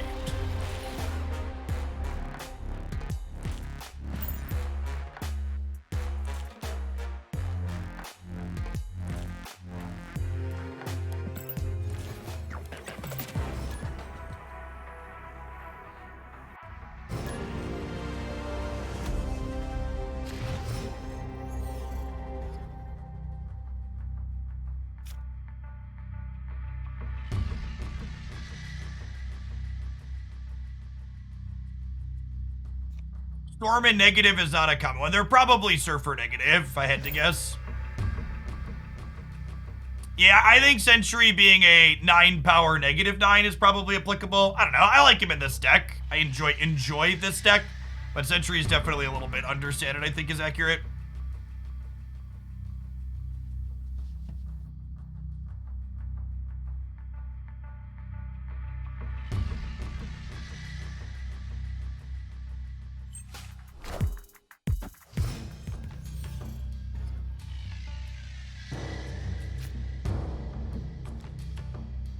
I want to hold the demon to copy with Moon Girl.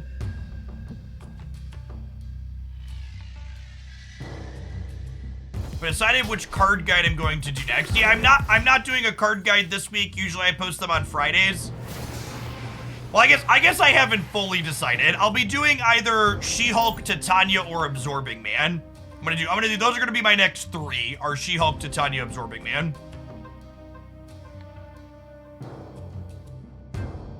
I think the Surfer move deck is aggressively mediocre, so I do not intend to play it.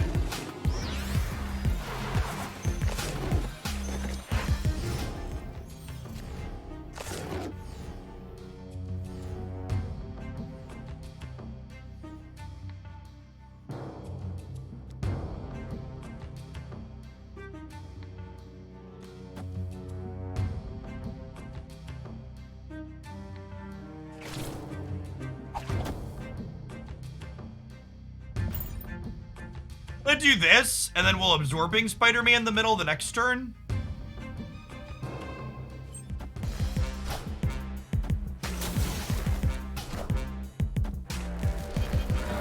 Yeah, but I think Surfer plus Brute is good enough that you could probably blindly pick most of the other cards, and so long as you have at least a few 3-drops, the deck is still fine.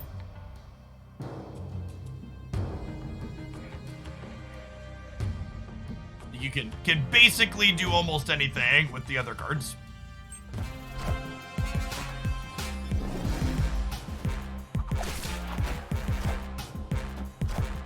Why not Professor X? Because Professor X currently costs me 6 energy due to the Dream Dimension.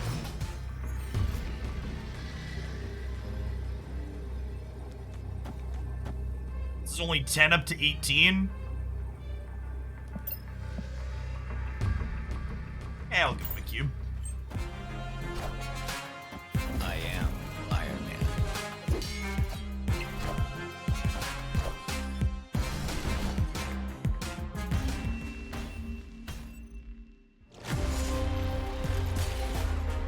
All right, chat. Looks like it's time for our top of the hour ad break. We're gonna play something else when we get back. Non-subs. I will see you in 60 seconds.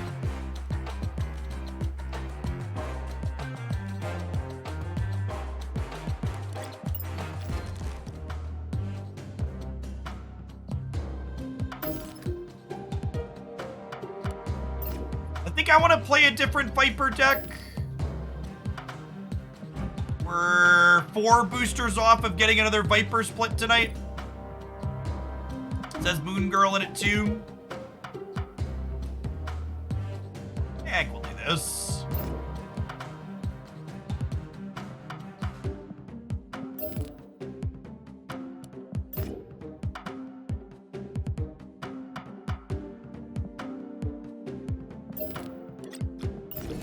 Hey, Yuri, thanks for upping that Prime for the 2nd month. Welcome back.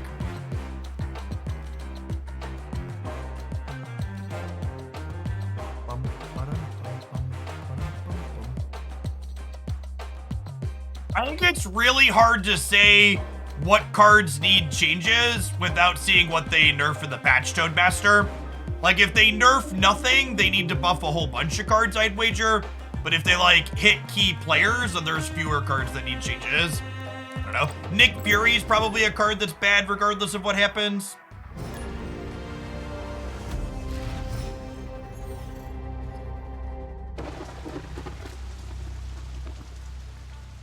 Bass Cerebro 3 is very reasonable. That'll be one of my highlights over the weekend.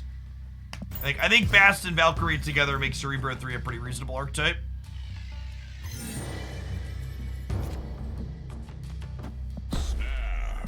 I think I was going to snap even before the Sunspot draw, but with the Sunspot draw here and armor to protect it, we've got Moon Girl to double She-Hulk. Our hand is good. I'm going to raise the stakes.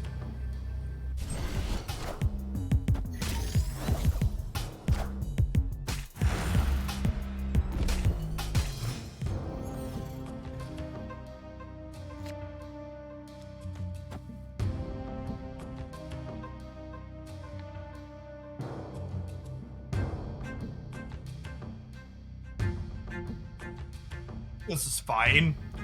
I don't play Titania because I don't want to lose her. But this does mean that I'm going to fill my hand next turn. But filling my hand is fine because our hand is just good, right?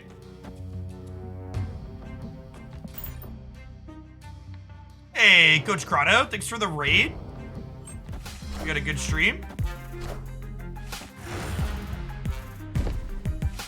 Clear for takeoff.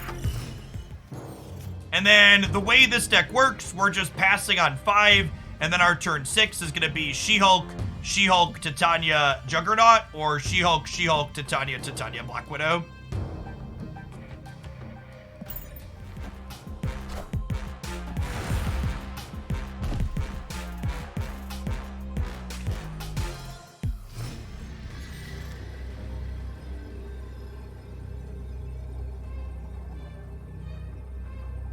Looks like Coach Kono also does some Marvel Snap stuff. If you're looking for someone else to follow, chat.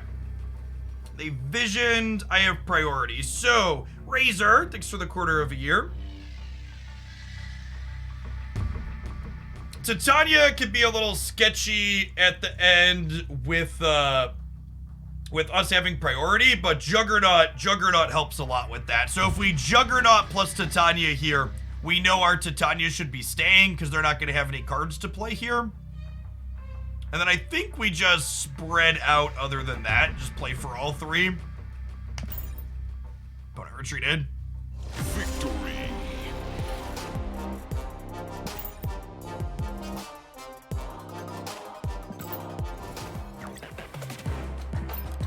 It's like our 1 p.m. missions are up. I've got Sauron pinned in my shop, so I don't need to check my pins, but if you're someone that is checking your shop every rotation for what new cards could be in there, the shop did just roll over.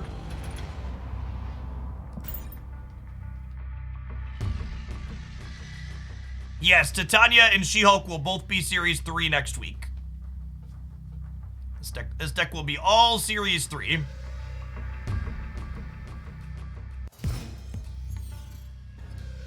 I ran ads before we started this deck, Yipper.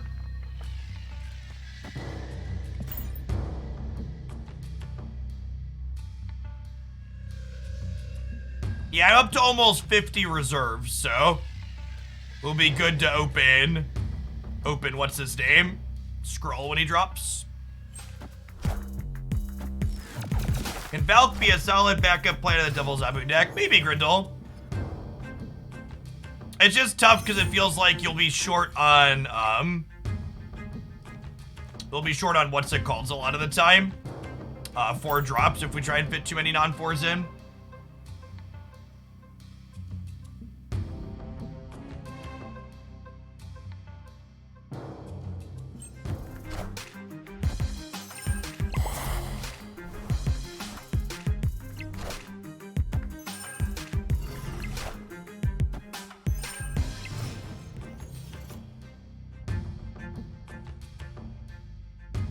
I think I'm actually okay drawing Vibranium at this point, so I'm gonna Moon Girl the left here.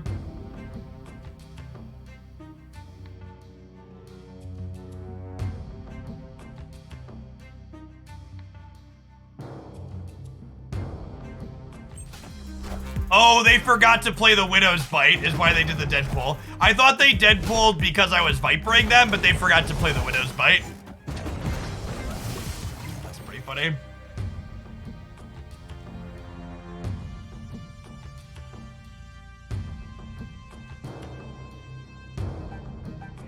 All right, and with the She-Hulk drawn, we just chill, right? I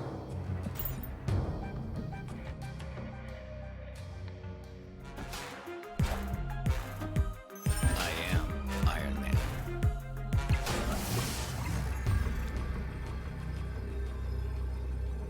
All right, so we can put some stats into play here. The question is, are they going to be enough? We're losing the right.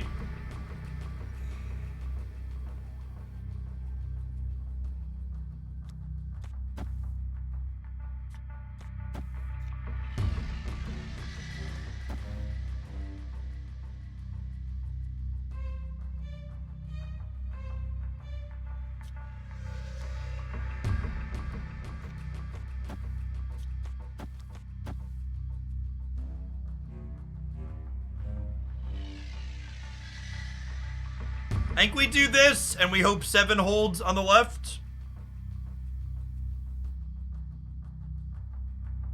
Oh, the other max leaves me a Titania. Yeah, it does, doesn't it?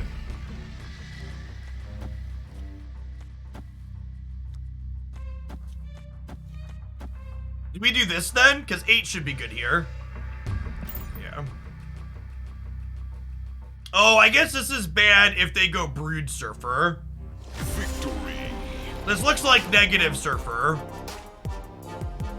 Brood Surfer might have gotten us here.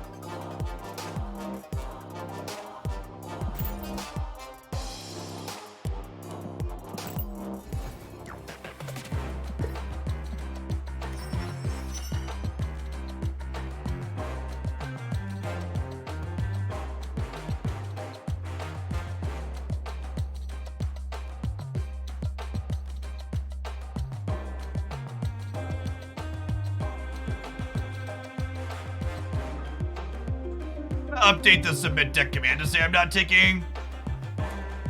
Jeff doesn't take decks every day.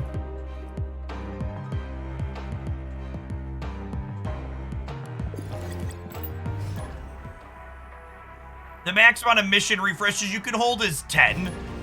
So you get 3 additional mission refreshes per day, and you can bank up to 10 of them.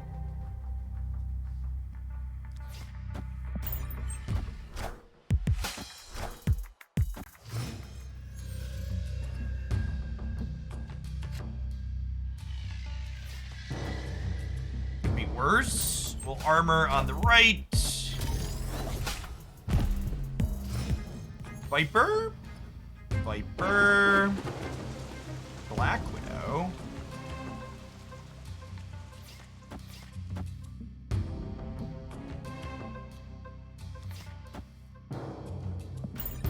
Then we'll do this over here next turn.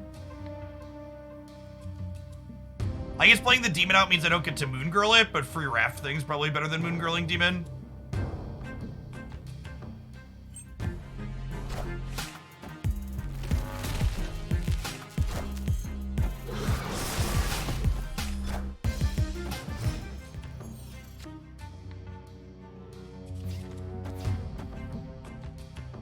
Oh, this hurts, but I think I'd rather raft than get an extra She-Hulk. It's so close though. I'm not doing any non-Marvel Snap games on stream at the moment, Crunchy, other than sponsored hours.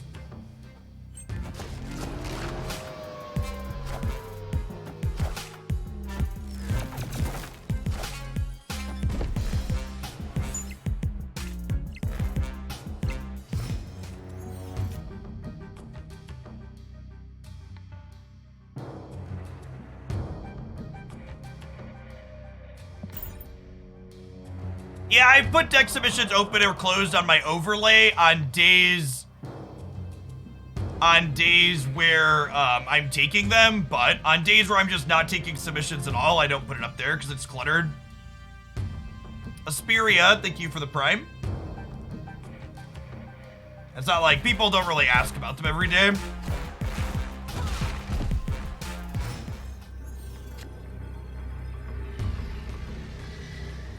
Okay, so we go She-Hulk here, Onslaught here, Maximus here, Titania here. We soak 1.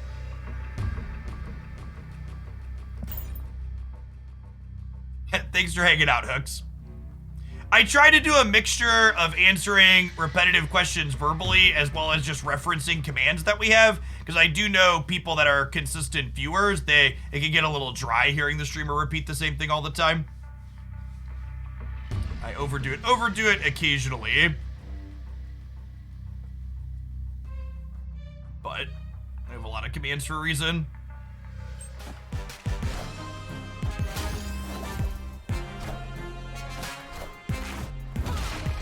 Think we're good.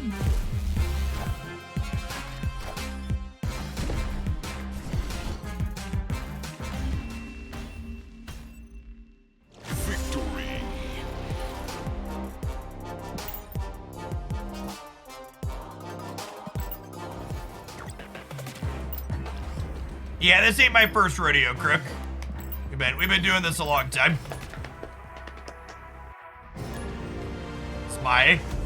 In fact, this January is my 5th year doing content full-time as a job. Been around the block.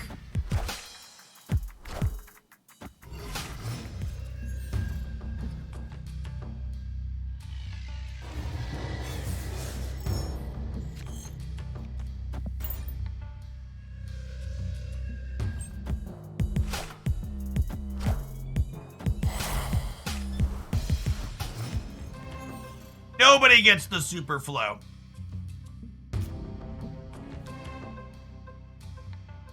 I think there's a good chance they play left here. I'm gonna play Titania. Damn.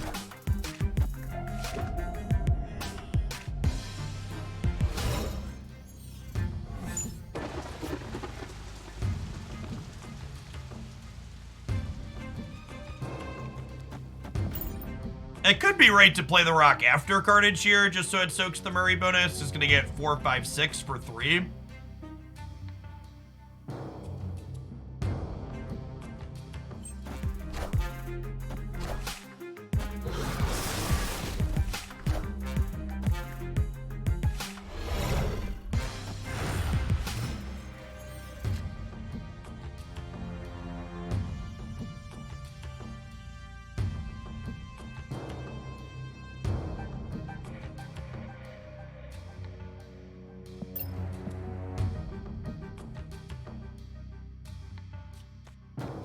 Probably dead at this point.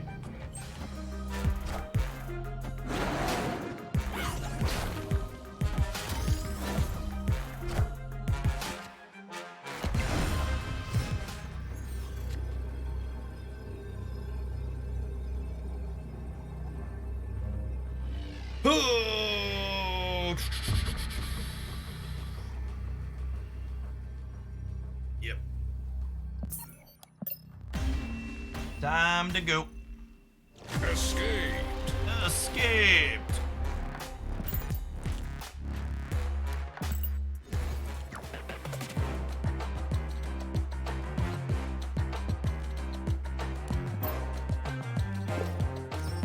Bum, ba-dum, bum, bum, ba-dum, bum, bum.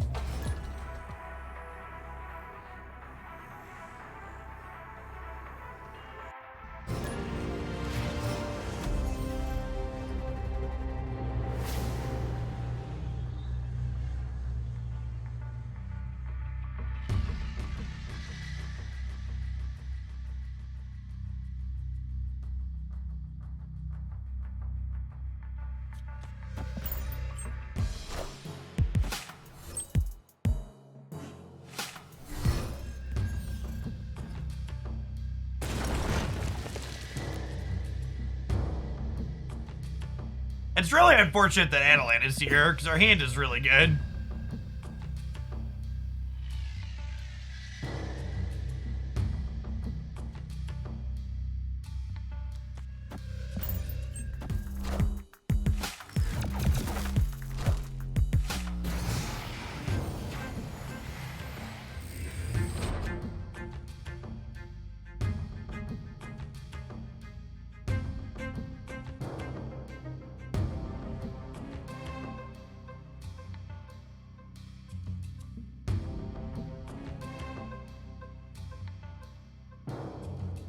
I usually don't call out specifics about unban requests because it encourages people to be extra obnoxious or offensive. Escaped.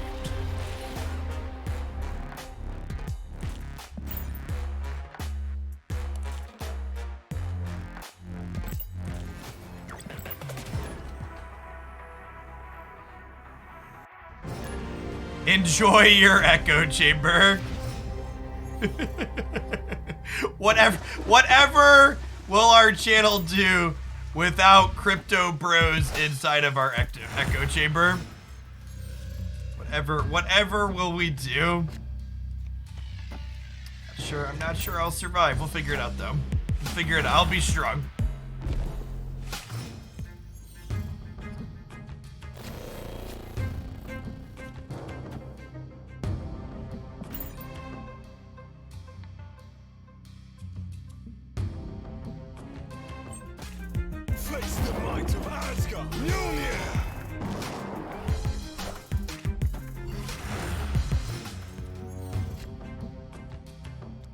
So, well, Moon Girl, copy our friends. We don't currently have Sunspot.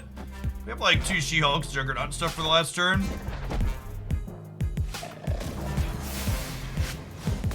There's a lot of overlap in that Venn diagram, Dice Moon.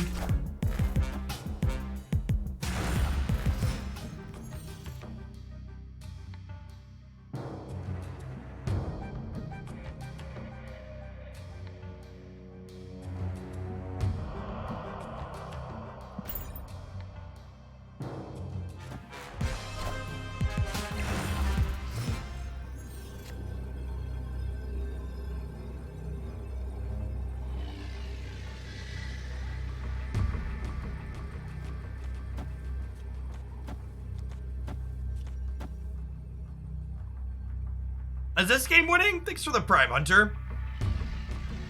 I guess this loses to vision moving, huh?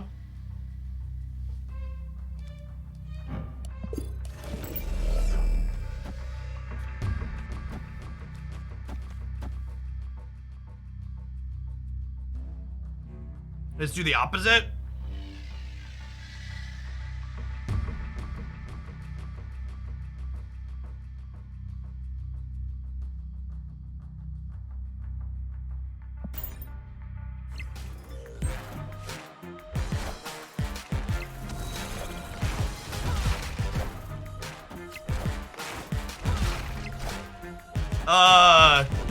They should definitely Doctor Doom the Murray Isle, right? Because they could have gotten bots here and here and then gotten a big thing here. And they would have flipped like Infinoth, they could have beat us here. We were beating Giganto. No, we lost to Giganto as well. Giganto and Infinoth both beat us here. But maybe they didn't have either of those in their deck to flip to, so it didn't matter. Maybe their deck was all cards that were worse than 5. They're looking at their untapped deck tracker.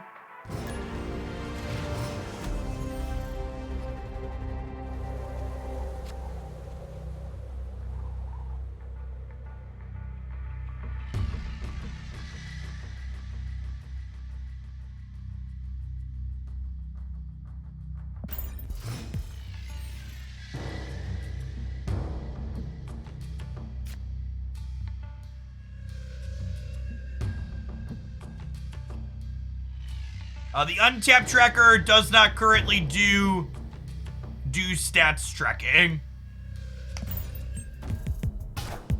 They are working on the actual deck tracker aspect first before they add stats capabilities, is my understanding. That's lovely. And then next turn, I get to Moon Girl, copy She-Hulk, Titania, and whatever we draw. You explain the interaction if both people have Captain Marvel at the end of the game. Yeah, who's ever Captain Marvel revealed first will check if it can win the game first. Is the TLDR.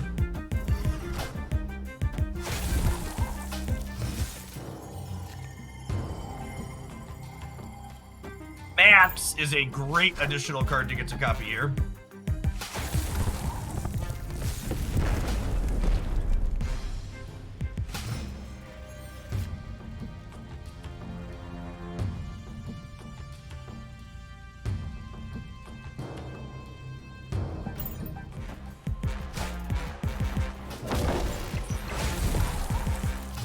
Are they Cerebro too? I think they're Cerebro too.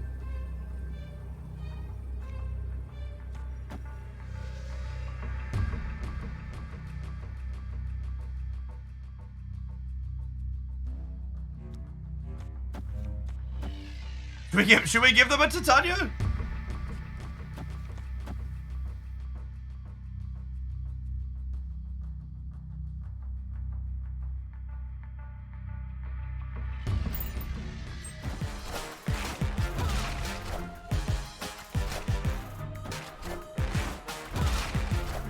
I actually don't know how Titania interacts with Invisible Woman here.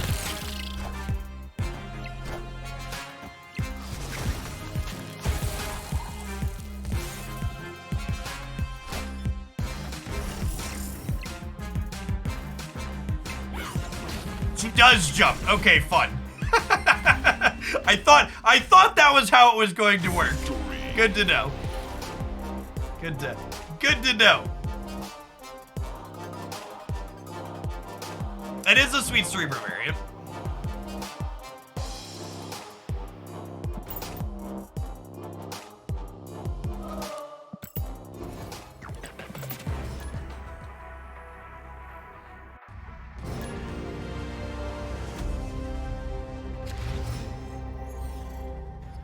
Do you have a favorite card art? I really like the black suit Captain Marvel. I think it's probably my favorite piece in the game. She's great.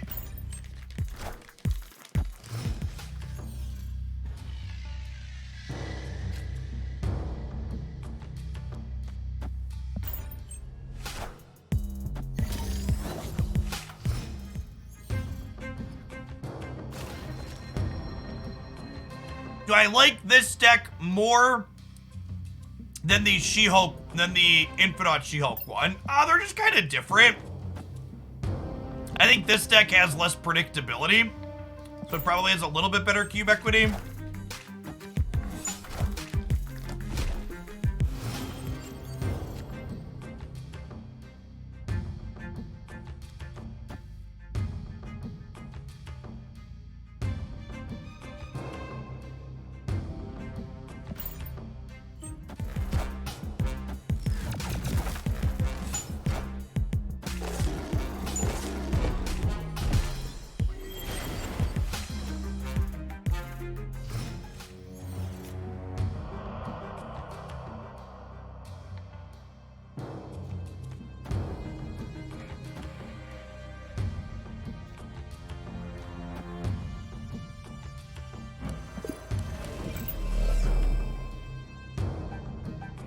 What do we think of this?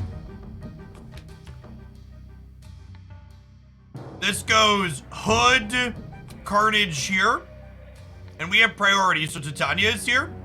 I think this is great, actually.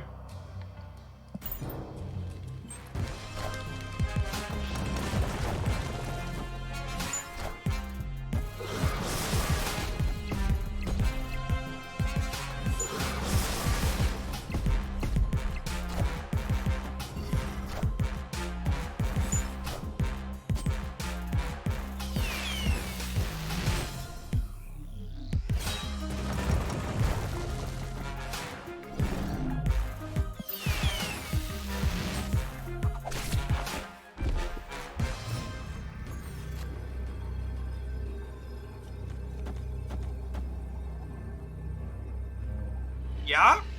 Yeah.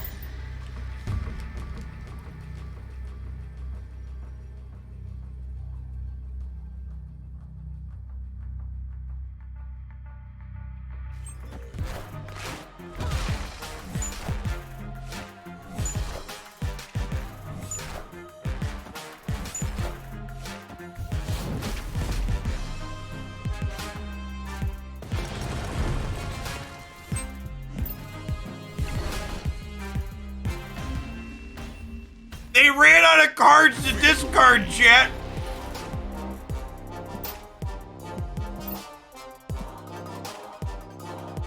They ran out of cards to discard.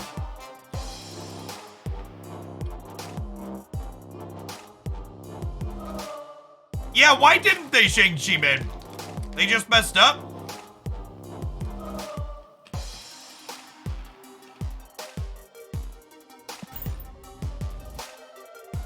I just messed up. Yay, Viper boosters.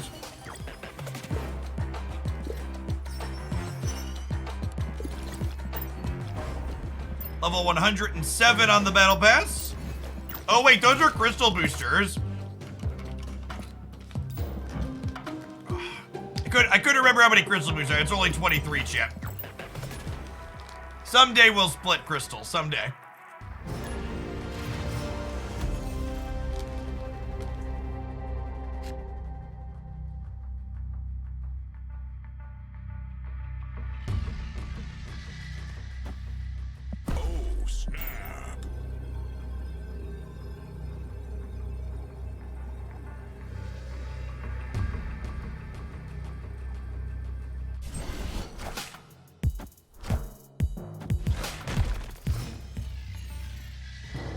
What do I spend gold on? I spend gold on credits every single day. Well, that's a sick beat.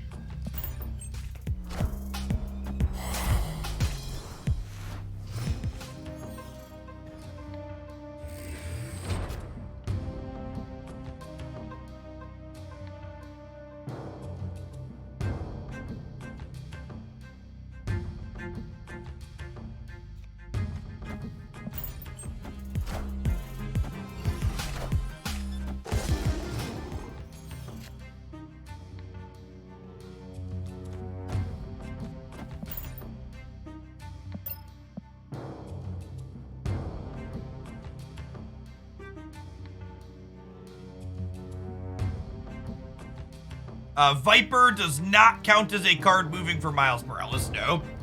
A card moving means not going across the board, it means moving between locations.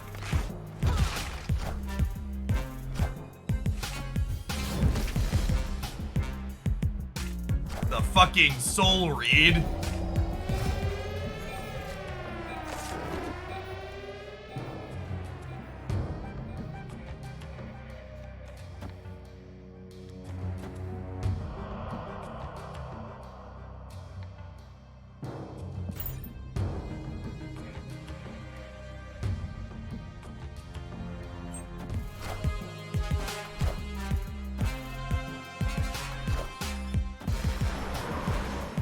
Oh my god.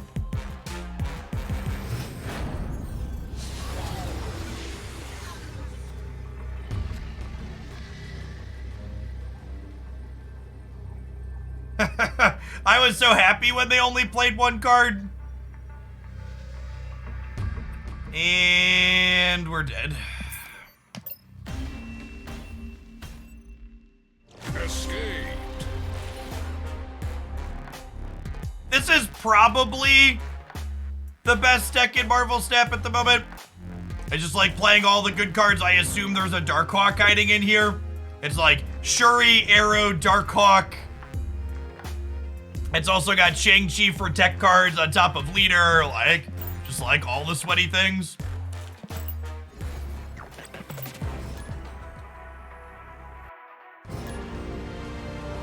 If they make Galactus no longer destroy the cards he gets rid of, would that be enough of a nerf? Yeah, I think that's probably fine, actually. I like playing Hood into the negative zone, because if we draw Viper, he'll be -5 on their side of the board.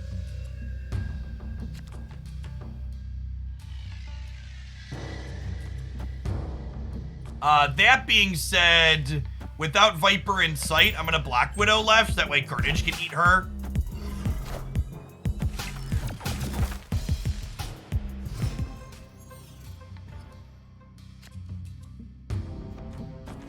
And don't worry, chat. This is a Marvel card game, not a DC card game. Carnage can eat Black Widow here.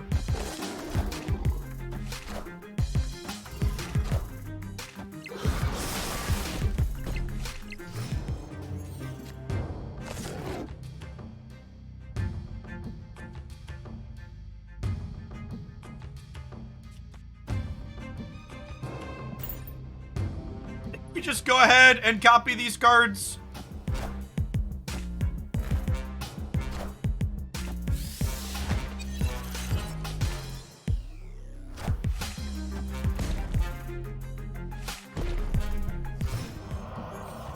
The thought process behind adding Black Widow in any deck? Well, Black Widow is a generically good Marvel Snap card. Denying your opponent 1/6 of their draws over the course of the game is not nothing.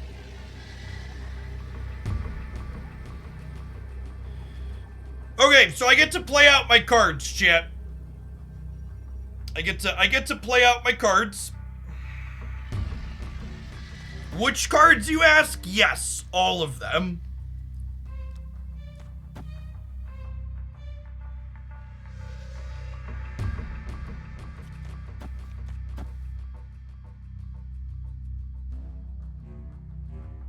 No, they pass. I think they're playing my She-Hulk. Is my guess.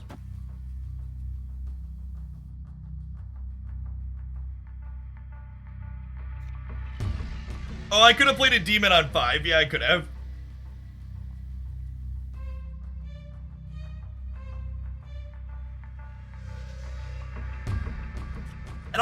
play for Rickety Bridge.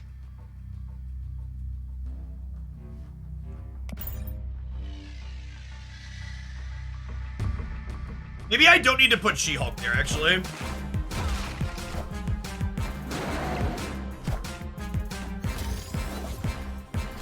Wow, I can't believe they played for Bridge.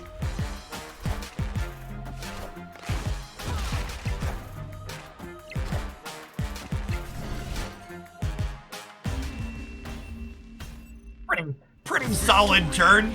What, we deployed 20, 32, or sorry, 32, 42, 40, 45 power worth of stats.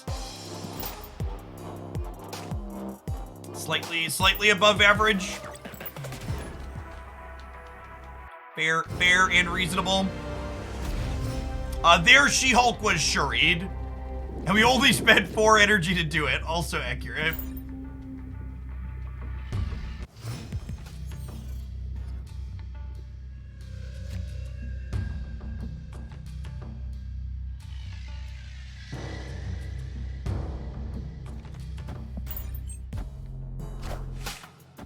Do I play other games in my free time? Yes. My wife and I do board games periodically.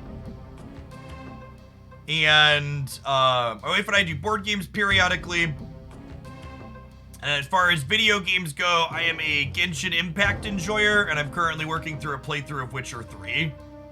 Since they released their next gen update. These locations suck for us. I'm just gonna leave. Escape. You have 2 Lockjaws in the same lane. Do they trigger twice? No. Because the second card that comes out from Lockjaw technically wasn't played.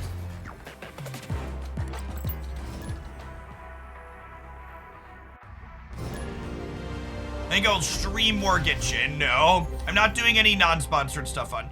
non-sponsored, non-snap stuff on stream in the short term. Snap. Genshin's like my veg out and optimize game.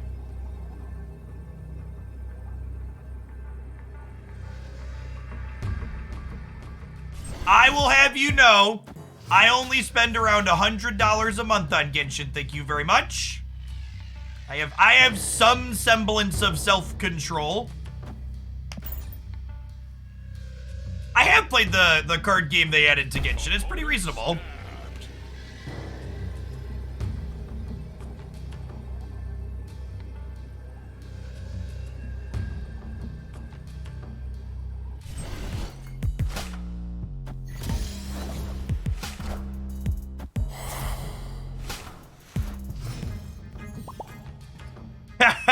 So they snapped us back, chat, because they were armoring our hood, but we're a Viper deck. God bless us, everyone.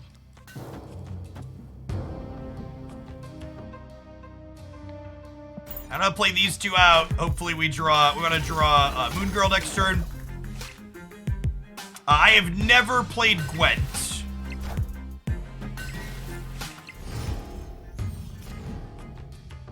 This Twitch stream is pre-recorded in front of a live audience. Thank you, everybody hanging out today. I appreciate you. The best part about this deck, chat, the best part about this deck is you get to ignore Dream Dimension. My wife and I have a board game room, and we also love Genshin. God bless. Classy, classy folks.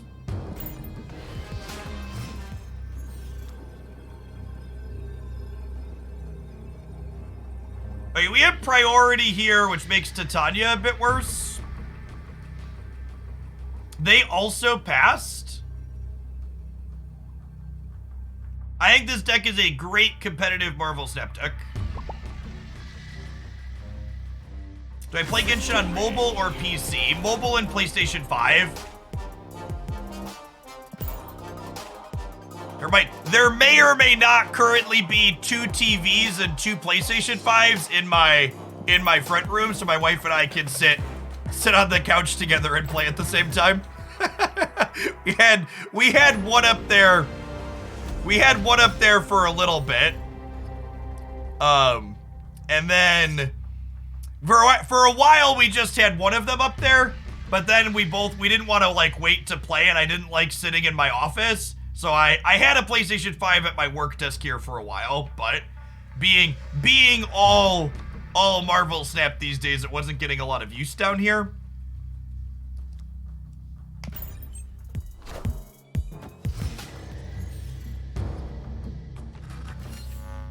PS5, you must be rich. You know a PlayStation 5 costs less than a gaming computer does, right?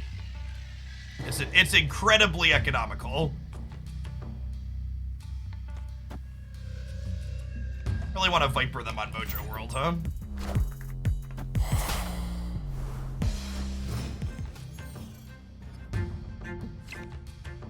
Woo! Did we ever win the random here, huh?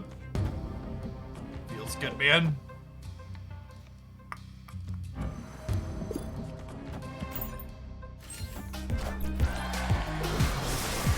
About to concede to this Killmonger. Hopefully it's just Sabu.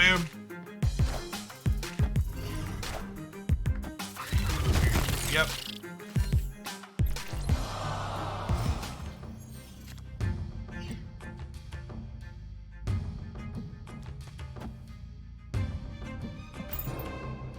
Hoping to draw She-Hulk next turn. Is the balance up to the 31st? Is there aiming for the 31st? Non-scalp PS5s are for sure cheaper than a gaming. Yeah, I would never buy a scalp PS5.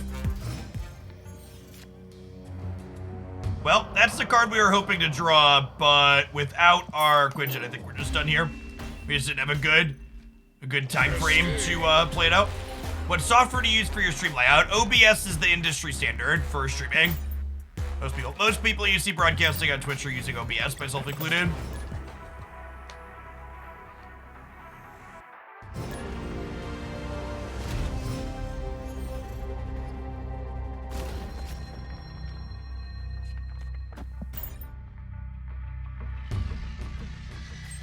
Are people still buying scalped PS5s? Yeah, like my second PS5, I actually did the humanitarian thing, chat, and I didn't snipe a second PS5 for my family while they were a hot commodity.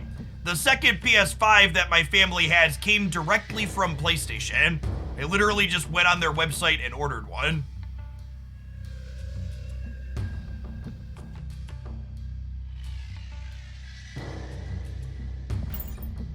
I knew they were scarce for a long while.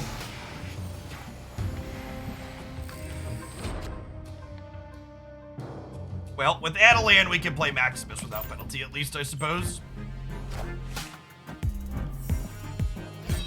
Oh, I missed what they discarded. Thankfully, chat, my untapped deck tracker here tells me that my opponent discarded Giganto while I was looking away.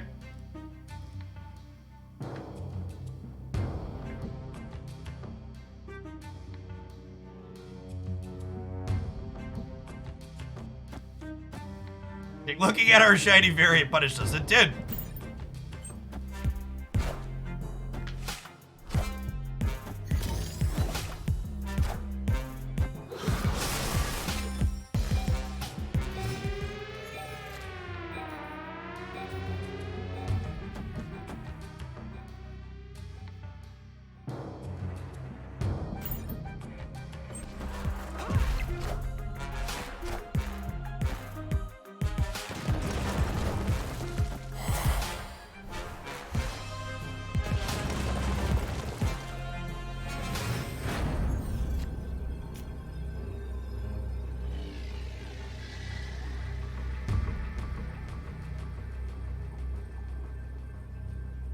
Well, She-Hulk was an excellent try after we put 6 rocks in our deck. Sometimes lucky. Are they leaving? Are they just fist bumping me because we're on the last turn?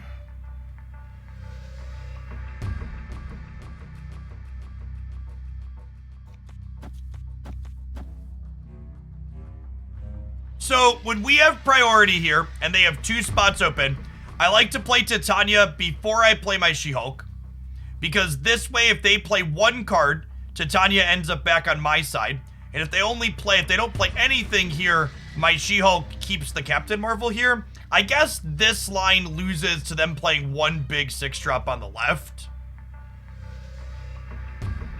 Us having priority in Titania. A little bit logistically challenging here. If that's what I'm worried about, do I just do this then? If I'm expecting them to make one big play here? Yes. God, my brain is huge. I don't know if this wins the game, but it's the correct line at least based on what could happen. Higher, further, faster, baby. That's such a good end game, right? We like talk through, okay, this is what could happen. This is what we lose to in this situation. Let's play around the thing that we lose to. No joke. I think this is the highest skill cap card in Marvel Snap. It feels incredibly satisfying to execute correctly, and it's very punishing when you don't think through what's going on and how it's going to work.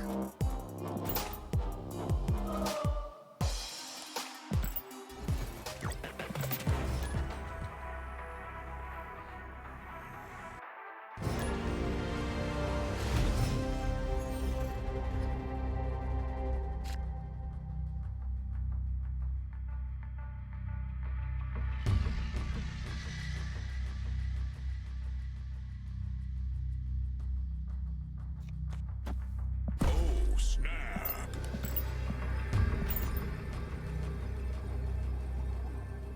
This person emotes a lot, so we're gonna mute them here when we snap them on one, but our hand's absurd.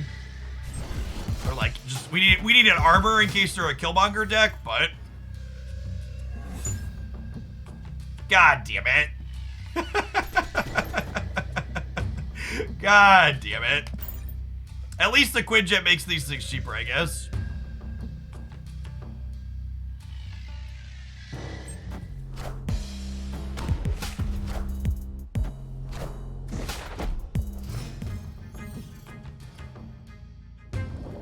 Yeah, I've heard that our hand was good, yeah, basically.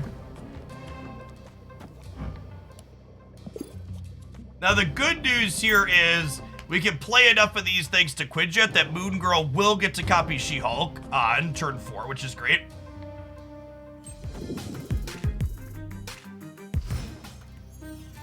So, max hand size limit of 7 in Marvel Snap, and your hand copies from left to right, so Moon Girl's gonna give us a second She-Hulk and a second Black Bolt here.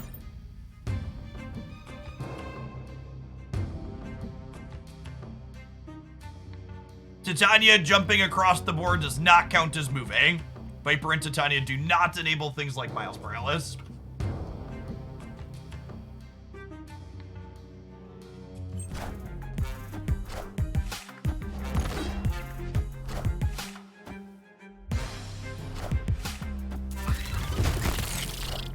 Can you explain the retreat later function? Yes, the retreat later function is really useful and good if you are someone who thinks your time is worth nothing and you should waste a lot of it.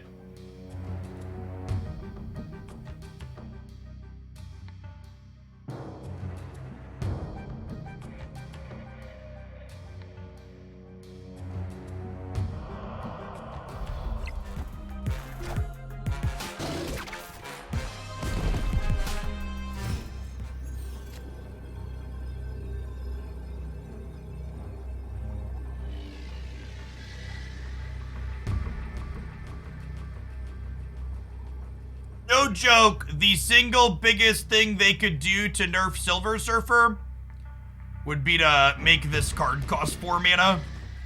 I don't know if that makes Zabu too good, but I think we're still good here, right? We're gonna Juggernaut the left, we'll put 25 in the middle. I think we're good despite the Killmonger. Make Killmonger cost 2. Isn't Jug mid better for that? No, I think they're gonna play. I think they're gonna play left, chat. Like the optimal play is my opponent's going to play left. Hey, Gage, thank you for the prime. Appreciate it.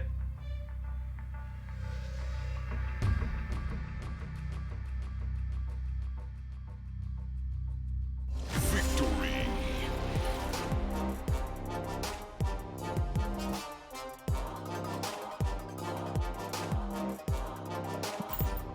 We got about 10 minutes until our top of the hour ad roll, Coach Feeble.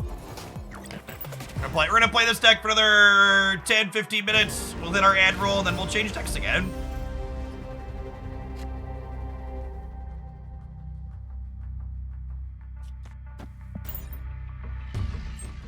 Do I play move ever? No, none of the move archetypes are really competitive at the top level. Move's a really fun archetype that's like neat and novel and offers a special kind of play pattern, but when you're playing at the top levels of Marvel Snap, it just doesn't work.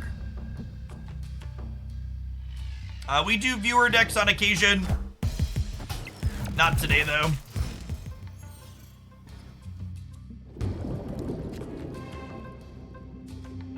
Lovely draw. Sunspot, Moon Girl, She-Hulk. You push the button in the middle. Is Twitch paying well for the ad rolls? Yeah, my ad revenue is up from the ad rolls. The contract has been good.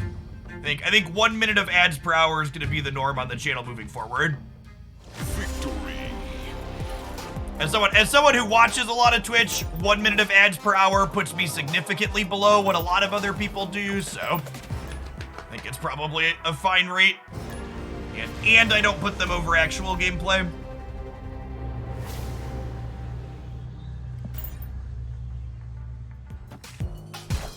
Yes, if you Titania Viper, she ends up back on your side of the board. I like playing Sandman, but I'm having trouble learning how to spot my counters. Any advice? Well, Sandman's just not very good, unfortunately. So, the best piece of advice if you want to win is play something not Sandman.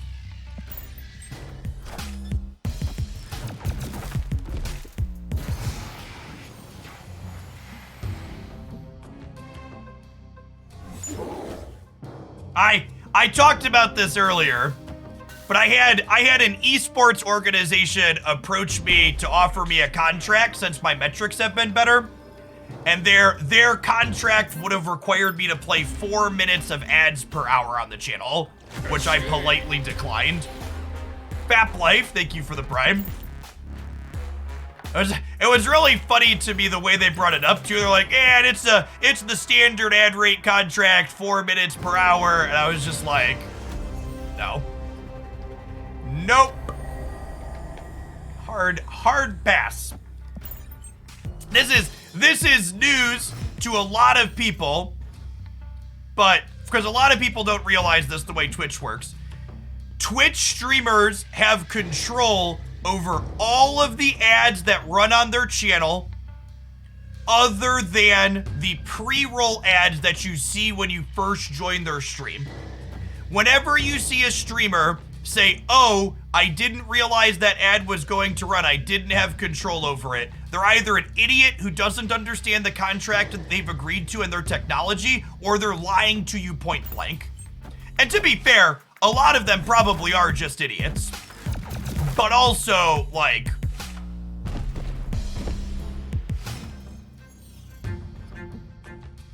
for 4 minutes of ads per hour, dude, light. So for every 60 minutes I streamed, I would have to play 4 minutes of adverts. You have to average 4 minutes of ad rolls per 60 minutes you're live. So you can't, it's like difficult to front load or back load that.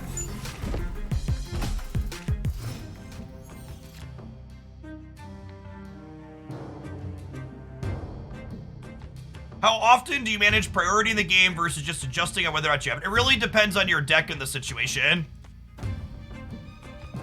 I'll push the button here. Hands real good. One of your old Magic viewers here. Feels weird to see you having fun. I guess it's cool. Have a great stream. Thanks for almost 3 years, Bib. What is the benefit of joining an esports org if you could just control when you run more ads? Well, once upon a time, you used to get a better contract through the esports org, but with Twitch adding their ads incentive program, that's really not the case anymore. So I actually don't, based on the contract that I was offered from the esports org, I actually don't think there is any monetary incentive or upside to sign with an esports org on Twitch in 2023. If you have an ad contract, it auto runs the ads every hour unless you press the button sooner. Yeah, so like I watch my thing and it tells me when an ad's gonna run automatically, and I can choose to run one before it run ones to push it out, which is why I say, okay, it's my top of the hour ad break. I'm gonna hit this now when I know I'm on a break in between games. I think I'm passing and just playing She-Hulk and just soaking the 2 sunspots.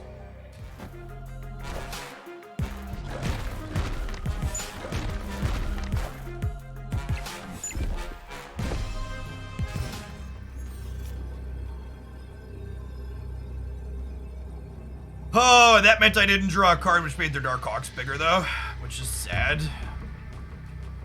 There's no way 32 wins here, right?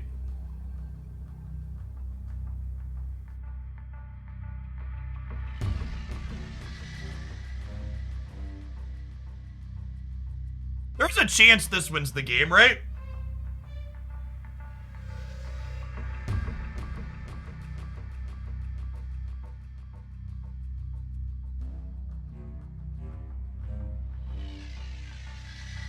Yeah, it's 37 with that. This might be crazy. Call me, baby. Am I supposed to do this? Yeah, they could have a Mystique. We definitely lose to Mystique. I'm probably supposed to leave, right?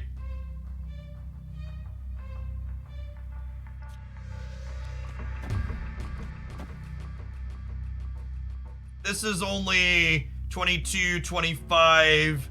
28, and then She-Hulk goes left and I win.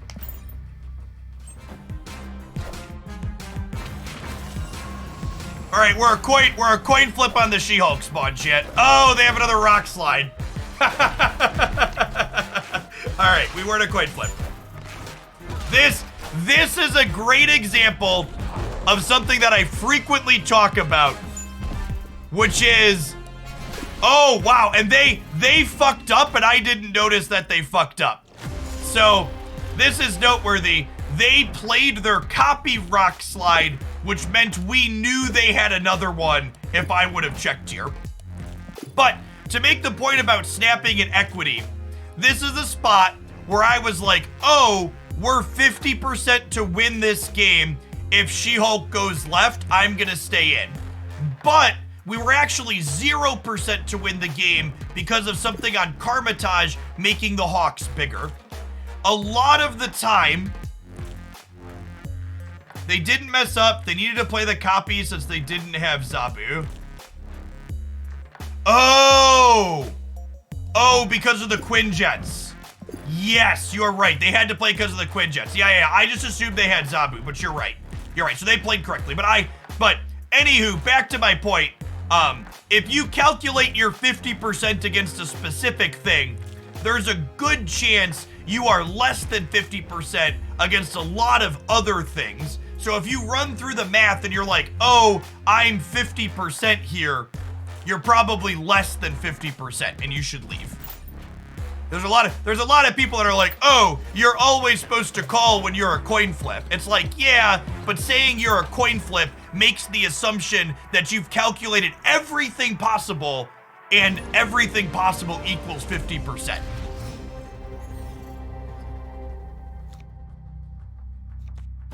People will tell you you should just always stay in when you count it to be 50% because they just don't like retreating. Is the TLDR.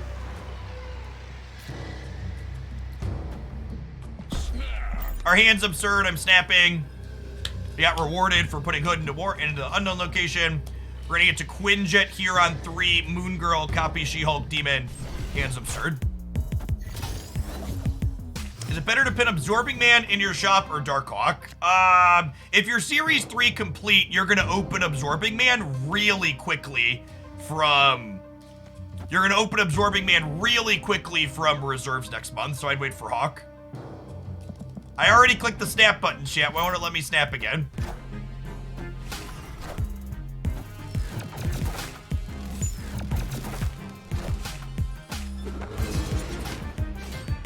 Well, okay, that's less than ideal. It is less than ideal that we gave the Lockjaw deck 2 free zeros. Oof. Oof.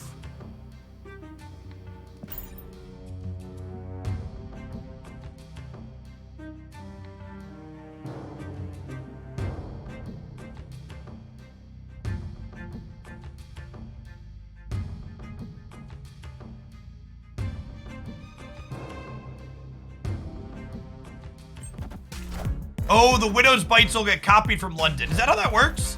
Actually, don't know offhand. It is how it works. Okay.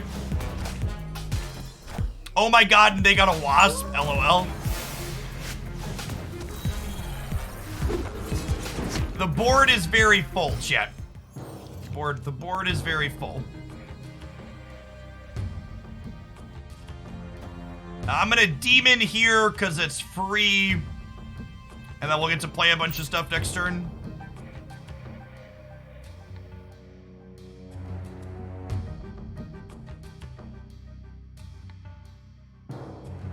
We're gonna take our top of the hour ad break after this game. Stand up, stretch the legs. I'm gonna run to the restroom. Thanks everybody for hanging out. We're gonna run for a little while longer. Probably 2 or 3 more hours at least. We're gonna play a different deck when we get back. I haven't decided what. I think I'm gonna play another Moon Girl deck. Because I want to be able to split her one more time when I get credits. She's just Viper everything. LOL. It could honestly be right to Viper this one here and gum them up.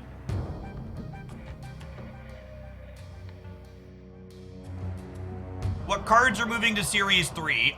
Luke Cage, She-Hulk, Titania, and... Titania and another. Absorbing Man.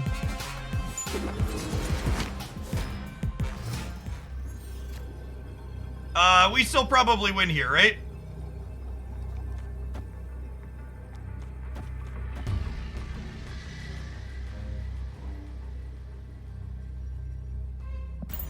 Nice leech.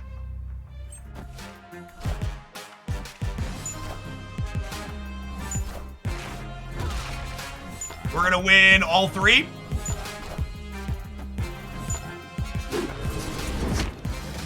Get out of here. Victory.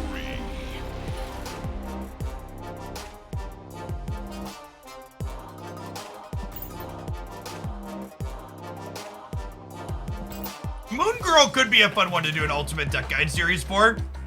I have to tuck that one away. All right, chat. I will see you in 60 seconds. I'm gonna run to the restroom. BRB, don't go anywhere.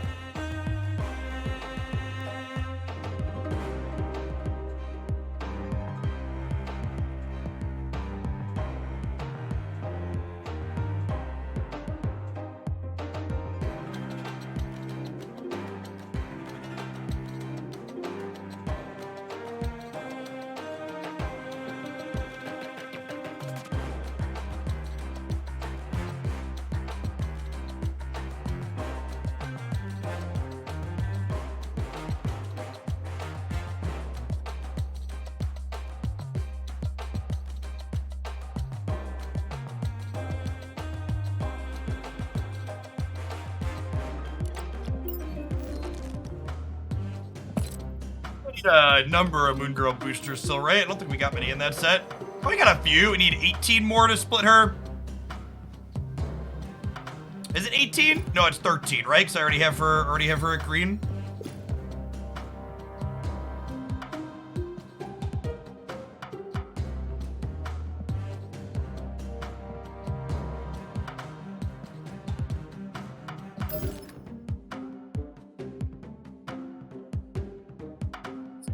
Let's do some of this.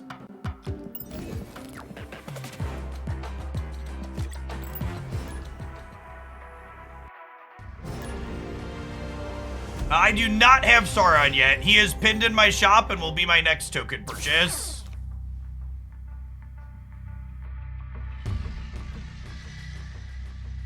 I decided I'm passing on Shadow King because he doesn't really go in. He doesn't really define any decks.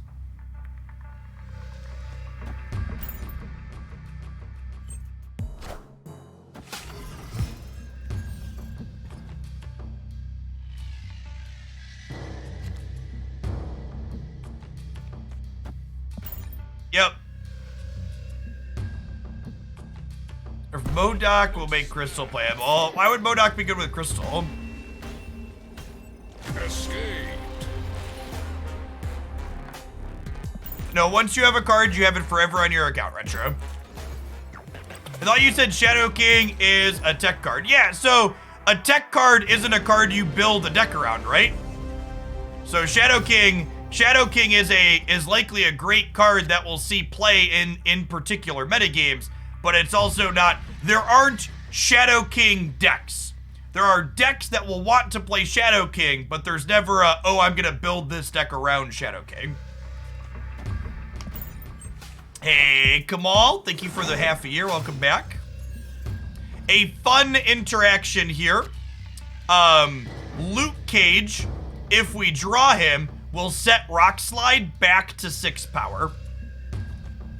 He will undo what Bast has done to shrink him. Shrink. Honey, I Shrunk the Bast. How does Shadow King work with ongoing? Well, we don't currently have an answer to that. But I would assume that it works similar to Valkyrie and that it doesn't mess with ongoing bonuses. I'm actually not playing Zabu here because I want to Rock Slide the Crimson Cosmos.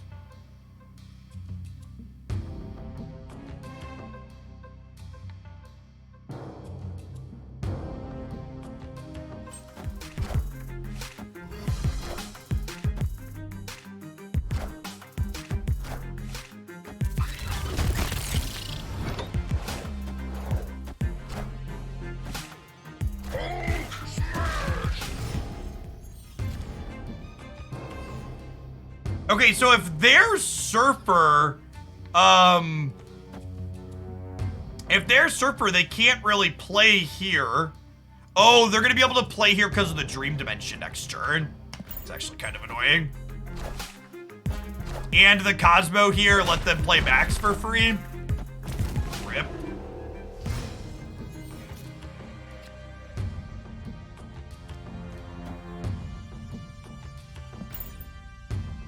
Hey, Running Riot. Thank you for the 2 months. Welcome back. And Hatch, thanks for the 3rd of the year. Unless Rock Slide stops them from drawing Surfer, we're probably dead here. I guess if we draw Dark Hawk next turn, we might be okay. So I have to go Cage, Hawk, Hazmat.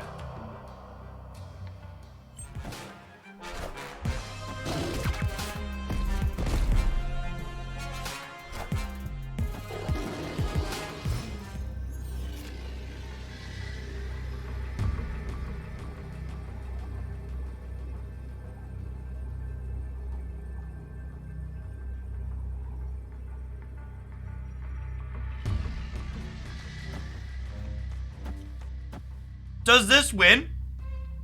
They're going to 15 here. And then we subtract 4, taking them to 11. She'll be 4, 5, 6, 7, 8.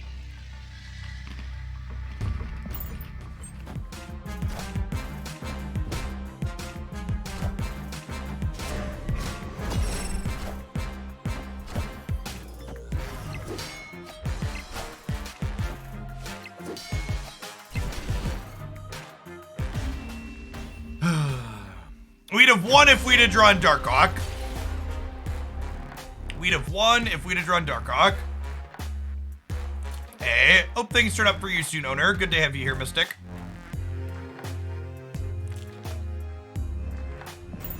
Yeah, there's a bunch of different Spider-Man absorbing decks on my YouTube channel.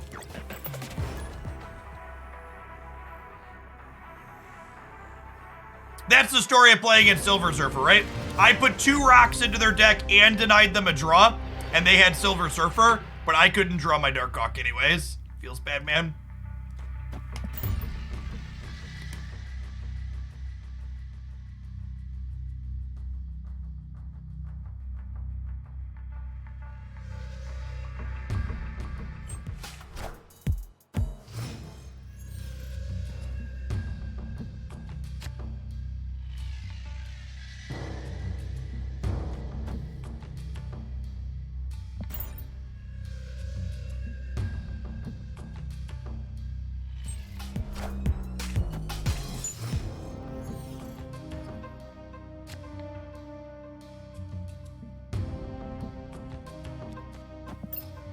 gonna play at least one card here, I assume.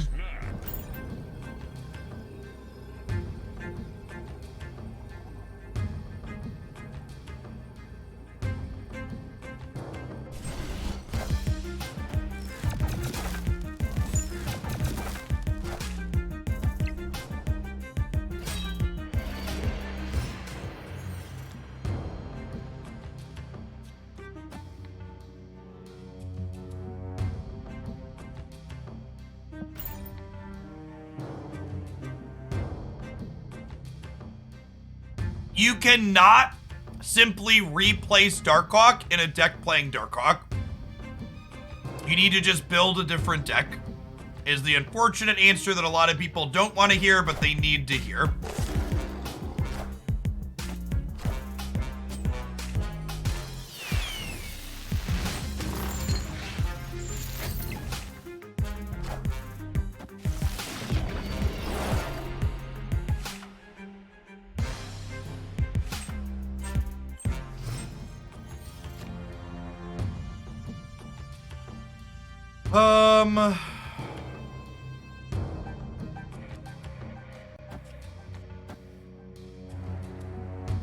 I think we do this, and then if we draw our Darkhawk next turn, we get to a Rock Slide, and then Hawk.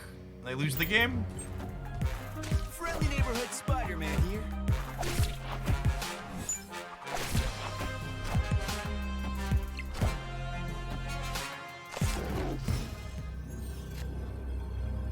Fine, we didn't draw Hawk anyways. Is there a particular reason for Widow over Course? Yeah, Widow puts an extra card into play for my opponent to make Hazmat better.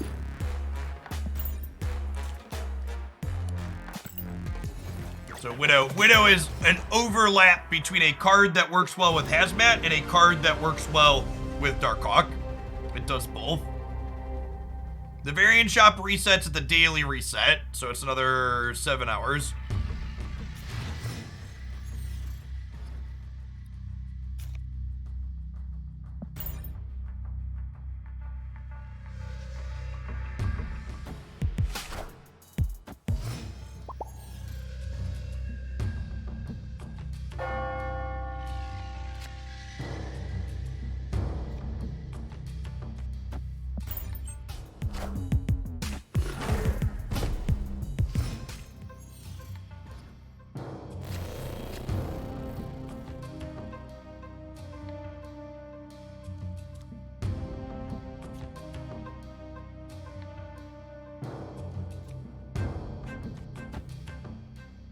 Hala's so annoying for us.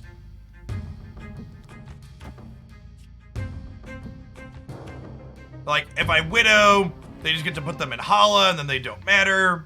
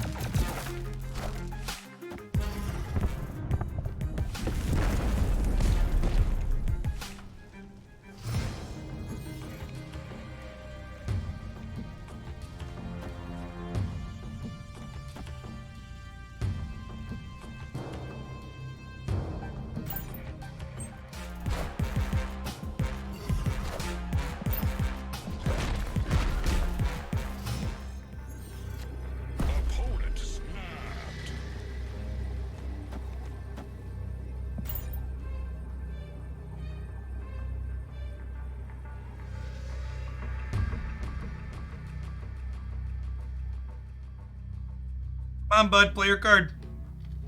You got me, you got me. You got Infinite somewhere? They passed on 5, right? They didn't play the Widow's Bites out, so we're getting Infinite somewhere.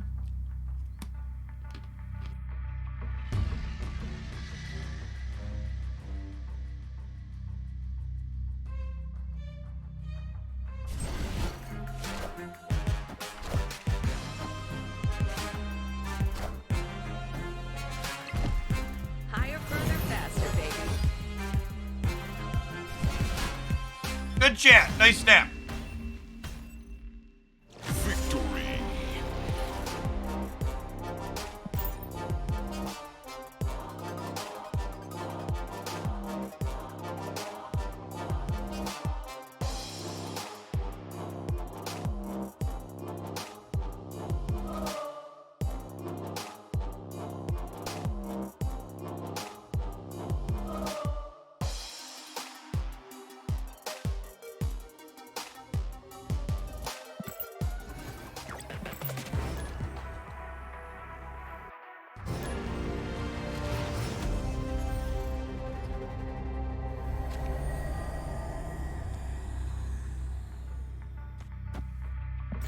That is a solid bast here. Gives us 8 stats. Lovely.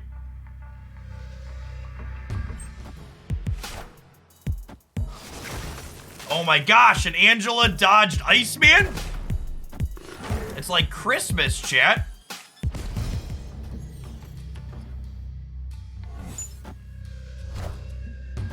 We didn't get Scar diffed either. Just a nice, even, and fair Scar. I don't even know what to do with my hands.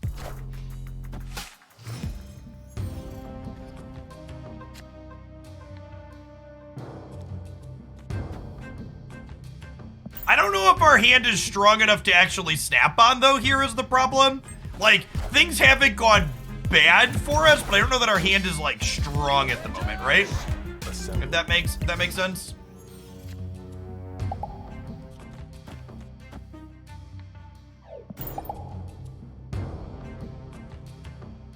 Cosmo into Captain America. The Iceman is throwing me. I would think that maybe they're on the... My headspace goes to they're playing like Destroyer stuff, but Iceman's just a generically good card, so they could be Destroyer.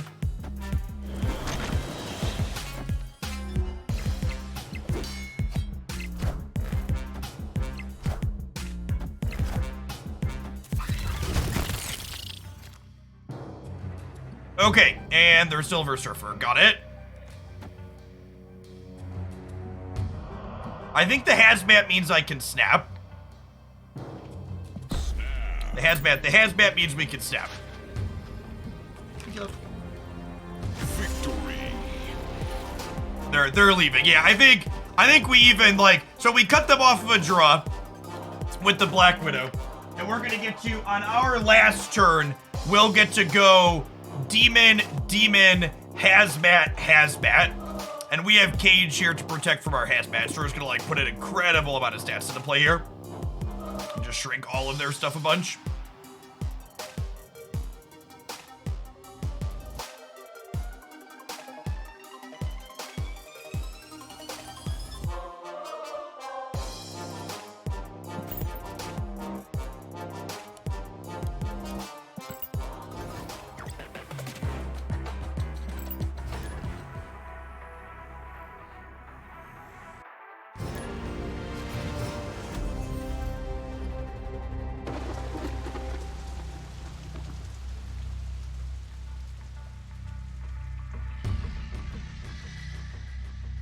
All right, chat. I'm gonna need to maybe we'll play some Agatha here in a second. Nah, I kind of like her rank. I'm gonna be kind of quiet for the next game or two while I eat some food. My wife has brought me cheese fries and plant-based hot dogs.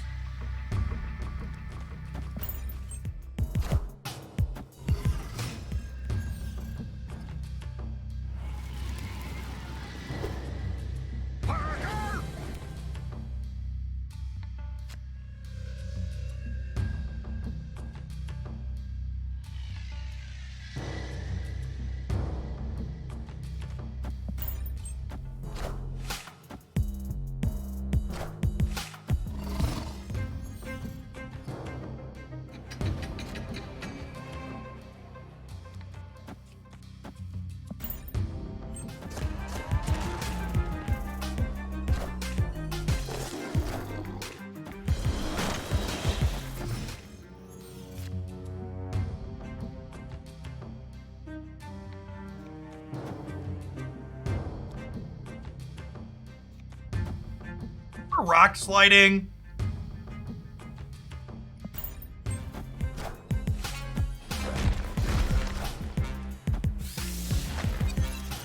They got our copy of they got our copy of their copy of Leader back. I think I need to play the Chavez this turn, so that way Grand Central can't put Bast into play. I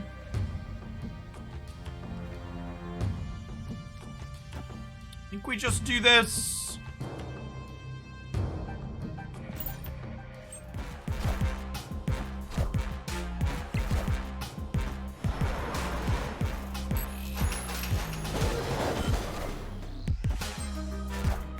Red.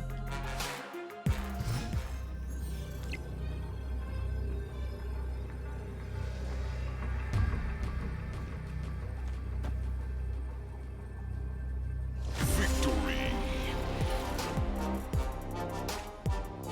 Someone said they wanted to see what the plant-based hot dog looks. It looks just like a regular hot dog chip.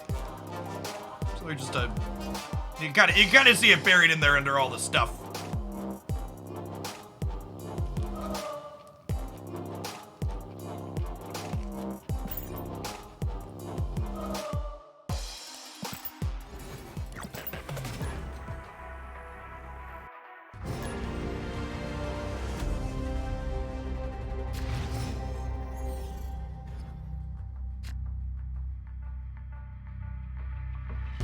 It is a well-dressed dog, chat. Listen, this stream isn't sponsored or endorsed by Portillo's, but Portillo's, if you're out there, it definitely could be. Let's talk.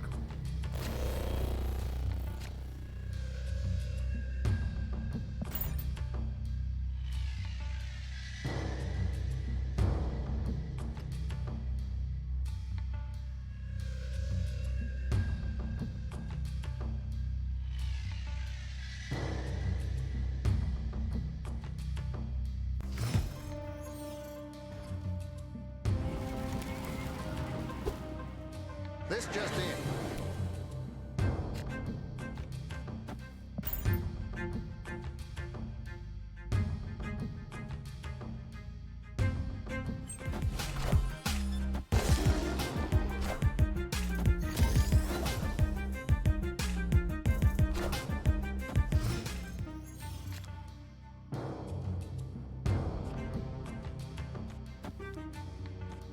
I think we do this. Although it's noteworthy if I do it like this, we miss on a draw, but they're probably gonna magic one of these, so I think that's fine.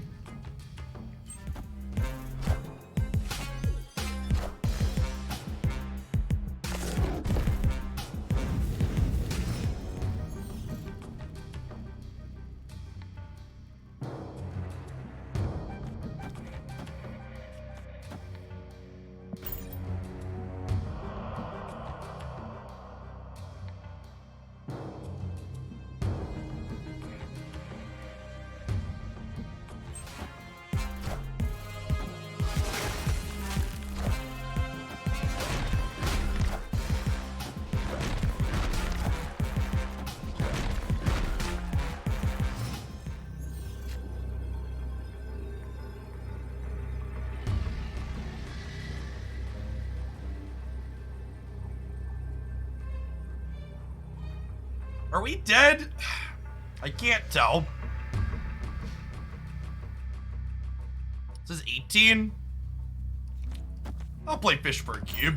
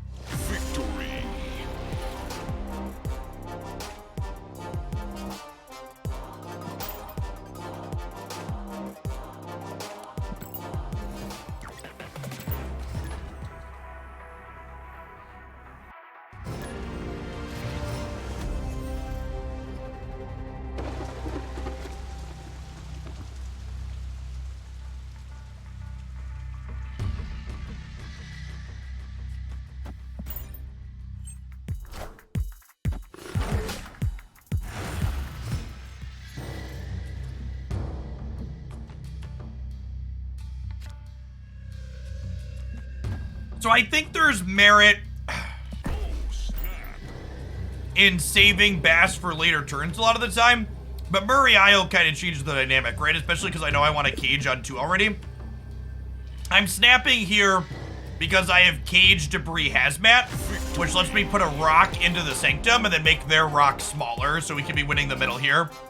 Yeah, so I'm snapping on turn 2 here because we have this.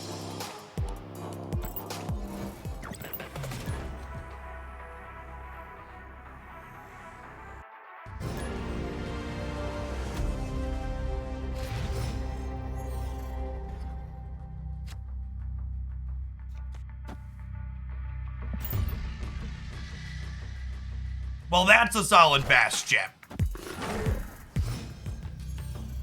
The old +5, +2, +1. Snap. Victory.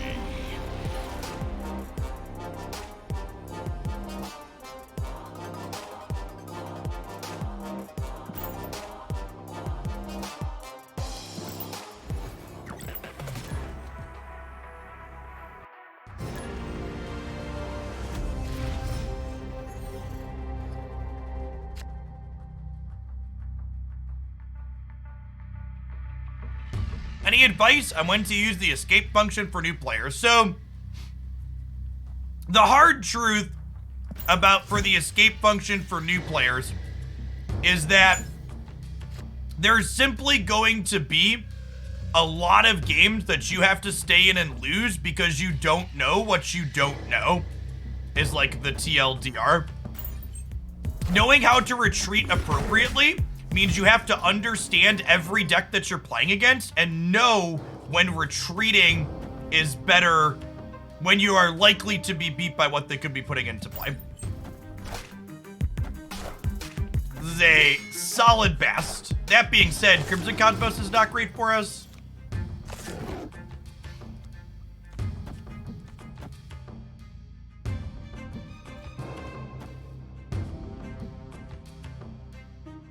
Am I okay not drawing any more cards? I think the answer is yes. I think the answer is yes. Actually, the Quinjet should go here because I'll be able to put Quinjet Demon over into Crimson Cosmos. Do I want to Black Widow middle? Yes, I think so. I think so. Honestly, I think our hand's good enough that I'm going to press the button here. Oh, snap.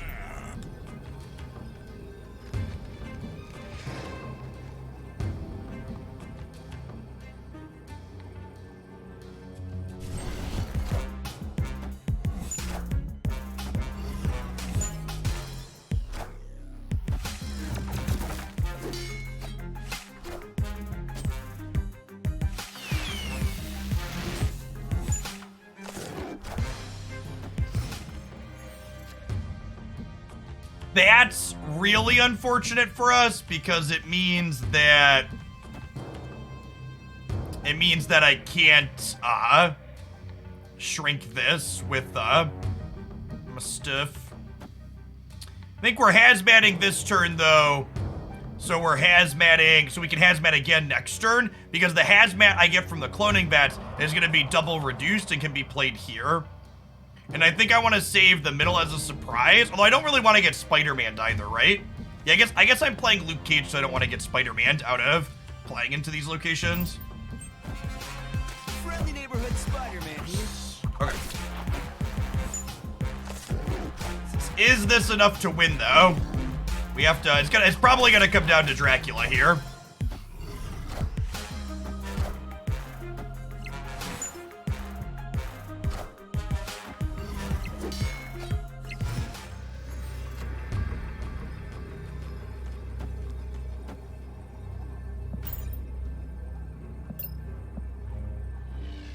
They don't have Infinite to bend to the Dracula, because the Infinite is here.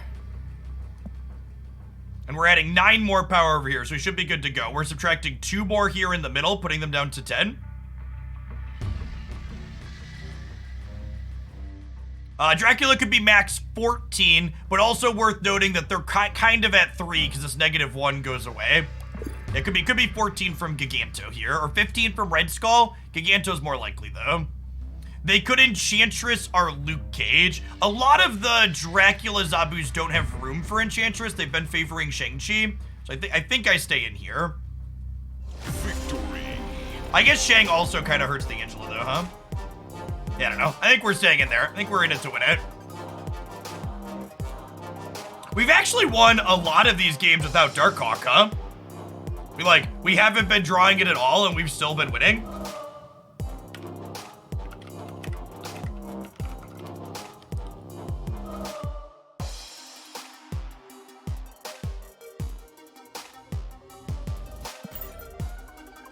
Bast went nuts that game, yeah. All right, and then chat, in true American fashion, I ate my first hot dog, but my wife has met me before, believe it or not, so she brought me 2 of them. So I'm gonna eat my second dog now.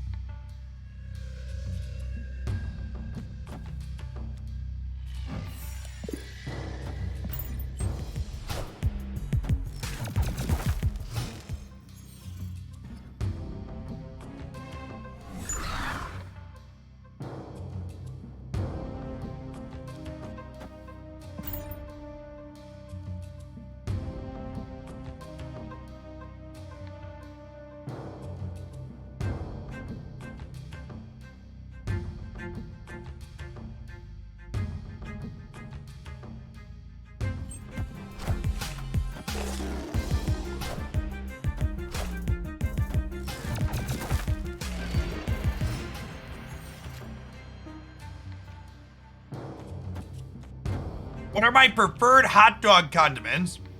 As someone who possesses an ounce of class, I am simply going to say not ketchup.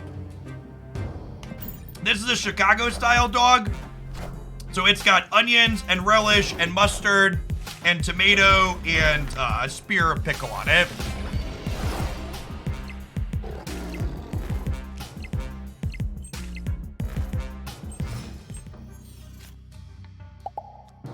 All right, so we go rock slide, and then we get to Bast to kick all of these up to base 3 power.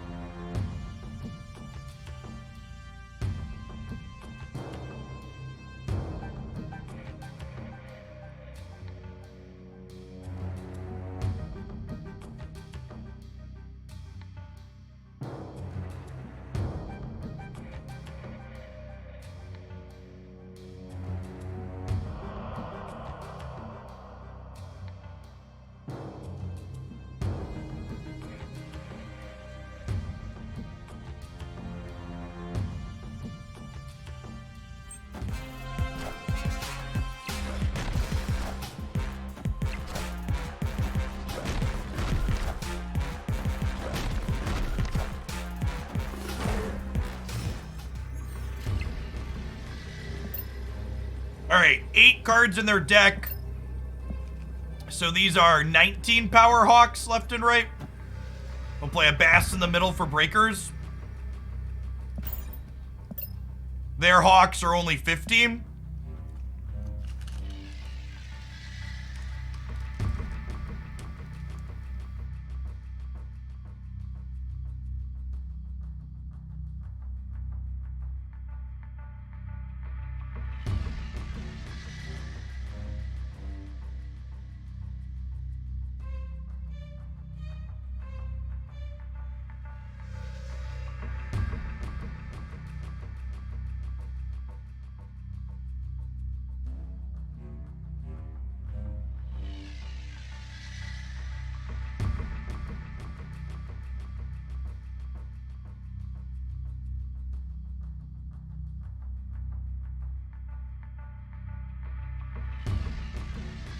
Yeah, maybe we're supposed to Hawk mid. Hawk mid is plus 18 for 21. I don't know. I don't want to lose something random like a Mr. Fantastic or something, right? I don't know. I guess we get got by Shang-Chi or Enchantress this way, but they could guess right for that either way, right?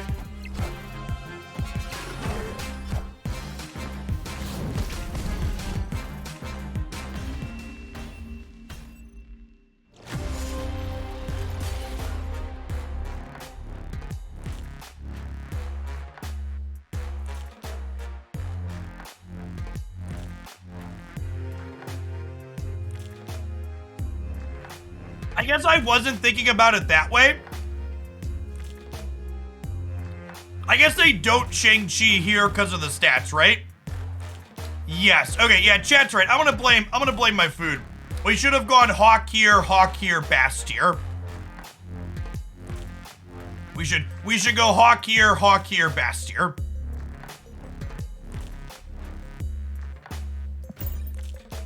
That covers most situations.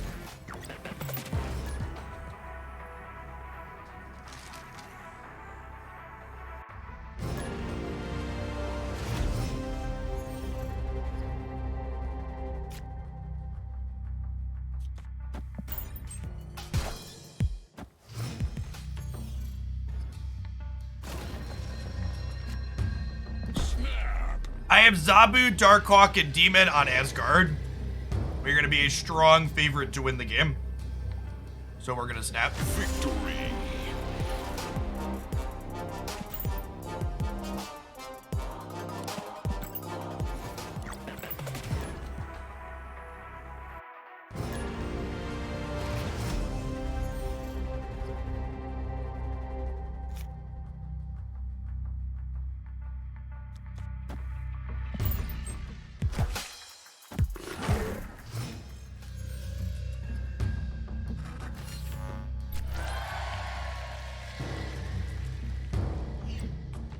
To snapping like normal. So we just like got up to rank 107 by accident over the course of this week, like not even trying.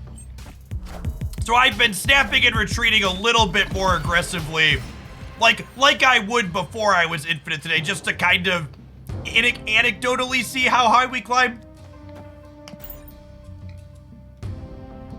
So I'm not worrying about it, but I'm also like making better choices for the most part than I normally do. Post infinite.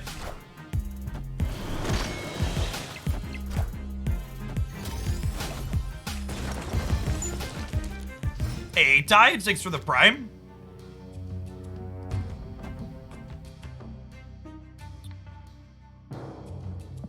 With the Zabu draw on the way the rest of this broke, this is definitely a snap angle, I think.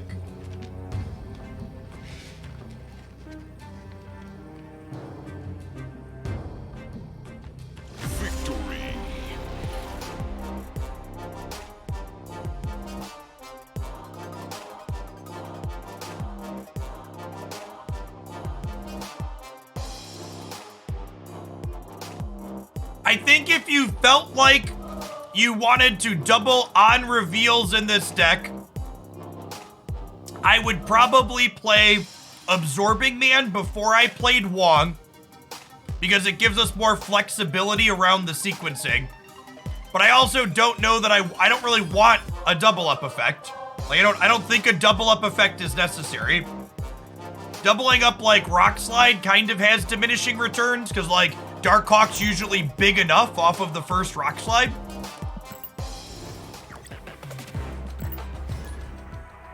So it's like, yeah, Wong lets us like do bigger, more things, but like, do I actually need to do bigger, more things here? I think the answer to that is probably no. Yeah, so people talking about being higher ranked, people that end up getting higher ranked are better players, assuredly, because like they played enough to break away from the MMR pack. But like also, once you break away from the mid pack of players in terms of where your MMR is, you largely just start playing the same small subset of human players and a lot of bots. So at that point, Like, once you're capable of, like, getting to, say, 200 or 300, and you, like, did that by, like, breaking away from the rest of the MMR, at that point afterwards, you're just kind of putting in time to farm stuff. Farm computers, for the most part. MMR stands for matchmaking rating. And that isn't, and I think it's important to clarify that I'm not saying that to belittle the accomplishments of the people that have done it, more so to try and explain the system to folks at home. Matchmaking in Marvel Snap has 3 components. It has your current ladder rank, it has an internal MMR, matchmaking rating, and it has your collection level. And it considers all 3 of those when it comes to figuring out who you're going to be playing against. And essentially what this means is not every player who's the same rank at Infinite or anywhere on the ladder plays into the same pool of people at that rank because of the internal MMR and how it works out. Smells like Surfer.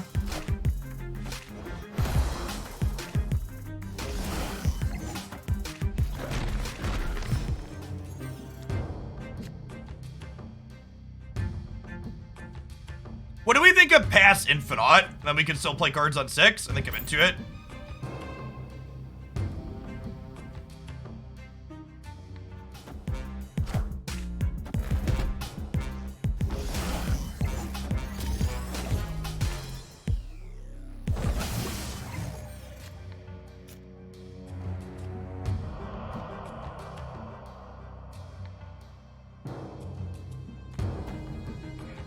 Am I supposed to play the Hood too? Yeah, I could probably play the Hood into the Infinite path, right?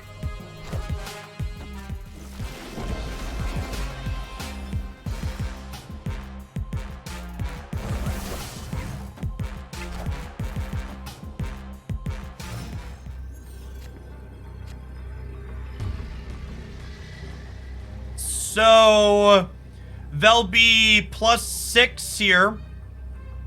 Going up to 20, possibly +12 if they have like a Wong or an Absorbing Man. What does this do over here? This is 4. This is 10. This is 14, so that puts me to 20. And then this puts them down 4. We could lose to Rogue. That's true.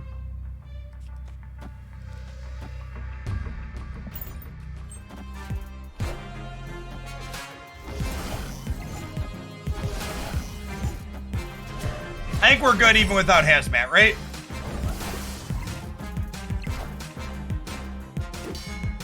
Yeah. Is it the Angela here?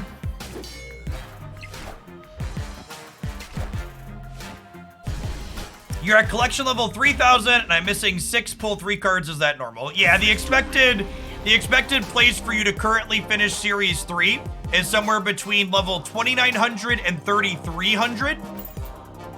And that number varies depending on how many collector's tokens and things how many season passes and collector token bundles you've purchased, and how you spent those tokens. It's also noteworthy that moving forward with cards downgrading every month, it's going to take an additional 200 levels or so per month that Marvel Snap exists to complete Series 3 moving forward. Why did I Hazmat the Cosmo links? They played Cosmo that turn, Digden.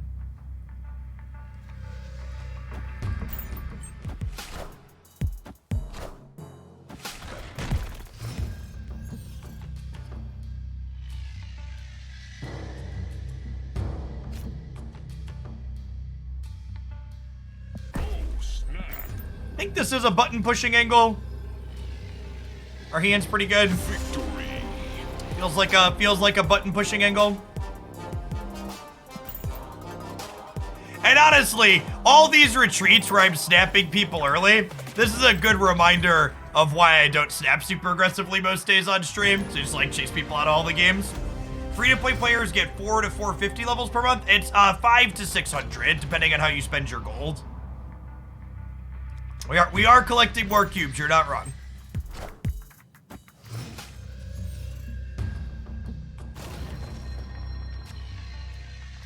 off to a little bit of a rocky start.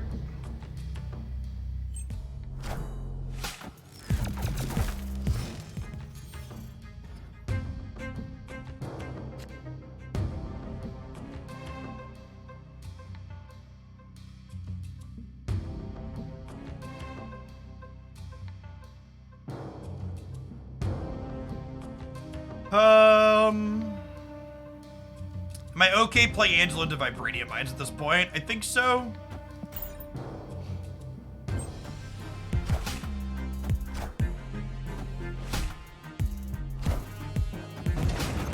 Okay, so they're a Surfer deck.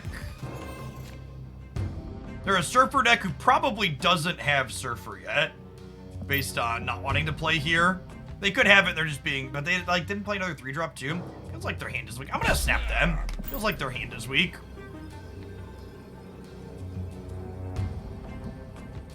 They played Mr. Fantastic instead of like playing Brood here.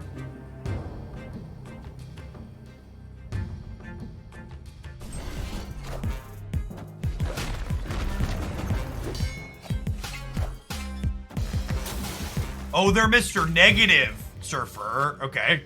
Well, that's even better for us.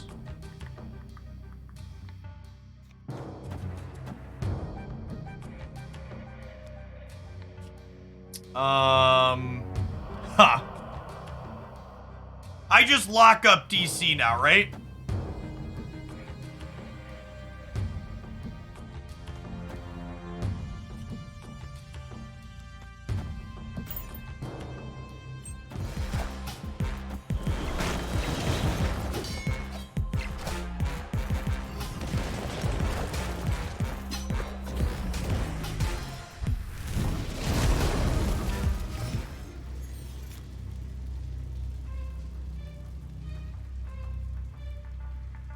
Magic is scary. I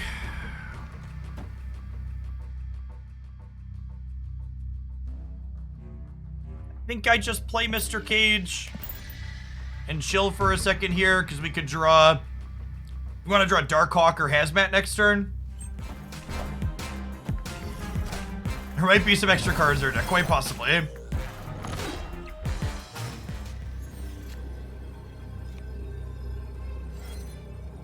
Is 19 enough to win here? Output range of negative is just so wide.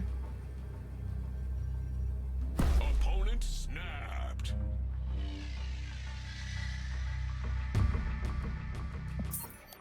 I think you're basically never supposed to stay in against negative with Magic. Yeah, it's like have their Iron Man and we die.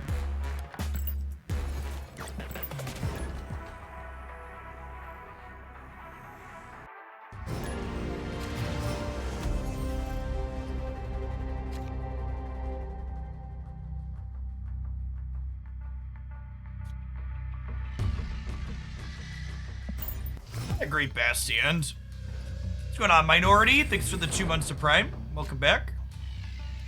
I think I'm just playing Hazmat into the Dark Dimension for now. I'll be happy to have that at the end of the game.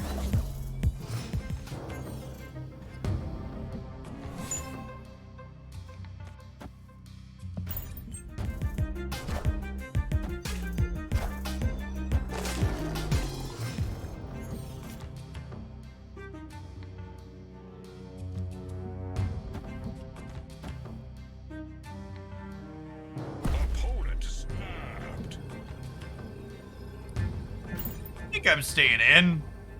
To Person, thank you for the brand new Prime. Welcome, welcome. Good afternoon.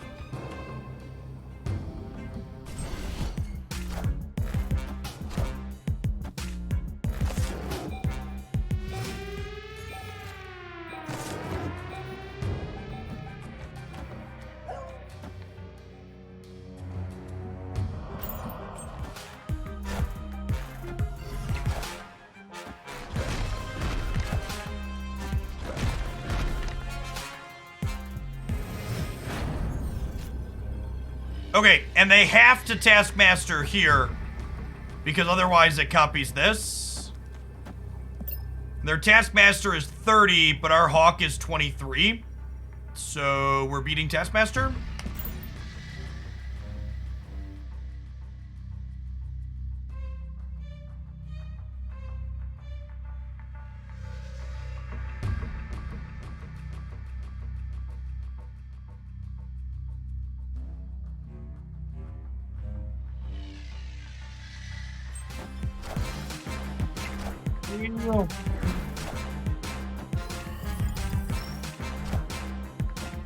Well, get juked.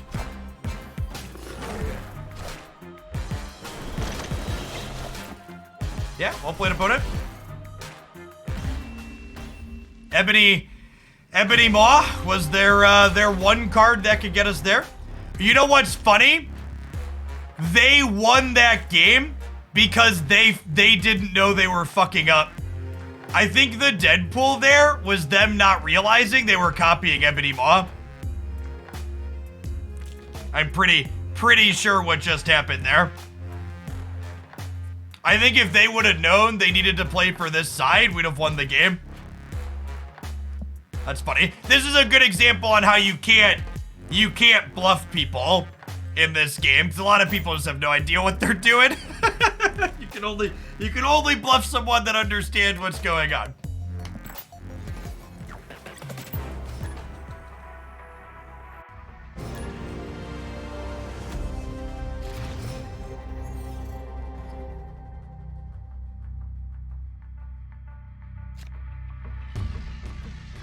And the person that asked how long does it take to get Series 3 complete, it's like it's like 6 before these downgrades. It's like 6-ish months with the current timelines.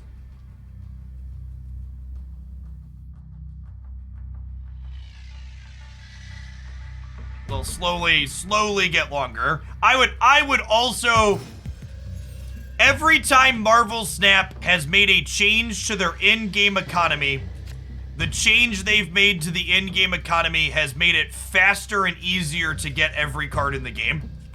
So I am fully expecting them to continue iterating on their economy and making changes.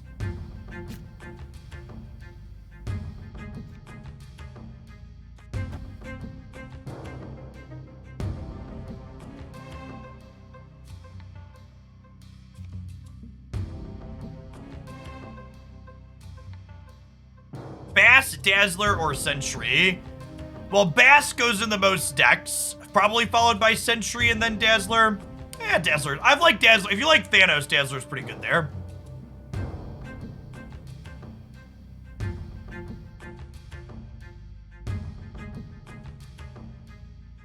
I think I actually just want a hood, because I think the plan here is Face the might of Asgard. Mjolnir. Face the might of Asgard. Mjolnir. Face the might of Asgard. Mjolnir.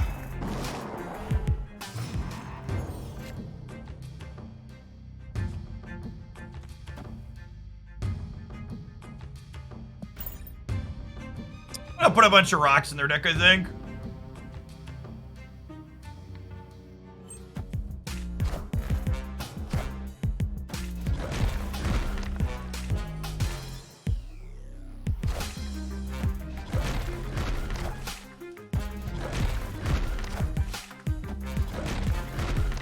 Clear for takeoff.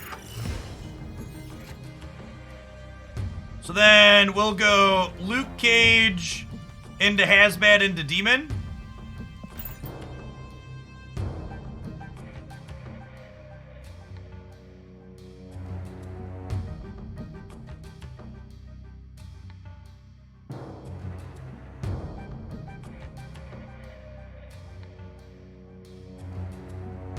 Then they're gonna get to shuffle around their Thors potentially here, which is scary. I don't know. I mean, if they drew a Mjolnir right away, which is a chance they did.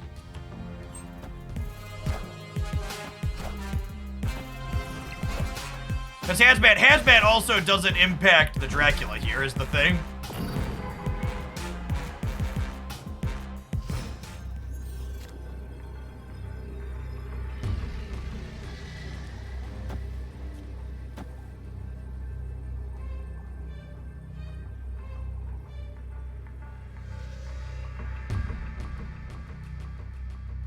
Yeah, I think I'm actually supposed to leave here statistically.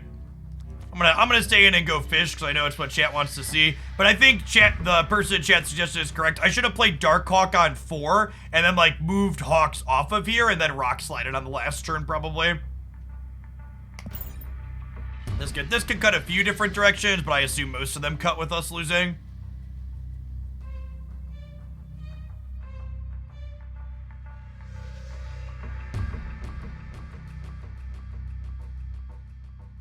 Oh yeah, pulling one more rock slide here, second here. I'm just gonna leave, they're taking too long. Escape. I messed up a couple of things here, and you want a free extra cube, you gotta play faster than that. So I'm gonna ask if you played a lot of the Bast Cerebro 3 deck. Not a ton. Played it for a couple hours the other day. There'll be a highlight with that one up on Monday, I think. What does my schedule look like? Yeah, Monday will be a Bast Cerebro 3 highlight on the Hoaglandia Snap channel.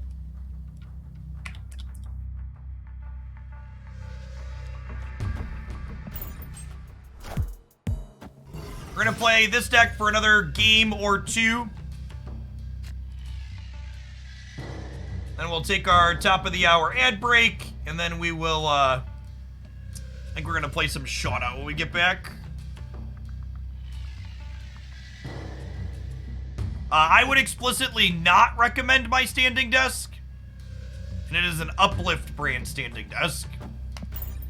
If you pay careful attention, half of the time when I move my desk up or down, I have to press the button multiple times or fight with it, and it kind of jerks itself around. Electronics in it are real annoying. They're like, just obnoxious enough for me to be annoyed by it, but not obnoxious enough for me to spend money replacing it. Face the might of Asgard. Mjolnir.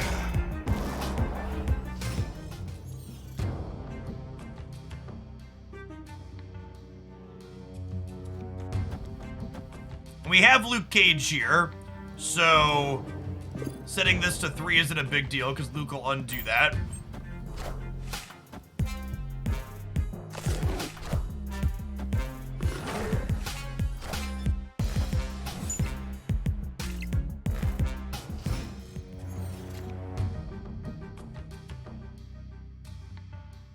You have an updated version of Lockjaw Thor. There's no updates to make to that deck. It's still fine exactly how it is the last time I played it.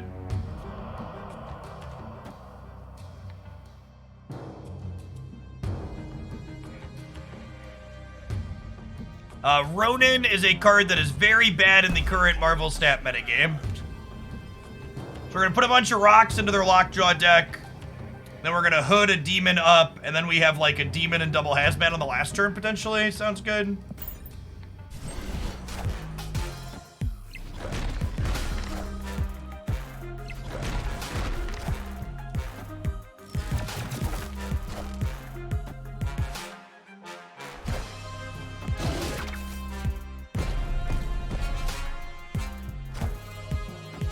All right, well that gives me space on the board I didn't have a second ago. Gets rid of a little bit of power, but it's like not a big deal.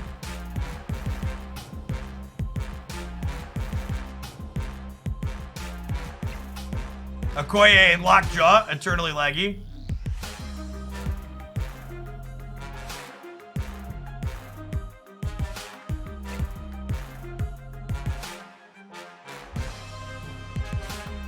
Master Mold, if it releases as it is, could make Ronin reasonable, yeah.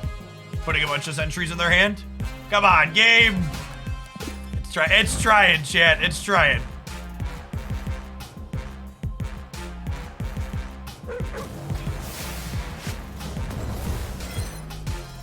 We put 4 rocks into their deck, and they lockjawed into Sarah. Oh, feels card games, man. All right, so...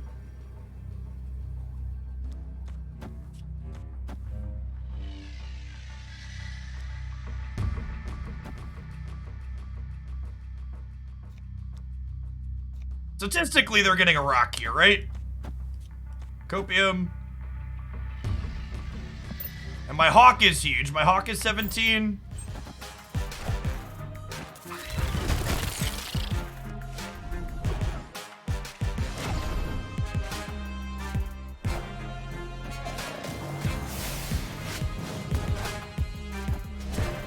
Oh, did we do it? I think we did it, chat. We actually won all 3 paths. I clenched when the gambit flipped up, chat. It's As long as the cage didn't die, we were good there.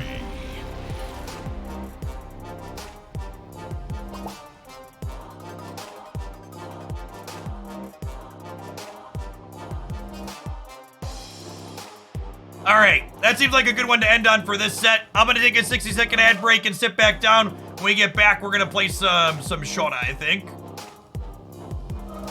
I'll play with her some more.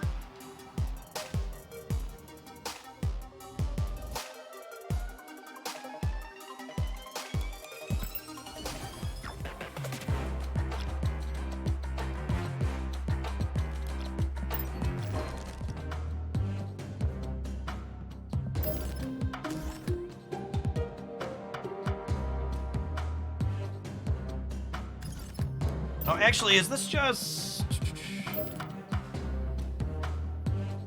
Yeah, I think I was happy with this one, right? Yeah, I'll play a little bit more of this one. I think this has been my favorite Shauna deck so far. Playing a lot of good stuff.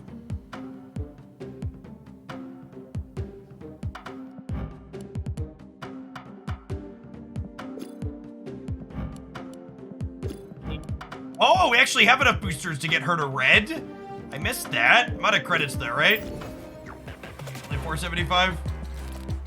You know what cards are coming out during MODOK season? Yeah, that's a good question. So, if you click unowned in here, chat, and we sort by recent reverse, this is MODOK. This is Ghost. This is Sentry. This is Nimrod. This is Shadow King. This is Kang. This is Living Tribunal. So Shadow King is the last card of this month. This is the season pass card. Sentry's Living Tribunal, sorry. Stature. Oh, did I say Sentry? This is Stature. Stature. Yeah, Stature.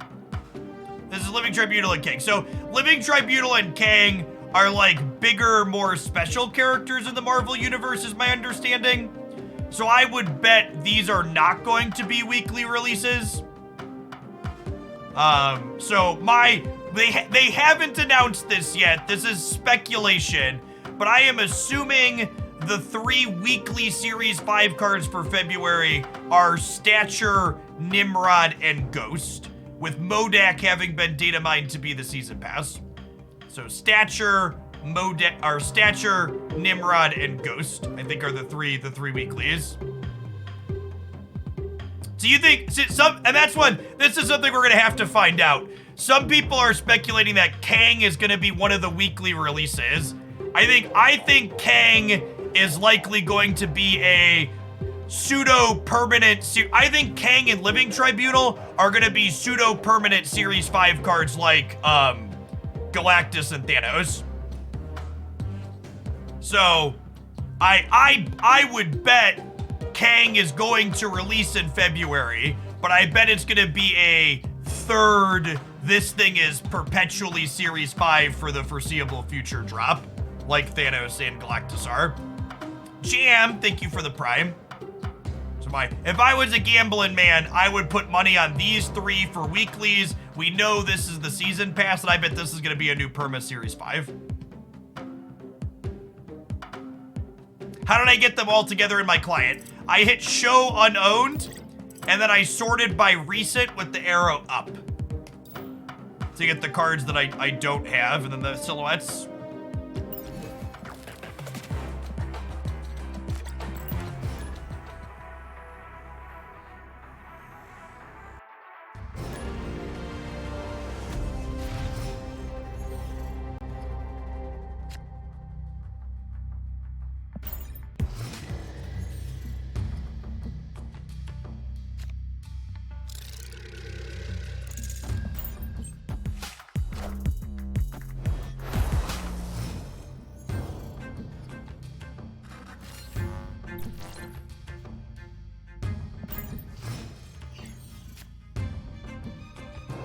Right on time, Armor. Welcome to the party.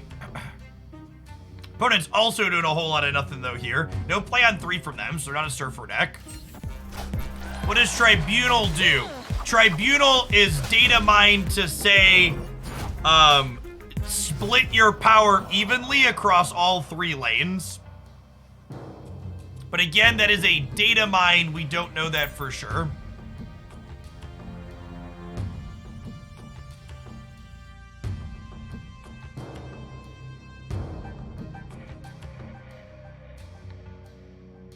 Hey, Jam, thank you for the follow and the sub. Appreciate the support.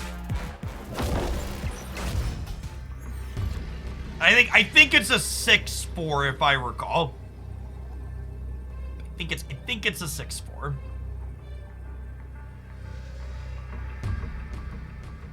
Oh, you know what? I probably should have absorbing man Shauna. I was talking and clicking.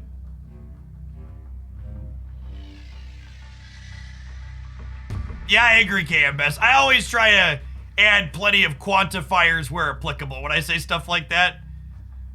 There's lots of maybes and whatnots, and who knows? Victory.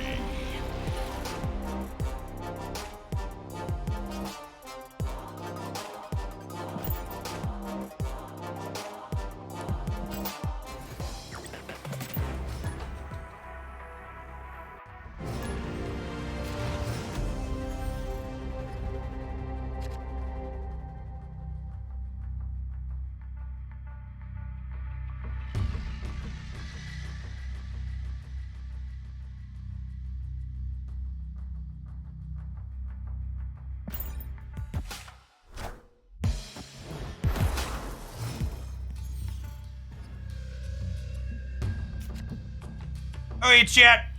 I don't know if this play is good, but it's funny, so I'm going to make it. We're gonna storm Clintar, and then we're gonna absorbing man storm the Baxter building.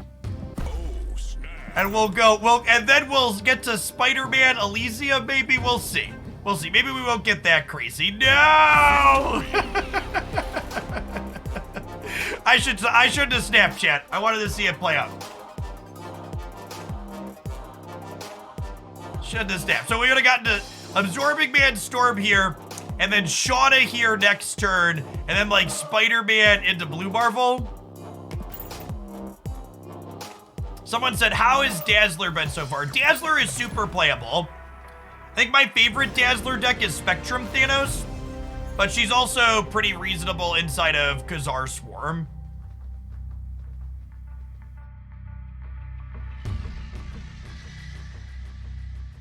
Searching for cards to add to a deck used to let you keep the previously searched cards the results if you continue to search, but it doesn't work anymore. No, they changed that in a patch, and I agree it's way worse than it was before. Hopefully they had a toggle for that.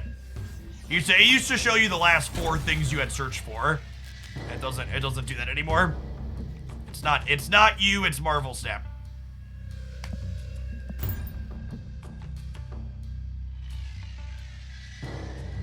Hopefully they had a toggle or put it back, because I liked it the old way. The old way made it faster to look for cards in decks.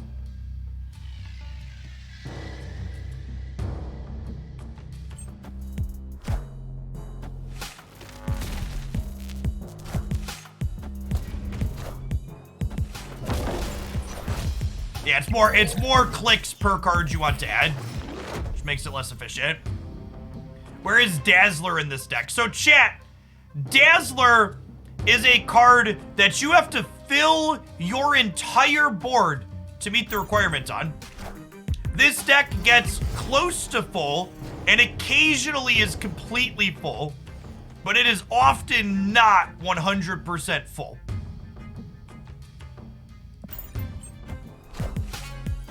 Wind, aid my hand.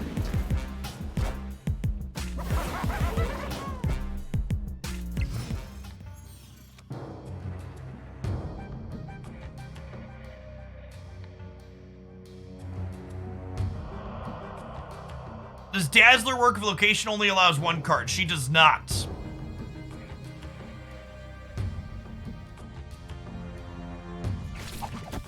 Are you about to get Galactus, chat?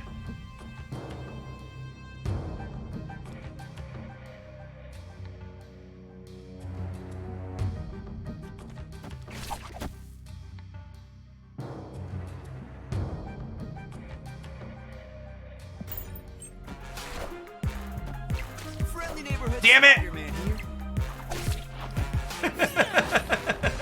We gambled and lost, chat. We gambled and lost. All right.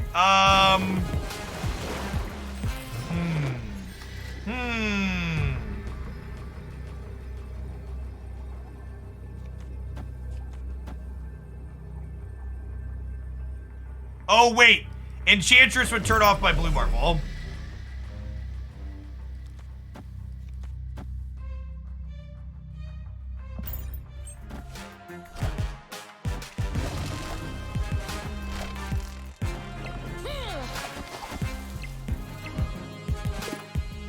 What the fuck is their deck, chat? They have Magneto. They're playing Titania in their Electro deck? Like, Destroyer and more 6-drops makes sense. Electro Titania is a interesting deck building decision. Maybe they have more ways than just Destroyer. Maybe they have more ways than just Destroyer to take Electro off the board.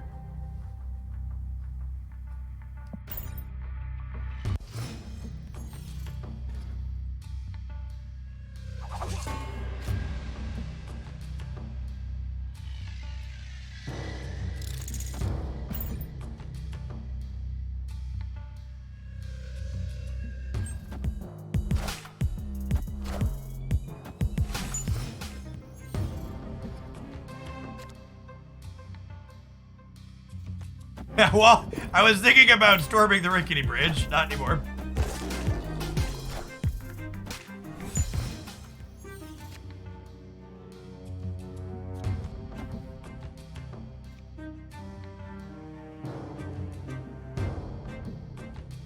Well, actually, do we want to?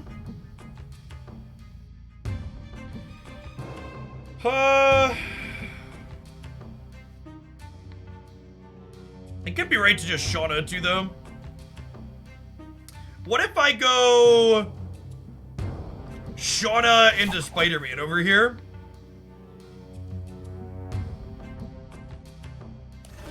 Sorry, let's do that the other way. Let's Spider-Man in case this hits 0. I don't think I want to fill the center. Friendly neighborhood Spider-Man here.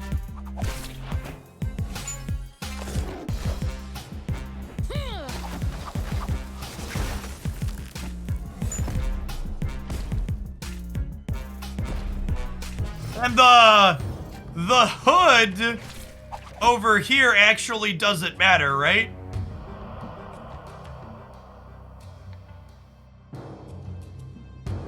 Because we'll be 5 there. Oh, and we're getting the Ant-Man bonus. Do I want to show them I have armor this turn? Probably not.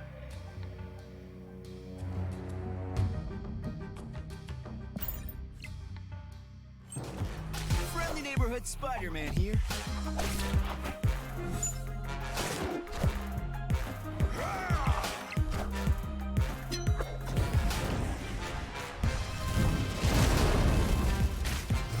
And we're dead. What is this deck? Mojo, Angela. Oh, they're negative. Got it. Okay, they're Mr. Negative. I understand. I understand. Oh, I could just storm Limbo because we're toxic, baby. All right. Do our best Britney impersonation.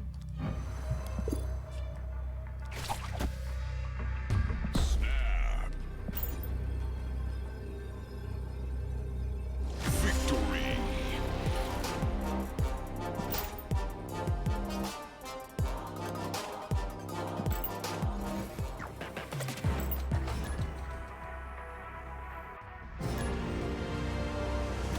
Is Negative a reliable deck to climb with? I think Negative is a great choice to climb with, but you need to understand you're going to retreat a lot of 1-cube games. Negative. Mr. Negative is a deck that will have a decent cube rate, but it will have a less than 50% win rate if you are playing it appropriately. And to a lot of people, that feels bad, and they don't like the experience.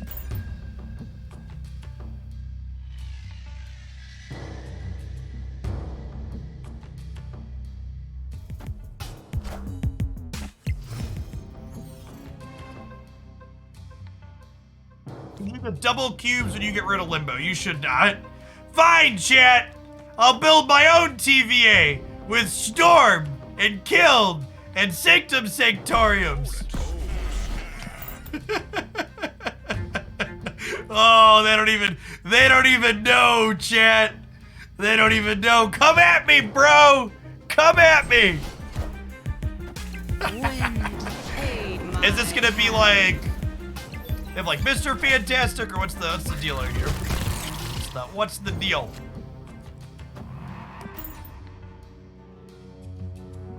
Build the TVA. If you build it, the TVA will come. They have a negative list. Yeah, Mr. Negative is one of the cards I put together an ultimate deck guide for. Be sure to check that out here. Worst game of all time, or how about best game of all time? We're getting Hood on the right. Don't you put that mojo into the air. RG, why you gotta be like that? You're getting Hood on the right.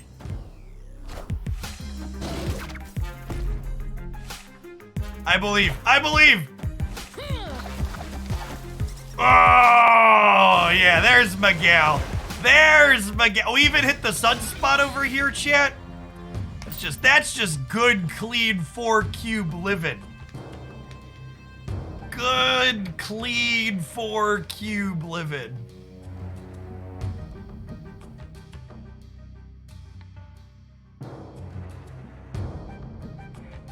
Victory.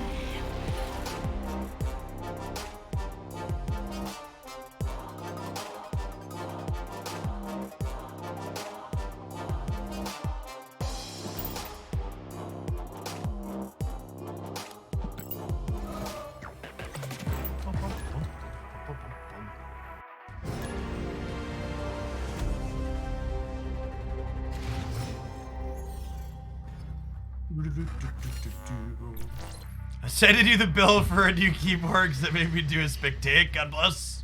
Oh, snap. Zabu. Victory.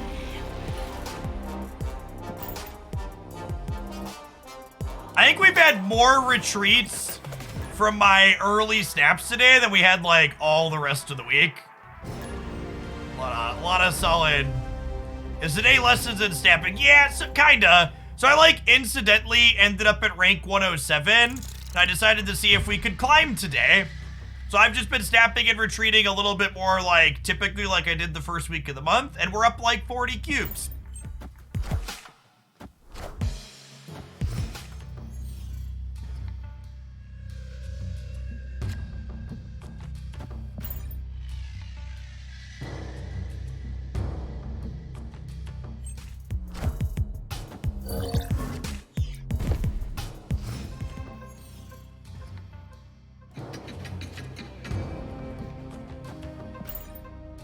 Well, Storm, Grand Central, and then Shauna Asgard next turn, most likely. You telling me that good process leads to good results? Yes. I'm saying when I snap and retreat appropriately, I don't perpetually stay at the rank 100 floor. It's weird. Weird how that works. Wind aid my hand.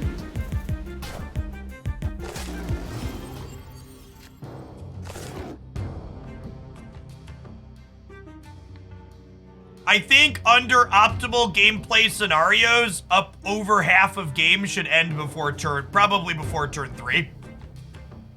Between people snapping and retreating. I don't know if that's good or bad or fun or not, but I think that's probably where things end up at. Look at this shit. Can y'all appreciate my professionalism here?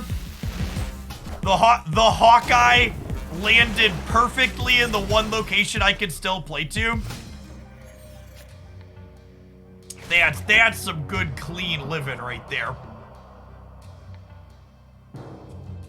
Skillful.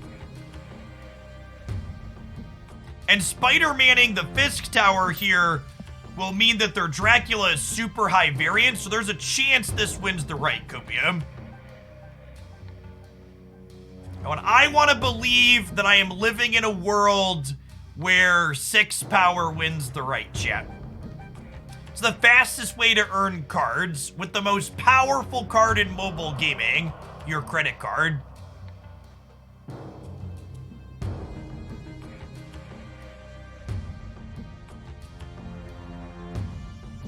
I thought Dracula had 20 power. My opponent's Draculas typically have 20 power, yes.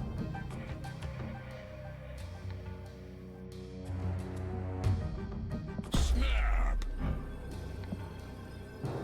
I'm gonna push the button. I believe in our 6 stats enough to push the button, chat.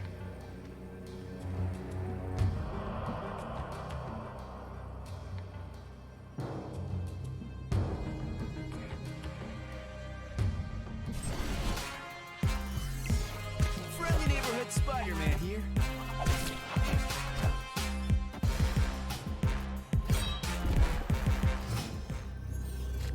Okay, so there's a lot of other cards that beat 6 power here, but you know, maybe.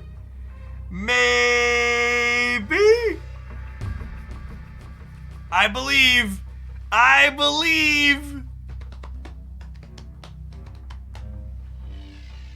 Hell is about to happen, yeah, probably. They have their entire deck, right? Because of Asgard? If they're a Hela deck, they have her.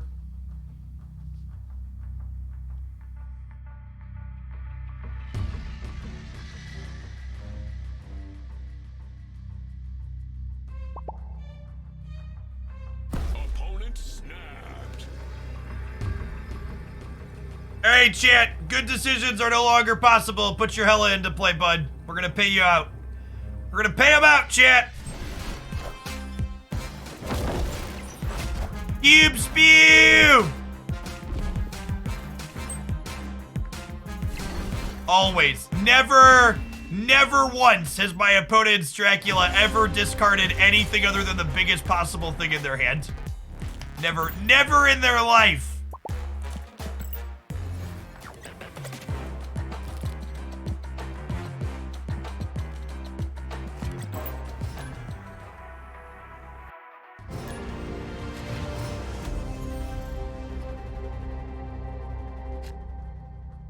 You up with Dazzler, immediately get the Space Throne. Good beats. Thoughts on snapping with a good hand versus snapping right before you reveal your good hand. So it depends on how much of your deck is going to be visible. Snap. Is the question. Because like, if you're gonna reveal what deck you are before you snap. Victory. Okay, and I snapped here because we're gonna debris the right and put a rock into here, and then Blue Marvel wins here for us. So we were snapping because of debris there.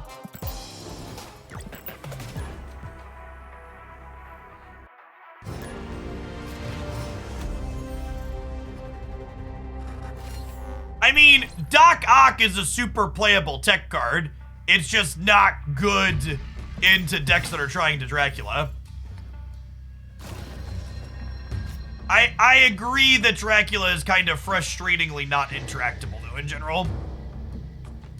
It's an interesting conundrum. We want a Maria Hill on 2 so we can armor plus whatever Maria gives us on 3.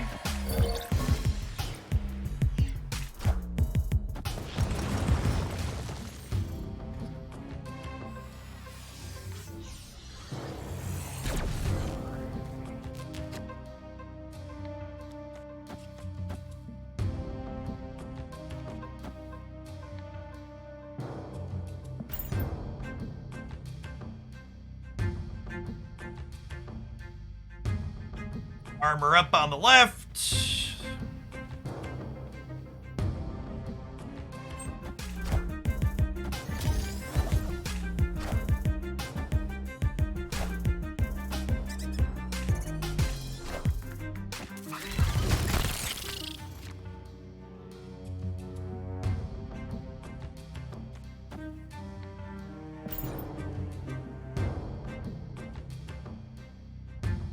Animated Dazzler is a good-looking card.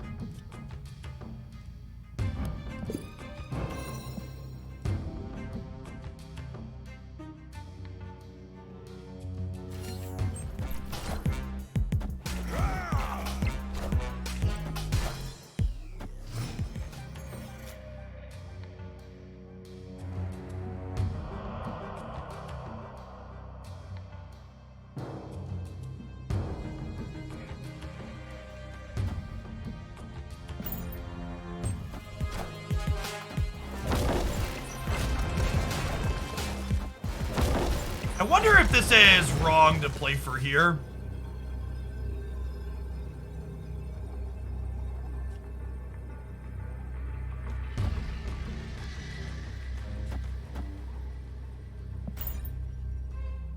This is good. This plays for all the locations. See if they like Patriot plus Mystique. They don't have that many stats to other places, right?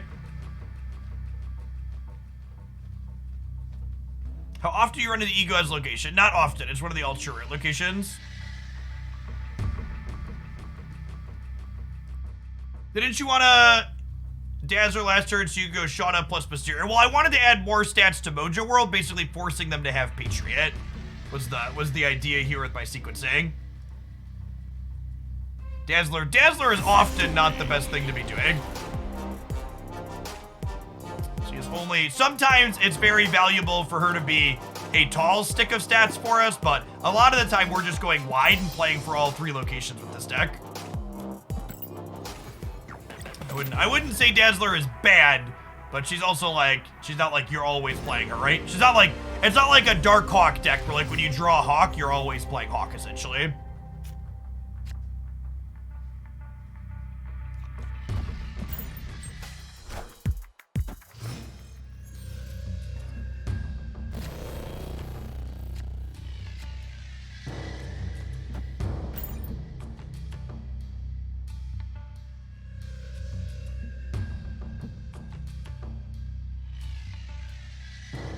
Hey, Esquilo, thank you for re-upping that Prime for the 2nd month. Welcome back.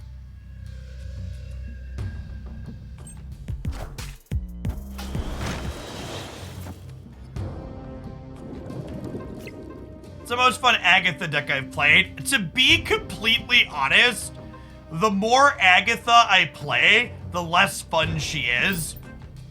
Agatha suffers from location variance more than probably any other card in the game. She's pretty frustrating and dry because of that.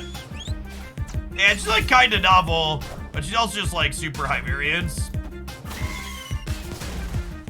So she's the whoopee cushion of Marvel Snap. That's such a great way to put it. Killmonger is not real and cannot hurt me. Killmonger is not real and cannot hurt me. Killmonger is not real and cannot hurt me.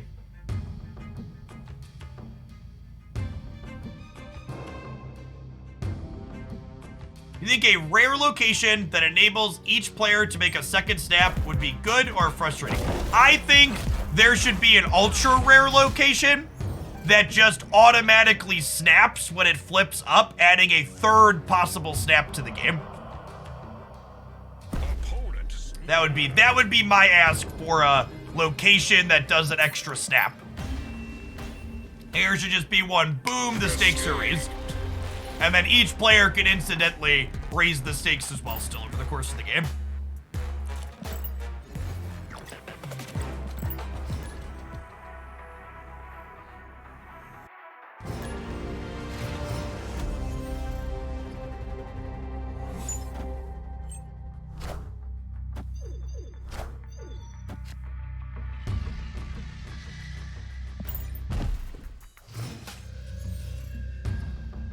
Call it Vegas night. Yeah, something. I think that'd be fun.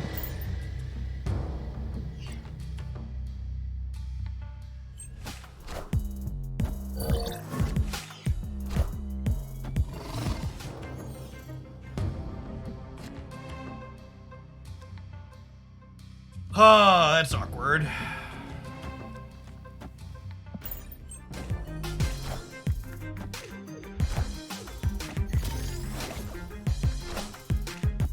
Do I have a favorite Galactus deck that doesn't have Null in it? I don't have a favorite Galactus deck, period. Galactus is a toxic piece of shit. And I hate him, chat. I hate him!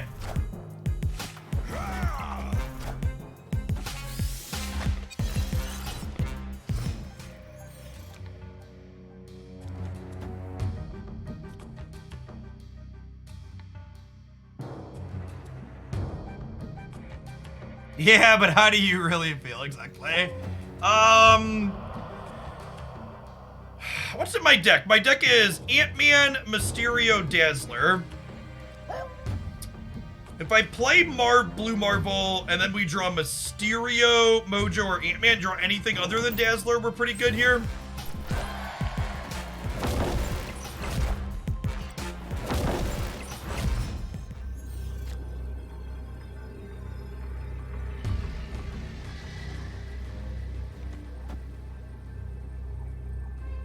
Do I hate Galactus more than Leader? Yeah, honestly, the more I play, the more I hate it more than Leader. Yeah. Like optimize Galactus is so.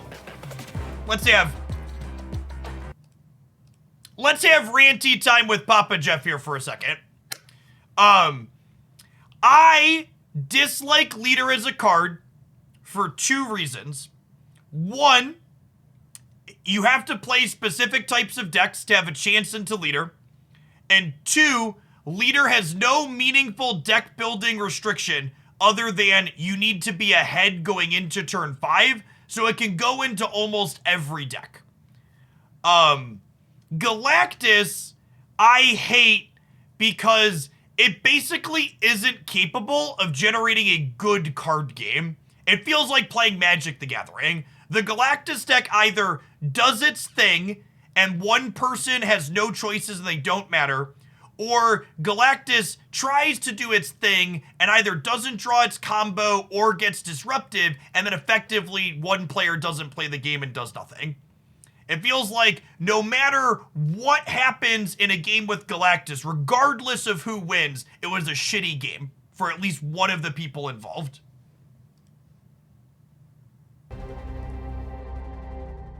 This has been my couple minutes of ranty time. So I dislike them both, but I dislike them for very different reasons.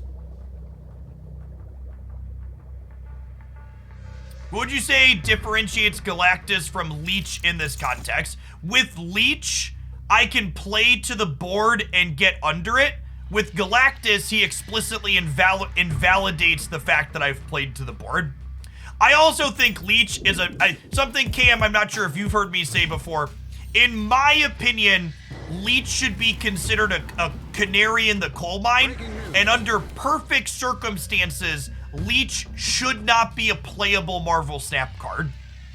In my opinion, if Leech is a commonly played metagame card, it probably means something is out of balance and needs to change. I think Leech should be a safety valve, and when the safety valve gets blown open and Leech starts seeing a bunch of play, something is fucked and needs to change. That's where I'm at with Leech.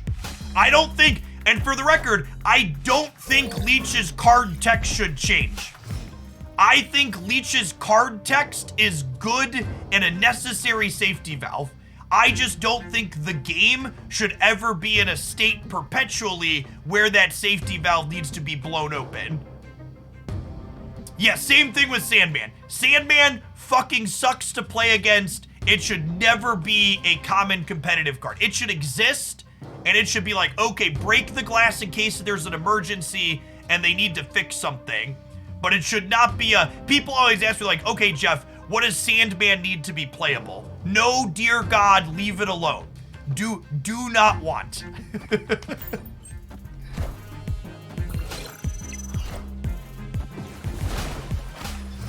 Do not make this shit good. Please get rid of it. All right, so they waved, they sunspotted, they have Shang-Chi in their hand. They're Galactus, right? So I'm gonna snap them before debris flips up.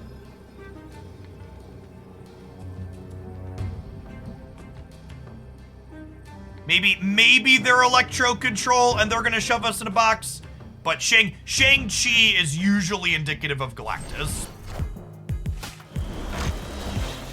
Yay! We managed to stop Galactus. Are we having fun now, friends? We stopped the Galactus.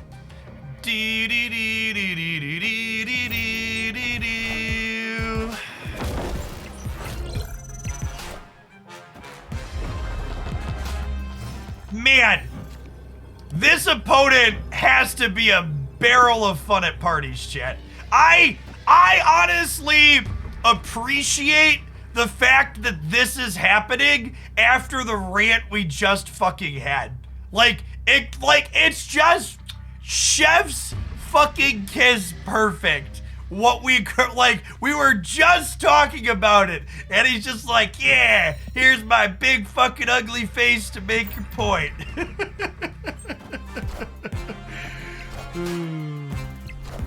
Are you about to die to Killmonger? Don't do it. Not a Killmonger. Got it. Good chat.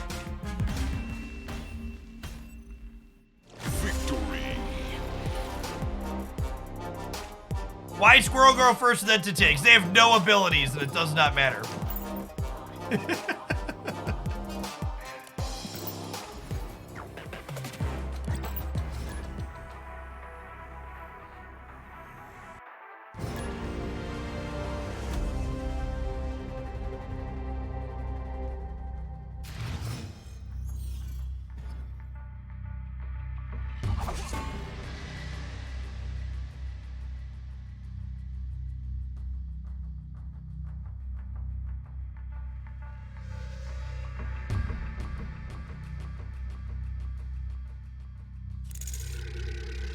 This is the same opponent. Well, good thing I skillfully drew debris, chat.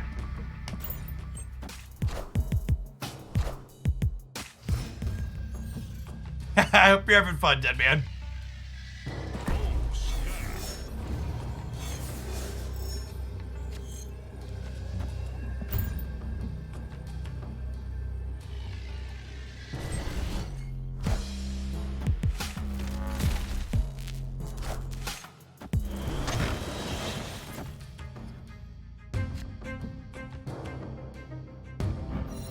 Okay, and then we're gonna Cosmo the Super Flow just in case they want to Killmonger, because they can't Galactus here. Some of these decks play Killmonger. Hey, Flash, thanks for the over 4 years. Welcome back. See, just what an interesting game of Marvel Snap. What an interesting, fun game of Marvel Snap. Are you not entertained?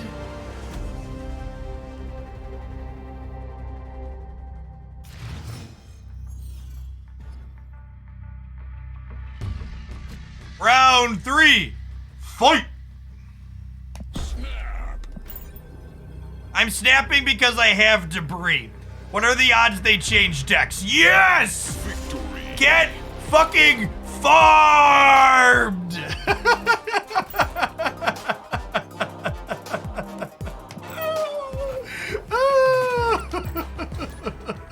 Also, on the list of things that need to be changed, chat, can we please, for the love of God, fix the repairings, chat? Can we please fix the repairings? Firestorm, thank you for the 2 months.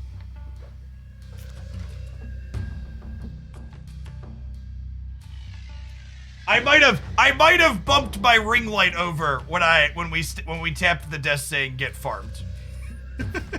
Whoopsie poopsie.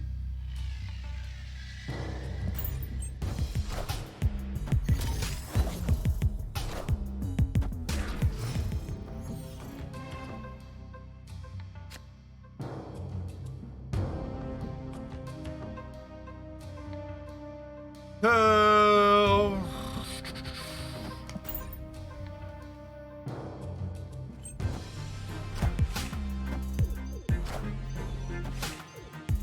Time's up.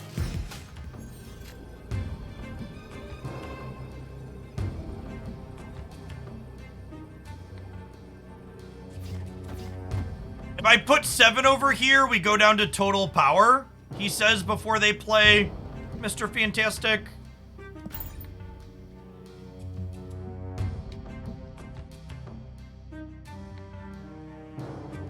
You know how the movie ends, Galactus shows up and debris destroys him? Yep.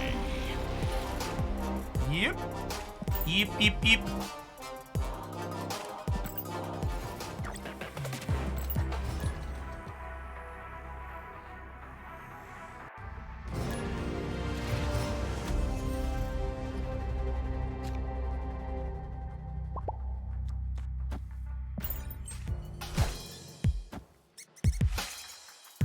everybody for hanging out today, by the way. My Twitch ticker here says we've had over 150 new followers. Great to see so many people in here excited for some Marvel Snap. I know the current format we're in is a little bit middling, as we've described, but Marvel Snap is still a fantastic game that I've been enjoying a great deal. I am cautiously optimistic for our patch that is going to be coming next week. If you're new to the channel, I stream full time here. I'm here Monday through Friday from about 9 a.m. till 4 or 5 p.m. Central. It's currently 20 to 4 Central for those that aren't familiar with time zones. Thank you, Xavier Bronco, for the brand new Prime. Folks like you make my job possible. If you're into Snap-a-lappin', be sure to hang out here and give the channel a follow. What time is the patch drop? They don't have exact timings for patches a lot of the time. There's a lot of variants. We Dazzler Ant-Man here in the middle. We're not a great Nexus deck, chat, if I'm being honest. If we're being honest, we're not the greatest into the Nexus. And our unfortunately, my opponent's Dracula's only ever discard Infinauts is the problem. Hey, Vice Versa, thank you for the brand new Prime.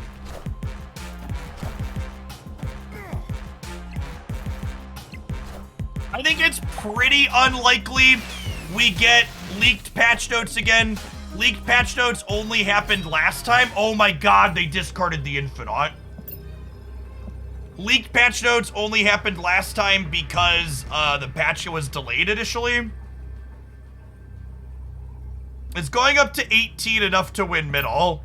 It might be with the fact that their Infinaut's gone. And they can't Ghost Rider it back anywhere too. There's also a chance we end up in a lose the Nexus, win the game angle because we're filling the board up.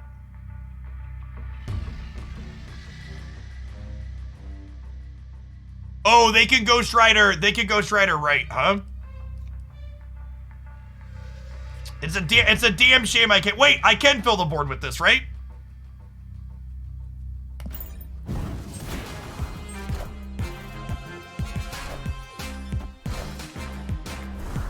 They have Zabu, chat.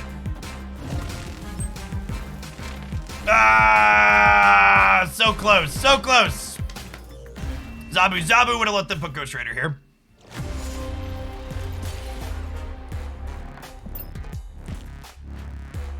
If they would have gotten Chavez instead of Red Skull, they would have been -6. We still would have lost by a little bit because they were up by 9 over here. And they had 2 cards in hand when they discarded with Dracula. Ooh, we almost have enough boosties to take Maria Hill to red. Hey, Jug Salon, thanks for the brand new Prime. Appreciate it. Per usual, chat, I will be off all this weekend. Next week, assuming we get a good balanced patch, I'm planning to do some extra stream time. We're going to be doing speaking of something I should plug, a week from today, we are going to be doing a charity stream for the American Heart Association. So I'm going to be coming up with a list of donation incentives of things that we can do, or you can, I should say, make me do in exchange for donation goals. So we'll have fuller details on that over the course of next week once I figure it out. But next Friday, the 3rd, we'll be doing a charity stream here. I do not intend to dye parts of my body.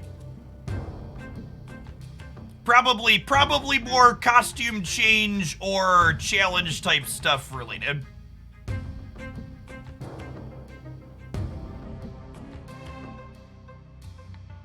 Ooh, creating a Discord thread for incentive suggestions is a good idea. I will do that later.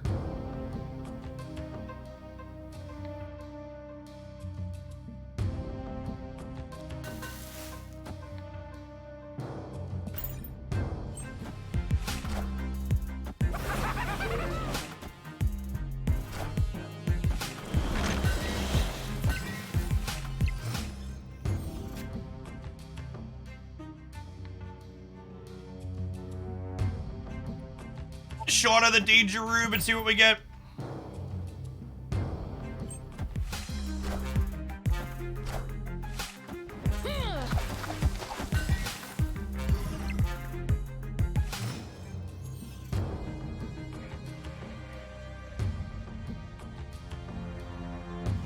So we could go blue Marvel here. And then we could go Khazar Mojo on the last turn, potentially.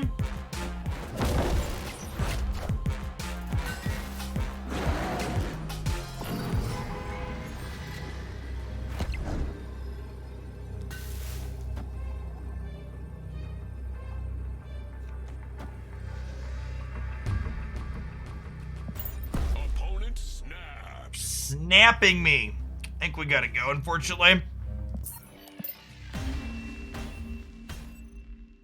Escape. Is it true that once you get rank 100, you can't drop below 100? Correct. Rank 100 is a rank floor.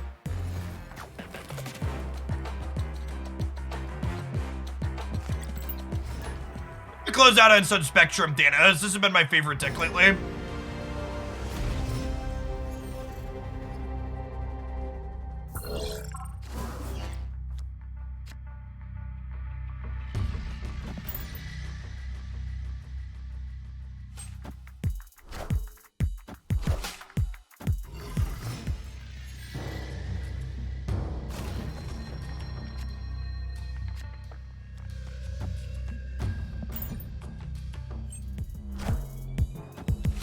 Is it true that once you get to 96, you're doomed to never get any higher asking for a friend? I believe in you, friend. You can get higher. Higher, further, faster, baby.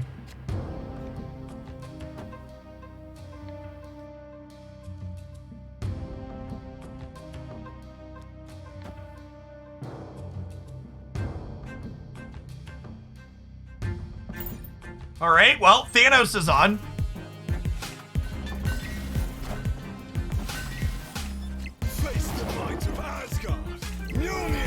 And I didn't play the Time Stone this turn because I want to Time Stone this turn so that way I can Thanos on 5.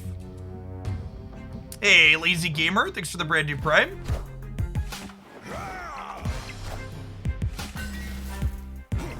Hey, thanks for hanging out, Cruel Master. Is that a hub warpath? It's a hub warpath.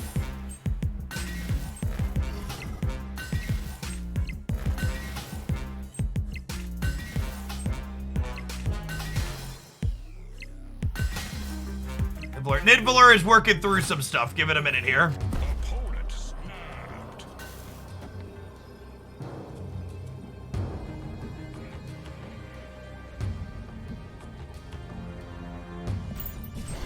Plus, I have a Killmonger snap.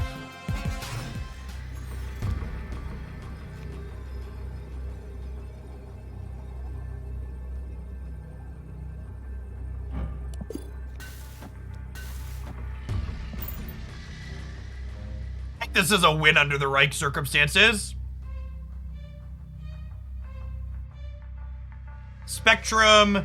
Look how big our Spectrum is, chat. She's 2, 4, 6, 8. A lot.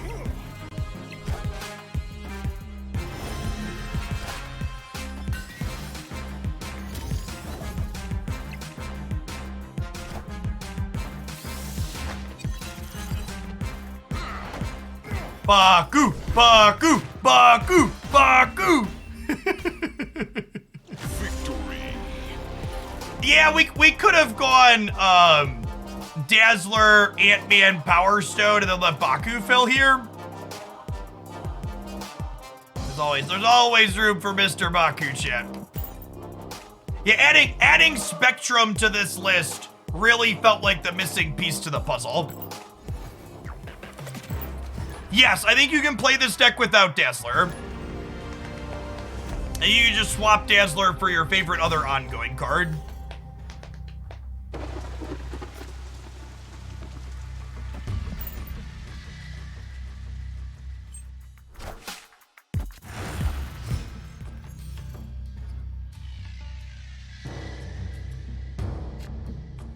That's nice.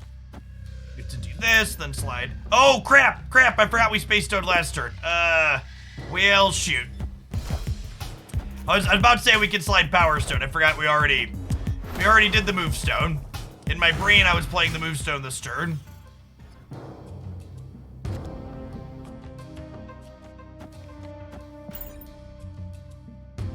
That's a pretty big mistake.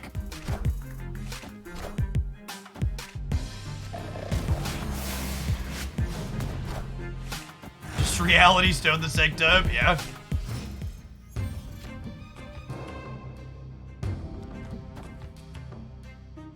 It's fine, chat. Mr. Baku is gonna end the game in our deck, and he's gonna leap center and win for us. Kazar?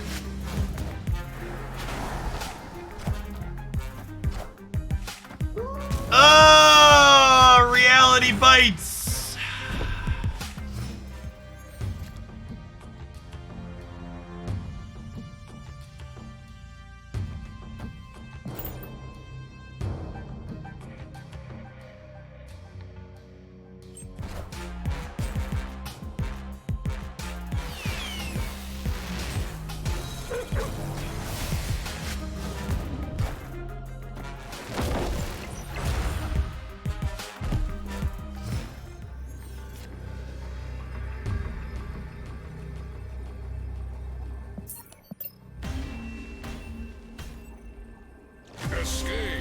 Escaped.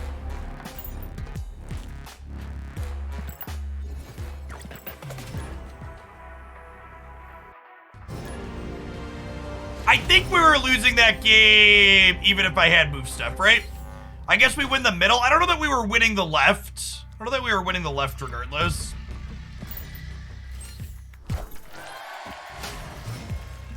Oh, did the tracker crash?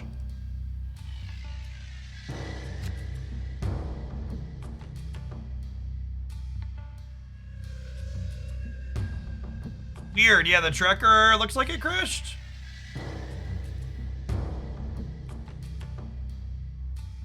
Right, hold on. Let me relaunch it.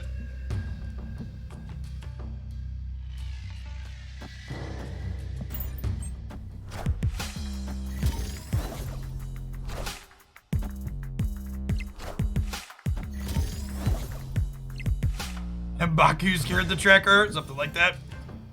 All right, I think we're up. Looks like we're up.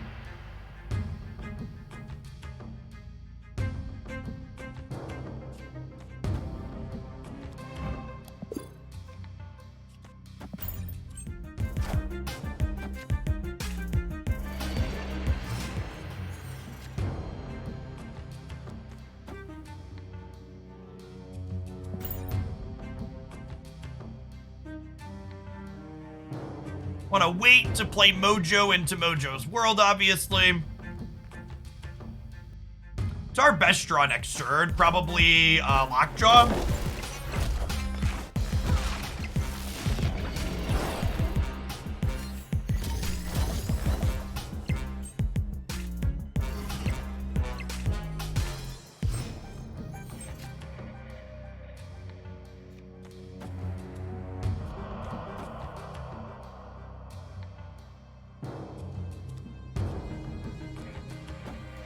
Play the more expensive thing this turn, save Mojo as an unknown.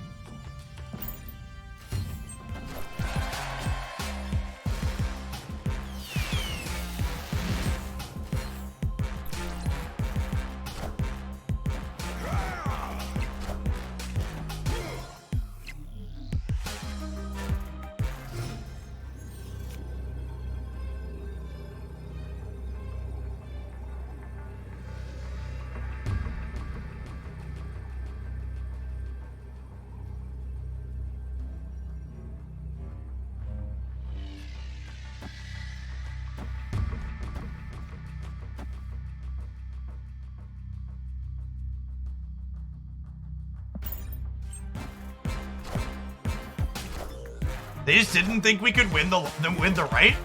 Or just hoping we wouldn't while also contesting Mojo World?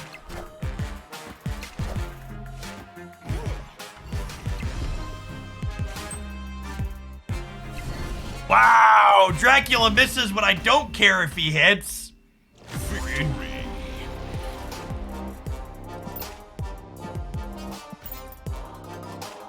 What time? The one time Drac isn't a 20 is the time where it could have been and we could have won anyways.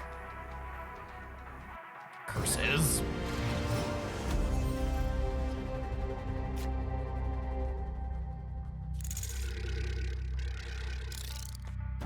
time stone on 1 here. I like to draw a card right away. I generally prefer to time stone on 2 to play a 4-drop on 3, but drawing a card right away has value.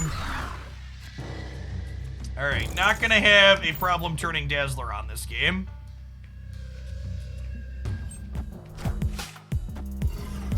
Hey, Joe CMC, thank you for the brand new Prime, appreciate it.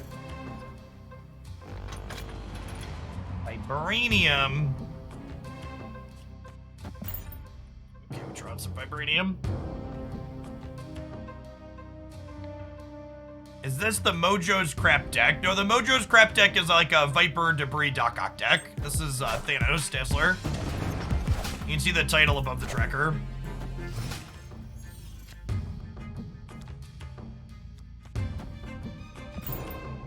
I'm not playing Dazzler yet because we might not be able to fill the board for her in time.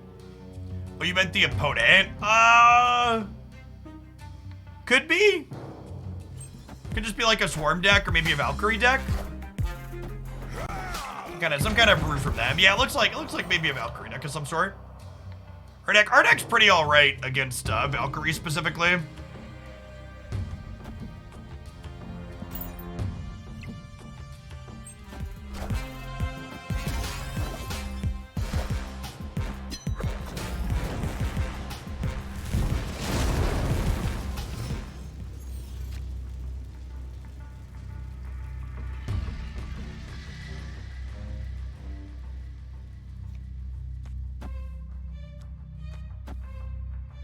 So my deck has 14 cards in it. There are 1, 2, 3, 4, 5, 6 Vibranium, 5 Infinity Stones. So we're 11 out of 14 to draw 1-drop next turn. Think I snap here? Yeah, we're probably ahead. I don't know if I miss the 1-drop, we're in a medium spot. I guess I'm still getting +6 here though, right? And we're 11 out of 14 to fill for Dazzler too. Victory. Is the tracker working with Thanos? Kind of. I think some of the time it gets the stones wrong.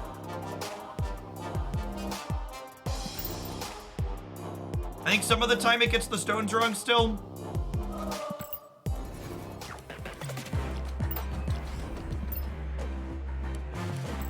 Little strange reward from our Savage Land cash there. All right, chat.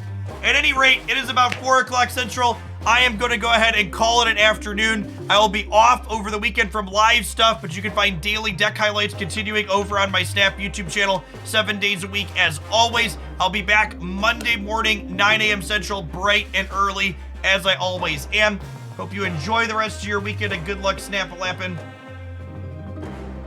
Let's find someone to raid here on the way out the door. I was watching Dexter the other night, chat. He's pretty good. Marvel Snap content. I'm gonna go ahead and give him a raid. Be sure to check him out streaming in the afternoons. Peace, folks.